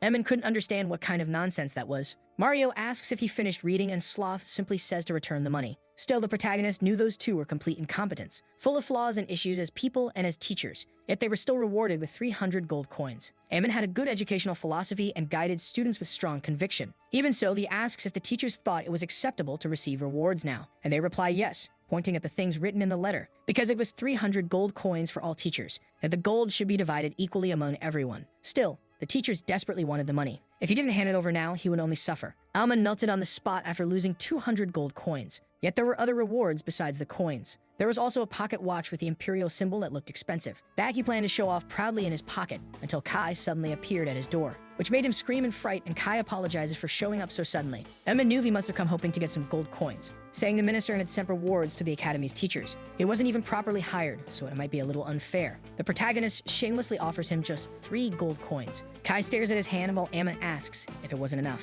But Kai thanks him anyway, thinking that, as expected of him, his thoughtfulness and warm heart were truly wonderful. Ammon agrees, unable to believe he ended up being polite so he wouldn't be refused. Still, Kai was happy enough because he was feeling better. He also compliments the pocket watch, saying it really was nice. Then he leaves, leaving Ammon a little confused, because in the end, Kai was all smug even though he hadn't done anything special. The more Ammon looked at the pocket watch, the more he liked it. Plus, he managed to protect 95 gold coins from those other guys. If he could combine that with the money he had been saving, it would be great. So with 100 gold coins, his parents would probably be satisfied. And Errol asked Ammon if he intended to go back home during summer break, and he agrees, asking if there was still no way to do that. The headmistress knew he was just grumbling and putting on an act at this point. She wanted him to feel excited again and asked if they were all going to travel together. But Ammon replies that this time it was fine. This time he had to see his siblings and help with chores at home, and questions why they needed to go on a field trip at all. Errol pauses to look at the leftover tasks and denies his question. While he was away, the academy could easily turn into a restaurant at that pace. At that, Ammon gets up, saying he'd go have a word with someone, pointing out that Bless should take care of her own ears first of all, because she was the one making proposals to turn the school into a restaurant. It seemed she was only thinking about all the high-quality ingredients, expanding the cafeteria and even hiring a new chef while he was away. Les asks how he even knew all that, and Ammon replies it was obvious. He knew everything she was planning to do. Anyway, he promises that if they could take care of things while he's gone, he'd return with 3 sacks of potatoes from his territory, and that convinces Bless. Annarelle had prepared the teleportation portal and spoke to the vice director. She thanks Ammon for handling everything before the trip. They'd see each other again in a week before his return. She watches Ammon head to the portal, thinking she couldn't let him do everything alone for the academy, and he'd certainly be surprised when he returned to see the business proposal she had prepared. Later, the protagonist returned home and greeted his mother. Ammon was surprised because she was fiddling with his stored weapon. She says the blade seemed to be having some problems lately. He also checks on the potato field, which seemed to be doing well. His mother says the crops had been doing fine since they last parted. Monsters had also become more scarce recently. That's when they hear noises, probably from monsters attacking again after some time. Ammon sulks, wondering why they return just as he arrives. And right away, his mother offers him the weapon so he can fight. But when he gets there, the fight is already over before he could do anything. Standing there was Ammon's older brother, Drake. Asks if he hadn't visited the territory just recently, and Ammon agrees but says he didn't meet them because he was with other company at the time. The older brother replies it's all right, they had all been busy after all. But now that they were free, they could all go eat together. Ammon is surprised because his brother was supposed to be working in town. Then their younger sister, Amy Drake, says they had been fired. Ammon gets irritated, asking what they meant by that. That makes him argue with Amy, who says there was a reason. But Ammon just wanted to fight because she always had that bad attitude. She says Em had worked at the factory store and she at the greengrocer's, but the owner would sometimes offer her fruit to eat. When that happened, she always ate happily, until he suddenly got angry. Then they argued and the situation ended with both being fired. Ammon asks Em if she wasn't caught stealing food, and he agrees, which makes the protagonist sigh, because the greengrocer should have known better. He owned the store after all. In the end, both Amy and Im were fired from their respective jobs. Ammon stares at Amy before giving her a knock on the head, asking if it made any sense to steal food from her own workplace. She complains about the pain and argues that Ammon used to do the same. The protagonist retorts that she at least shouldn't get caught stealing to begin with. Im quickly asks them to calm down and return, since their parents would be worried. That's when they hear the sound of stones falling from somewhere. It was the kind of thing that only happened when the Drakes were coming. Meanwhile, Kane was downcast because the potato field had just been restored. But now it would take even longer if something happened again. As long as it wasn't the work of a Drake, it could still manage the field. It didn't take long for them to see it was the same Drake as before, and it was charging straight for the potato field. Ammon's axe had been damaged since the last battle. If he could just buy a little time, maybe he could handle the situation. But it didn't take long for his axe to be completely destroyed. He saw the weapon he had cherished and kept at home break in two. Ammon cried over his lost weapon, then charged at the Drake with his bare hands. But really, it wasn't even the Drake's fault the weapon broke. It just became the target. Before anyone could react, Casella appeared. She tossed the protagonist the weapon she had mentioned last time. Ammon didn't understand where that gift came from at first. Then he remembered it was that thing she had talked about before. It was a sword, but for some reason, it felt incredibly heavy. Casella explained that it was a sword made of adamant. Adamant was a very heavy, but also extremely durable material, a mythical metal said to symbolize immortality and eternity. But maybe, if he could attack with it, things might work out. At that, Ammon shouted at the Drake, calling it a potato thief and charging in. Everyone was shocked, including Ammon, when his attack actually affected the Drake. Its scales were harmed by the sword, and in that moment he knew. He used the Drake as fertilizer for the potato field and just eaten from. But before he could, Casella stepped in and asked him to wait, because the old Drake had a life too. Ammon stopped, not understanding what she was suddenly talking about. He asked if he was just supposed to let the creature that caused so much damage go free. She sighed. It was only trying to survive as well. They were also growing potatoes to live on. But if that was the case, Ammon didn't want to back down and let the drake go. Casella kept insisting he let it go this time. She would make sure it didn't return, and she'd speak with it. Ammon realized that Casella had always been close to his father for a long time. And besides, Casella was a dragon and could communicate with the drake. It wouldn't be wise to go against her request too stubbornly, so Ammon sighed and finally agreed to her request. Casella immediately ordered the drake to disappear and never show up again. The drake grumbled, and Casella was shocked it even dared to talk back. She then threatened that if it returned, it'd be eating dirt instead of potatoes. That was enough to make it leave, while Casella asked Ammon to understand its situation too. Ammon wondered what kind of situation a monster could possibly have. Casella replied that they could talk about it while walking. As he should know, drakes were a race that had fallen from an ancient competition. They once competed with dragons, but were ultimately defeated and cast out. Though they lost their intellect and became mere monsters, the fact that they once rivaled dragons in ancient times hadn't changed. That drake had lost its mother when it was still very young. Casella had found it crying alone after that loss. Maybe that's why it had been following her for so long. Recently, it had grown from a common drake into an old drake. At the very least, she wanted to prevent it from losing its life. Ammon asked if it wouldn't make more sense to raise and take care of it. She replied that she'd love to, but she already had countless blood relatives to care for. Besides, she had a friend keeping an eye on it recently. He was from the Amaranth family. Though young, he was very intelligent. His future was full of promise and potential. The protagonist could understand. She spoke with such detail. Then Casella said she was planning to entrust it to a Monith Academy. Ammon froze, not understanding what she meant, and questioned her decision. Was she really placing a dragon at the academy? But Casella was confident in what she was saying. After all, a Monith Academy was a prestigious institution in Imperial history. Even for a dragon to study there, it was a worthy environment. Ammon pointed out that it was still an academy exclusively for humans, to which Casella countered that the headmistress was an elf, and Ammon explained about the students. That's when she explained that the dragon usually took human form too, so there was no reason to worry about that now. If it hid its dragon aura, it could keep its identity safe. The place was already chaotic enough being full of humans, but now putting a dragon into that mix just made him sigh. Even for a young dragon, one mistake could accidentally destroy the academy. Still, when he reflected on it, it wasn't such a bad idea. So he agreed to let the dragon be enrolled, which made Casella pleased. That was the answer she had wanted from the start. Anyway, Ammon remembers that to enter the academy it was necessary to pay. She replies that she didn't have a hobby of keeping human gold. But with a snap of her fingers, a giant gold stone appears. When the protagonist thinks about it, it seemed more than enough. Inside, he wanted much more than that, and Casella snaps her fingers to give more gold. Now, it should be more than enough, and Ammon immediately agrees. He would take responsibility and prepare the dragon's emission procedure. Now that it was vacation time, he could teach him around the end of summer. Watching in secret, Amy was listening to the entire conversation. That night, the protagonist was all happy finishing marking the gold he received. Their territory had finally secured enough goods to prosper. But then the protagonist screamed in fright when Emmy appeared. Ammon remembers that she should be asleep at that hour so she could grow. However, she wanted to know what he was doing in the middle of the night. She nervously smiles, saying she had something to tell him. But Ammon immediately refuses, even though Amy had barely said anything, and she asks if she could enter the academy where he was a teacher. Ammon turns away, denying it because she should find a different academy. Amy doesn't understand why it would be easier to go to the Amonith Academy. He replies that it was a place full of idiots and didn't need one more there. But for some reason, Amy was still determined to insist on the matter.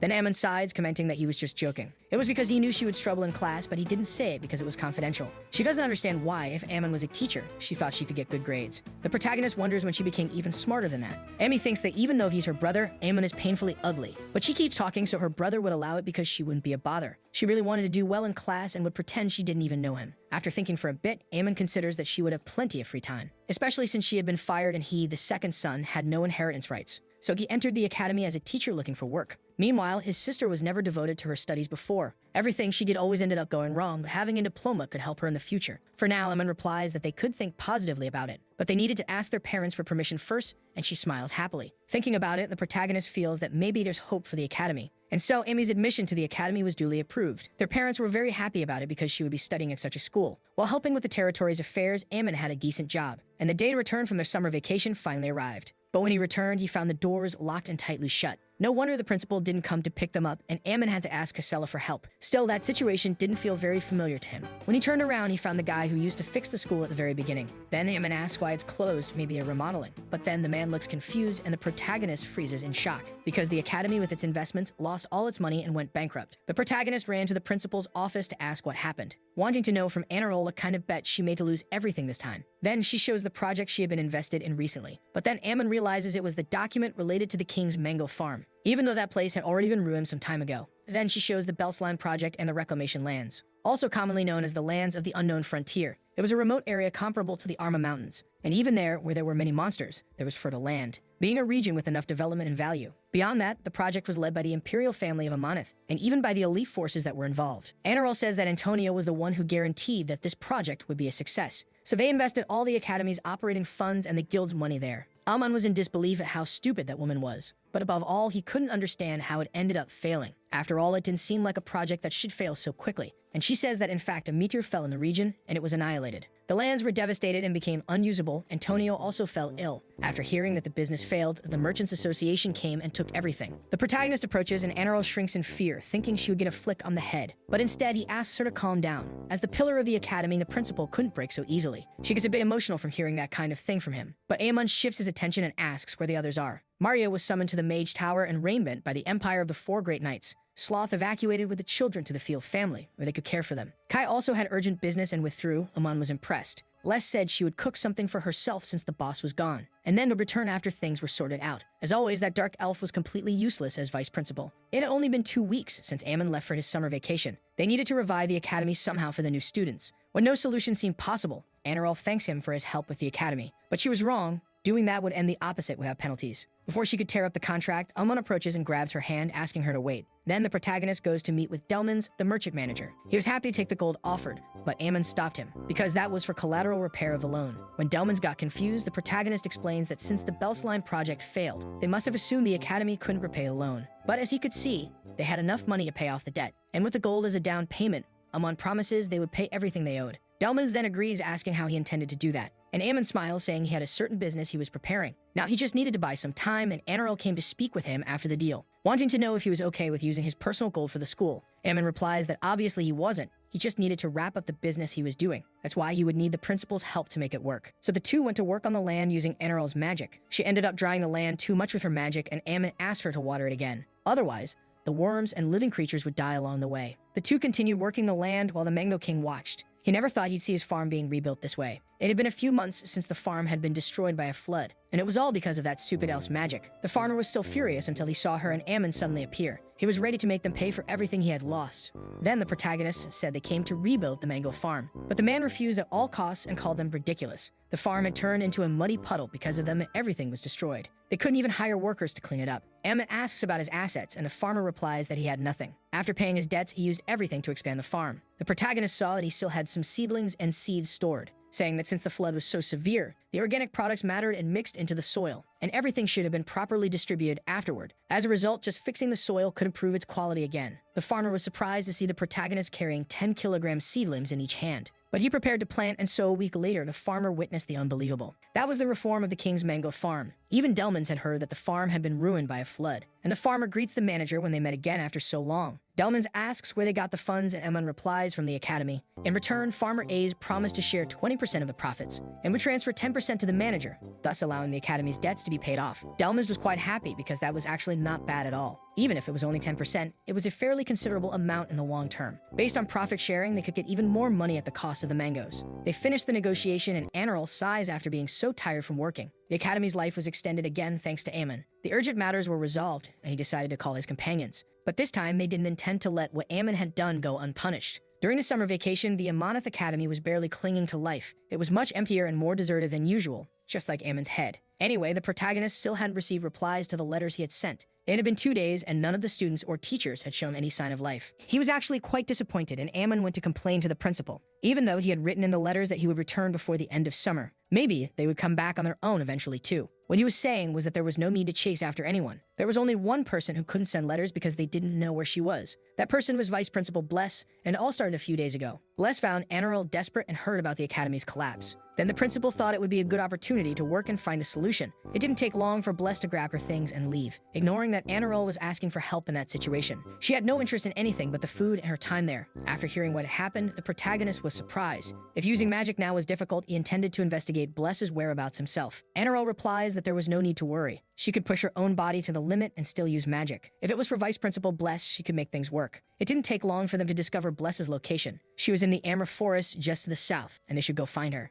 Ammon headed to the place even though it was his first time making the trip. There was a place where one could easily get lost, but then he was guided by the smell of meat. When he ran in that direction, he was sure it was the vice principal. But instead of finding Bless, he found an unknown man. The man comments that he was startled and Ammon apologizes. He was actually looking for someone else, a dark elf. The man was surprised they were looking for someone in those mountains. Then the man says he didn't know if it was the person he was searching for, but he had seen a dark elf while walking recently in the mountains. Ammon stood up abruptly, looking very surprised, and the man pointed for him to follow a certain direction while being careful on his way. The protagonist decided to go in that direction and then noticed it suddenly started to rain. He decides to enter a cave to take shelter from the rain for a while. Maybe because he had smelled meat earlier, he still sensed its scent nearby. And inside the cave, Ammon found Bless eating meat. The two stare at each other, and the protagonist yells at her again. He remembers that Anarol told him to be careful with the vice principal, because she might not seem like the same person he remembered before. After all, she was the violent type, a fierce dark elf. And at that moment, Ammon saw the change in Bless, who looked wild. It was a good thing he had prepared for this moment. Then he took one of the potatoes from his territory and threw it outside the cave. This product wasn't for hunting, but for cultivation, and Bless ran out after it.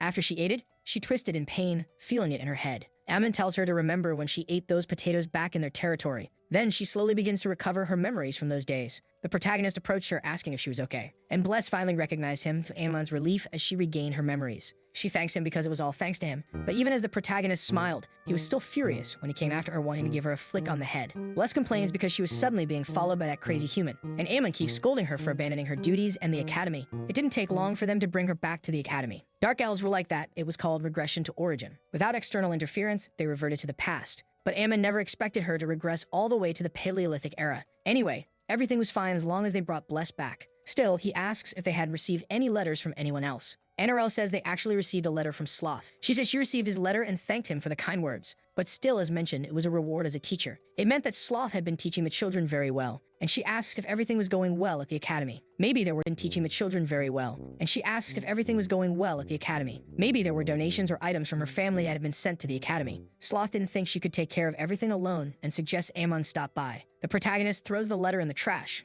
knowing it was a trap. There was no way a kind response like that could come from someone like her. They were probably missing him terribly after those nights. The students in the Marquisate's territory must also be going through something. Actually, they were doing just fine, enjoying the summer vacation. They hoped it would never end, but Chloe was bored. Then Chloe sent a message to the protagonist via letter. She wanted to know how he was feeling, because she was doing well. But Boris and Raymond weren't doing so well. They hadn't brandished their swords or even read once since then. So she was hoping he could go to the Marquisate, and asked him to give Raymond and Boris a good scolding. Chloe really missed Ammon unlike everyone else. He never expected to be called back to that place again. Still, they had cleared up the misunderstanding about the marriage from last time. He hoped he would be treated badly like before. But Ammon was welcomed with pure rage by Sloth's father and her brothers. Chloe tried to tell the others that summer vacation was ending, and they could review the things they had learned the previous semester. Raymond replies that with his swordsmanship, he could do just fine there. He could play all day and eat delicious food, really. He had gained a good few kilos since that happened. Not just Raymond, but Boris too. He was eating chocolate nonstop. Now she didn't even know what to do. Those two were completely out of shape. Since the position was so high, the greater the pride, the greater the fall. But the idiots weren't doing anything properly. The two were just wasting time enjoying their days at the academy. She was just hoping Ammon would arrive quickly. But little did she know that the protagonist was being cornered by the few family members.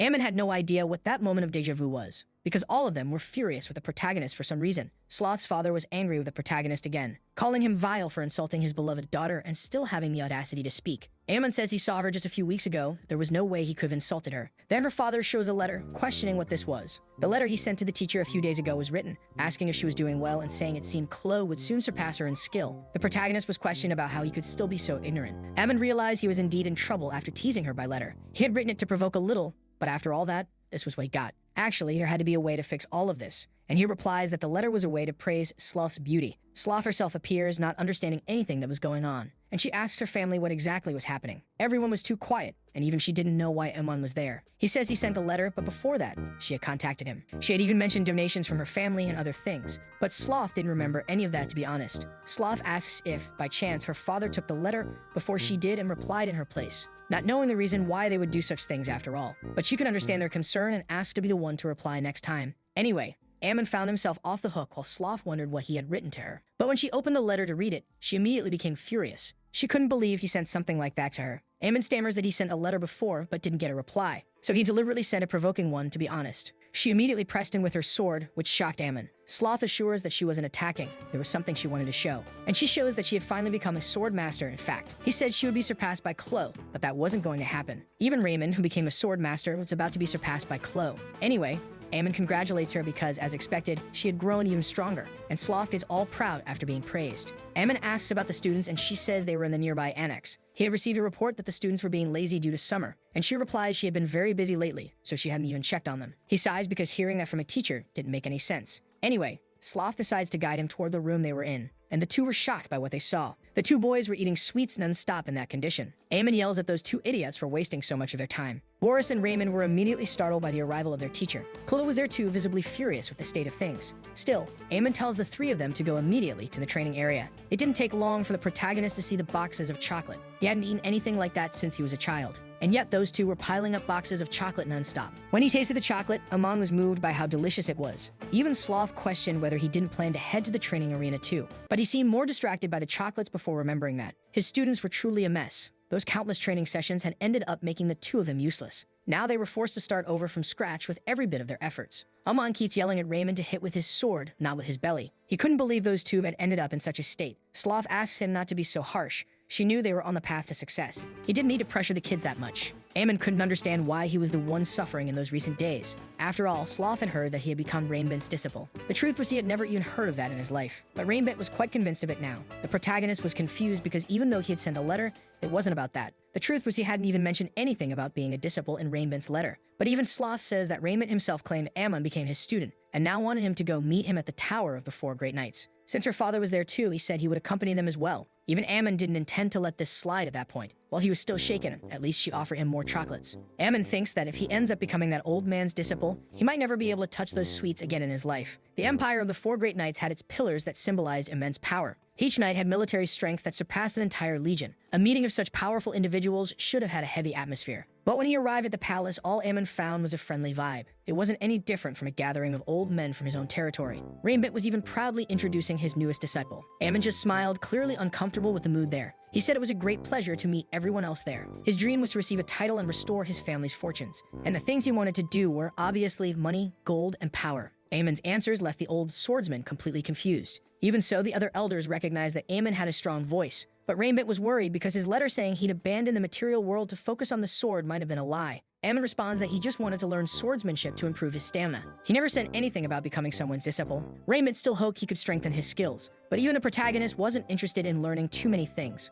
which immediately turned the friendly old men into frightening ones. They thought Ammon was going to treat all this like a joke instead of seriously. He was quite anxious to see which sword would reach his neck. Ammon stammers, agreeing that it would be splendid to learn such swordsmanship, and so he won back the hearts of the friendly old men. Anyway, they asked if Ammon was truly skilled enough to dedicate his training time. When the protagonist showed his sword skills, they were impressed. They couldn't even see his sword movements, and he could cut perfectly. Even the other elders wanted to steal the new disciple for themselves. In the middle of the argument, the protagonist asked them all to calm down a bit. They could at least hear the conditions for becoming someone else's disciple. Raymond says that if he became his disciple, he knew a great place to grow vegetables. And Ammon immediately rejected that idea without hesitation. Then another one. Sloth's father decides to offer a different proposal. He would allow Ammon to marry his only daughter, immediately rejected as well. Then another man suggests the protagonist could learn a different sword style. It was the sword demon style created by the greatest swordsman of all. It was the Great Red, and Ammon recognizes the name. He was the loyal servant of the fourth emperor of the empire who pacified the world with a single word. And he wonders if it was truly the legendary swordsman who even defeated a dragon. The man says that this technique was even harder and deeper to master. That's because it could deepen one's madness to the core of their being.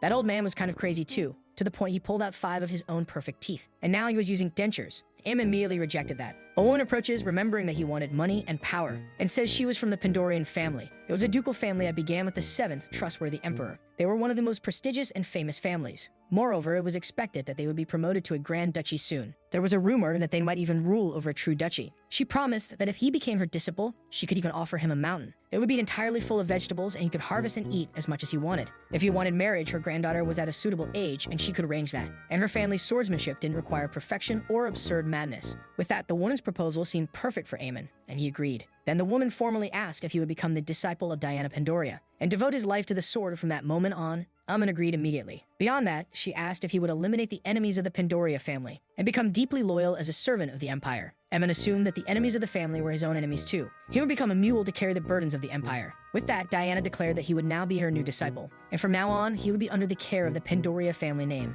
As proof of this, she offered him that sword. The protagonist thanked her while the others murmured in anger. The king also showed up in the middle of all this, clearly in a bad mood. He himself wanted to become a disciple of Diana's duchy. No one understood why he was involving himself in that chaos, but even Ammon let out a sigh seeing that mess. Back in his room, the protagonist wondered why things were always like this. Raymond ended up needing to console Ammon after everything, because the Pandoria family had been a loyal vassal to the Empire for generations. But even so, he refused to become his disciple again. Considering his bad blood and the history with the Amanith family, through his involvement with the Emperor, there was no hope at all. So he tried to become Diana's disciple or someone with good rewards. However, instead of that, he ended up trapped in even worse situations. And even the brats who spent their summer vacation wasting time only confirmed his worries. They would end up going through hell when classes resumed. Meanwhile, they were running in the cold trying to recover. Ammon noticed a heavy energy coming from somewhere for a while. When he approached, he saw that the strange aura came from a letter on the table. It was a letter from none other than Mario, and it warned that he would be dead once he returned to the academy. Ammon realized that his provocations had really been a great success. He had sent a letter mocking him for being a drunken old man, saying there were only 10 days left until returning to the academy, and yet Mario hadn't responded to any of his letters until now. He asked if maybe he had become so decrepit he stopped writing and reading. If that were the case, Ammon said he even prepare a coffin in advance for him, so there was no need to worry.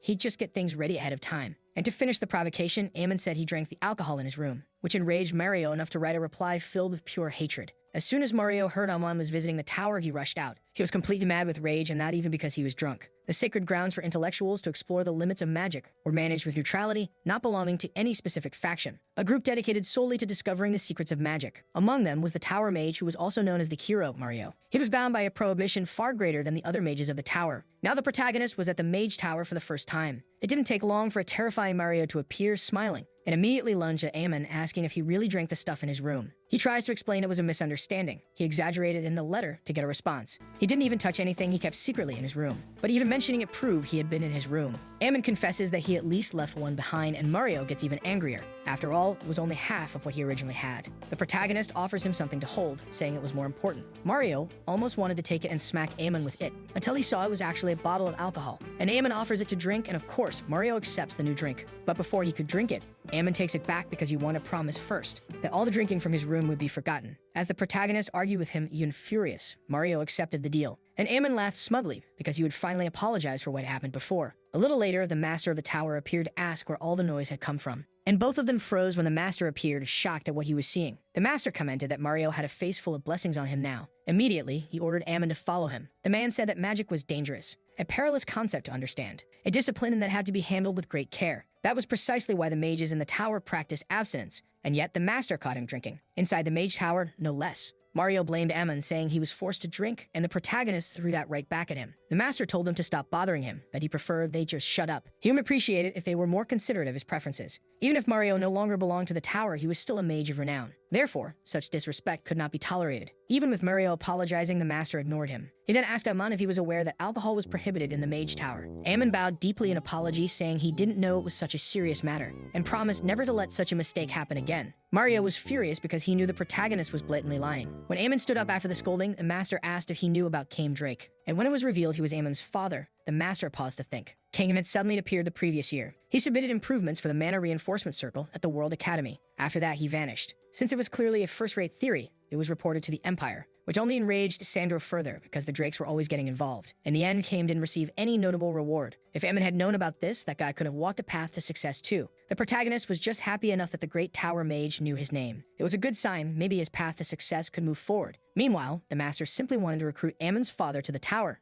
nothing more. So he decided to get straight to the point. He asked everyone to sit. There was something important to discuss. Ammon ended up being ignored in the conversation since he no longer held relevance. Before getting to the main point, they needed to understand the Empire's current situation. He asked Ammon if he knew the Velsline land project had failed. Ammon agreed, as he could never forget something like that. The elf ended up spending her entire fortune on a wasted project, ultimately ruining the academy twice in a row. The protagonist mentioned that apparently a meteor had fallen on the land, and the master confirmed it as the meteor in question wiped out an entire battalion. The elite mages and troops were all completely annihilated. Because of that, the Empire's operational forces were drastically reduced. The Emperor collapsed from the shock and ended up bedridden. It had only been a few years since the end of the Great War. Although an entire continent had signed a 100-year non-aggression pact, if the Empire, the main signatory, lost its strength, Ammon could understand that spies were probably being sent to infiltrate the Empire. And the master agreed, but said infiltration of the palace was nearly impossible. Knights and military were ordered to tighten security, all due to the most recent incident. So when putting the pieces together properly, they could say that educational institutions might be the primary targets. Realistically, they asked if spies could enter the academy.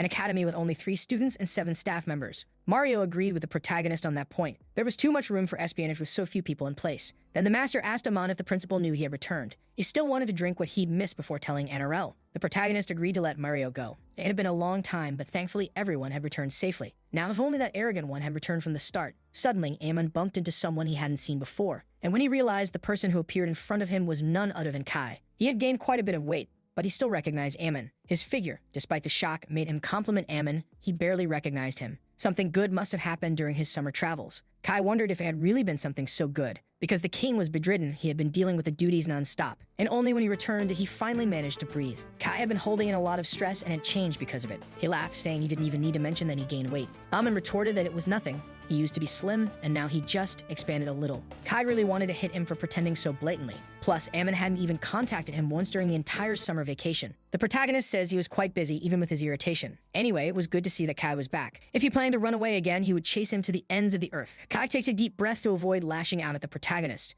and he just smiles when they hear voices coming from behind. Annarelle was accompanied by a man as she approached. She said this was the new teacher who had joined, named Pays. Ammon wonders how much time had passed since Kai arrived, and remembers the master warning them to be careful about possible spies. The timing was just too perfect, but there was no way to suspect him now. Ammon introduces himself to Pays, but he was ready to keep a close eye on him. When they were alone, the protagonist had to silence the headmistress. After all, hearing about spies made her scream in shock. That's because Professor Pays had been teaching in the kingdom of Oslan for 10 years, and she had heard that he was quite passionate about education. Ammon responds that lying wouldn't make someone seem ambitious, and at that moment, he spits out the apple he was eating when he hears what Pays brought, complaining because she was carrying disgusting things from someone like that. But Annarelle retorts that it was sinful to throw away fruits that cost 5 gold each. Hiring a teacher in this situation just because he brought fruit was too much. Pays was blatantly listening to the argument, but said nothing. Even so, Ammon intended to keep an eye on him to make sure he wasn't a spy. It didn't take long for Pays to try to talk to the protagonist. He invites him to go out for drinks, and he refuses because he had things to do. Wondering if that guy was blatantly trying to extract information from him, it didn't take long for Ammon to fall for his smooth talk.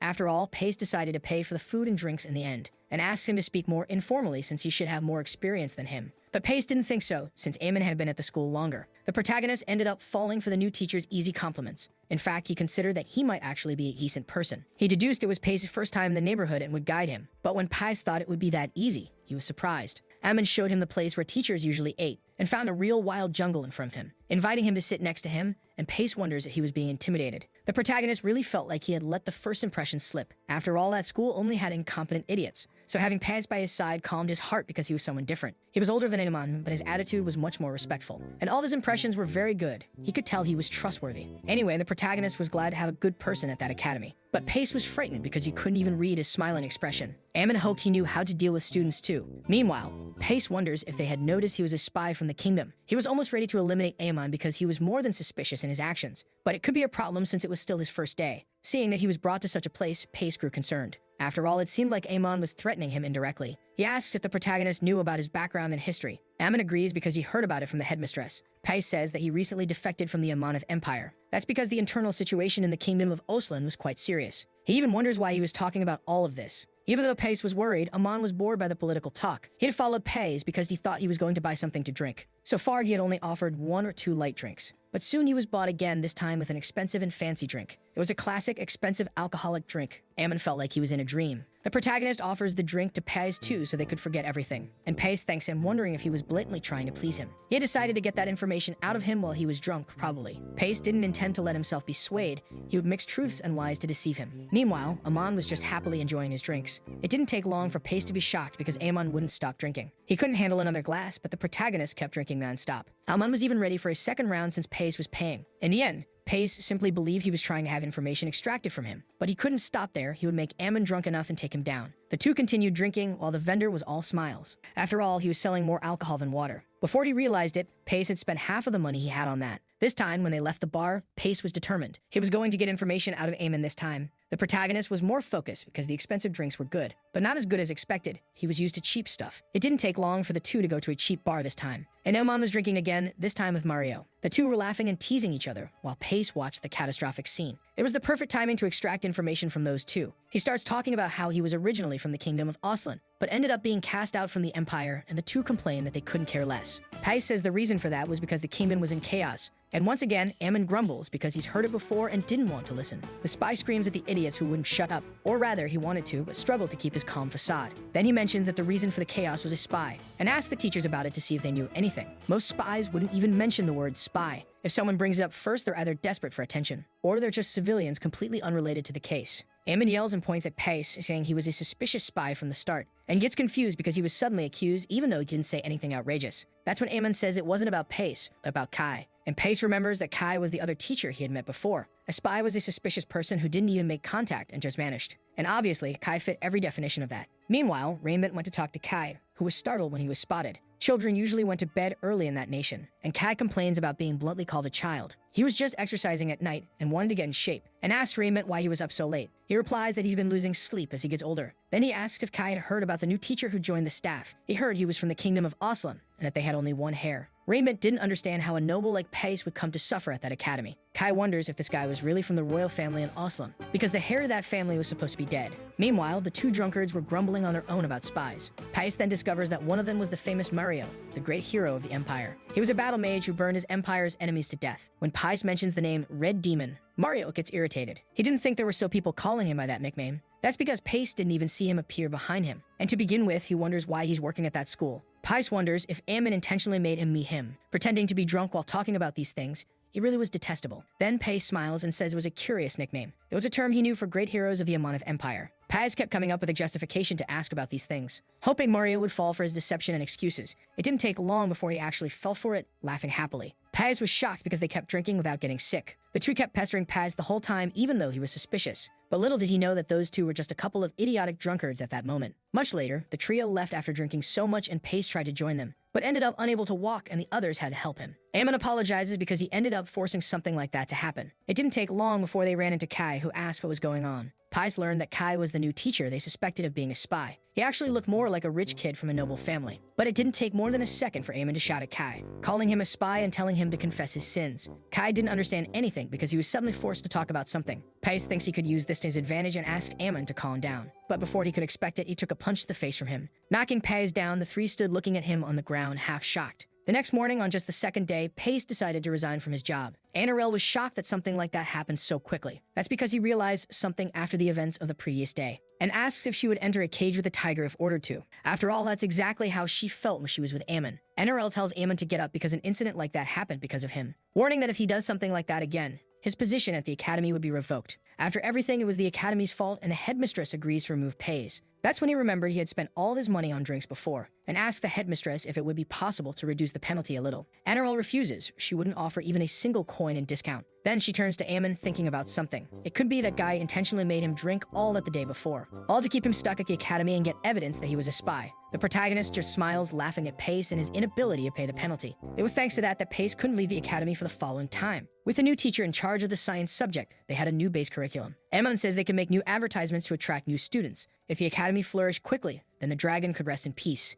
and his sister wouldn't have trouble getting a diploma. Anerel asked Aemon to make sure nothing like that ever happens again. Professor Pace was generous enough to let it all go, but she didn't intend to cover the same mistakes happening again. The protagonist agrees, not expecting her to be so strict. Anyway, they could finally restore the glory of the Amonith Academy. Meanwhile, Pace sighed in relief because he had no choice. He would be able to cover the exit penalty within a month or two, so he just had to work to endure things for a while. Even if the academy's decline so far had been a long story, he should be able to get some useful information to help him. Kai ended up meeting Pace and introduced himself as the math teacher. They briefly met the day before, but he had seemed disoriented. Pace apologizes, his appearance had changed a lot and he hadn't recognized him. Kai laughs because his weight could fluctuate rapidly. Seeing that Pace thinks that Guy was really suspicious, it was obvious that others would think he was a spy. Kai had to use magic to hide his appearance. He couldn't show himself to others. In the end, Pace thought he was his colleague and rival, even if he still didn't know transformation magic. A young spy would inevitably reveal himself through small actions and words. Then he asks Kai where he was from. Usually, spies avoid revealing their country or origins. If they encounter someone who knows their background, their weakness would be exposed. That's how they usually pretend to be from another country. Pace knew he had to press him a bit to learn more, and comments that the current emperor was a very wise ruler. That's because he came from the kingdom of Oslam and hadn't heard about his reputation. He had simply defected from the empire and was unaware of many things, and asks if Kai could talk more about the emperor's achievements. That's how Kai rambled on for hours non-stop about Sandro, about his achievements and efforts for his empire. Pace couldn't stand listening anymore. No wonder people found him annoying. Either that idiot was obsessed with the Emperor or he was faking loyalty. Kai says that Sandro created Manhwa just to make fireworks. His loyalty was obvious by the way he spoke. Maybe Kai was a newly defected rookie spy. Now that he roughly understood the situation, it was time to withdraw. He decided to leave on his own since it was getting late. He thanks him for sharing his interests and stories. It wasn't much, but he offers a token as appreciation for his time. Paz left thinking he should be careful around that lunatic. Meanwhile, Kai threw away the token he received from the spy. Time passed, but Pace couldn't gather enough information. Even after researching so much, he hadn't found a single hidden document. It seemed he had no choice but to get information directly from people. But avoiding the eyes of a beast like Amon would be complicated. To his shock, however, the first to appear was Kai. He wanted to know what he was doing so immersed in books. And Pace stammers that he wanted to learn more about the Academy's history, to which Kai comments on how focused he seemed in his studies. After all, enough to be so deeply involved in it in the middle of the night. He seemed to have a good sense of direction to know where things were. Then Pace was caught by the guards, not knowing what was happening. Kai says he heard about how he came from the kingdom of Oslam and the royal family. Borrow the name of a ruined family might have been a good idea. But the name Pace Payton already belonged to a dead man. He should have been more careful before taking on such identities. He tries to come up with an excuse, but Kai retorts that this wasn't the only suspicious thing. Not only did he sit there listening to Kai praise the Emperor for hours, he also suddenly changed the topic back to his original subject halfway through. It was obvious that he was actually from the kingdom of Martel. At this point, Pace grows tense because he knew he couldn't escape the accusations. So he bites the poison hidden in his mouth in an attempt to escape the charge. But to his shock, Kai used healing magic and treated him before it could take effect. Kai warns him not to mess around or try to flee while on duty. He should just follow him silently, and thus, Pace was dragged out of the academy. Meanwhile, Ammon and Annarel were distracted, working toward the school's success. As expected of Ammon, his love for the academy was still strong. At least that's what the headmistress saw in the way he acted. Then Kai came running in to report the events regarding the spy. He froze upon seeing the amount of paperwork in the room and was confused. The two were happy to have him help distribute the advertisements. Ammon hands him several to get some exercise while delivering them. Now with the new teacher, they could finally promote the academy. Finally, Kai reports that Pace was captured as a spy. Ammon asks if he might have accidentally accused an innocent person after all that chaos. And Kai responds no.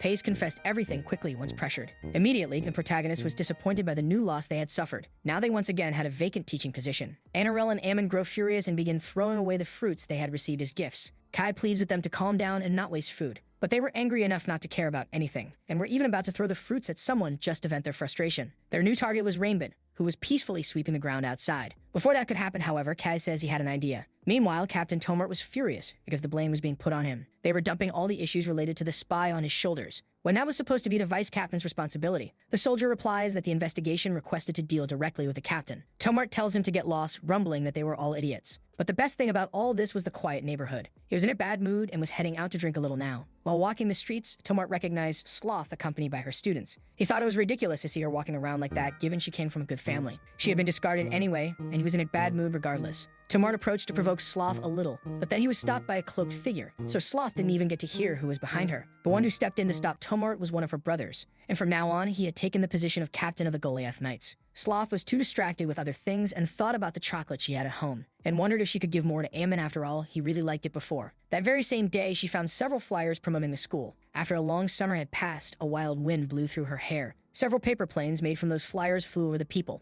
while a new student soared through the skies above the school. So the video ends here. If you don't want to miss the next part, activate the notification bell, and see you next time on Tob's channel.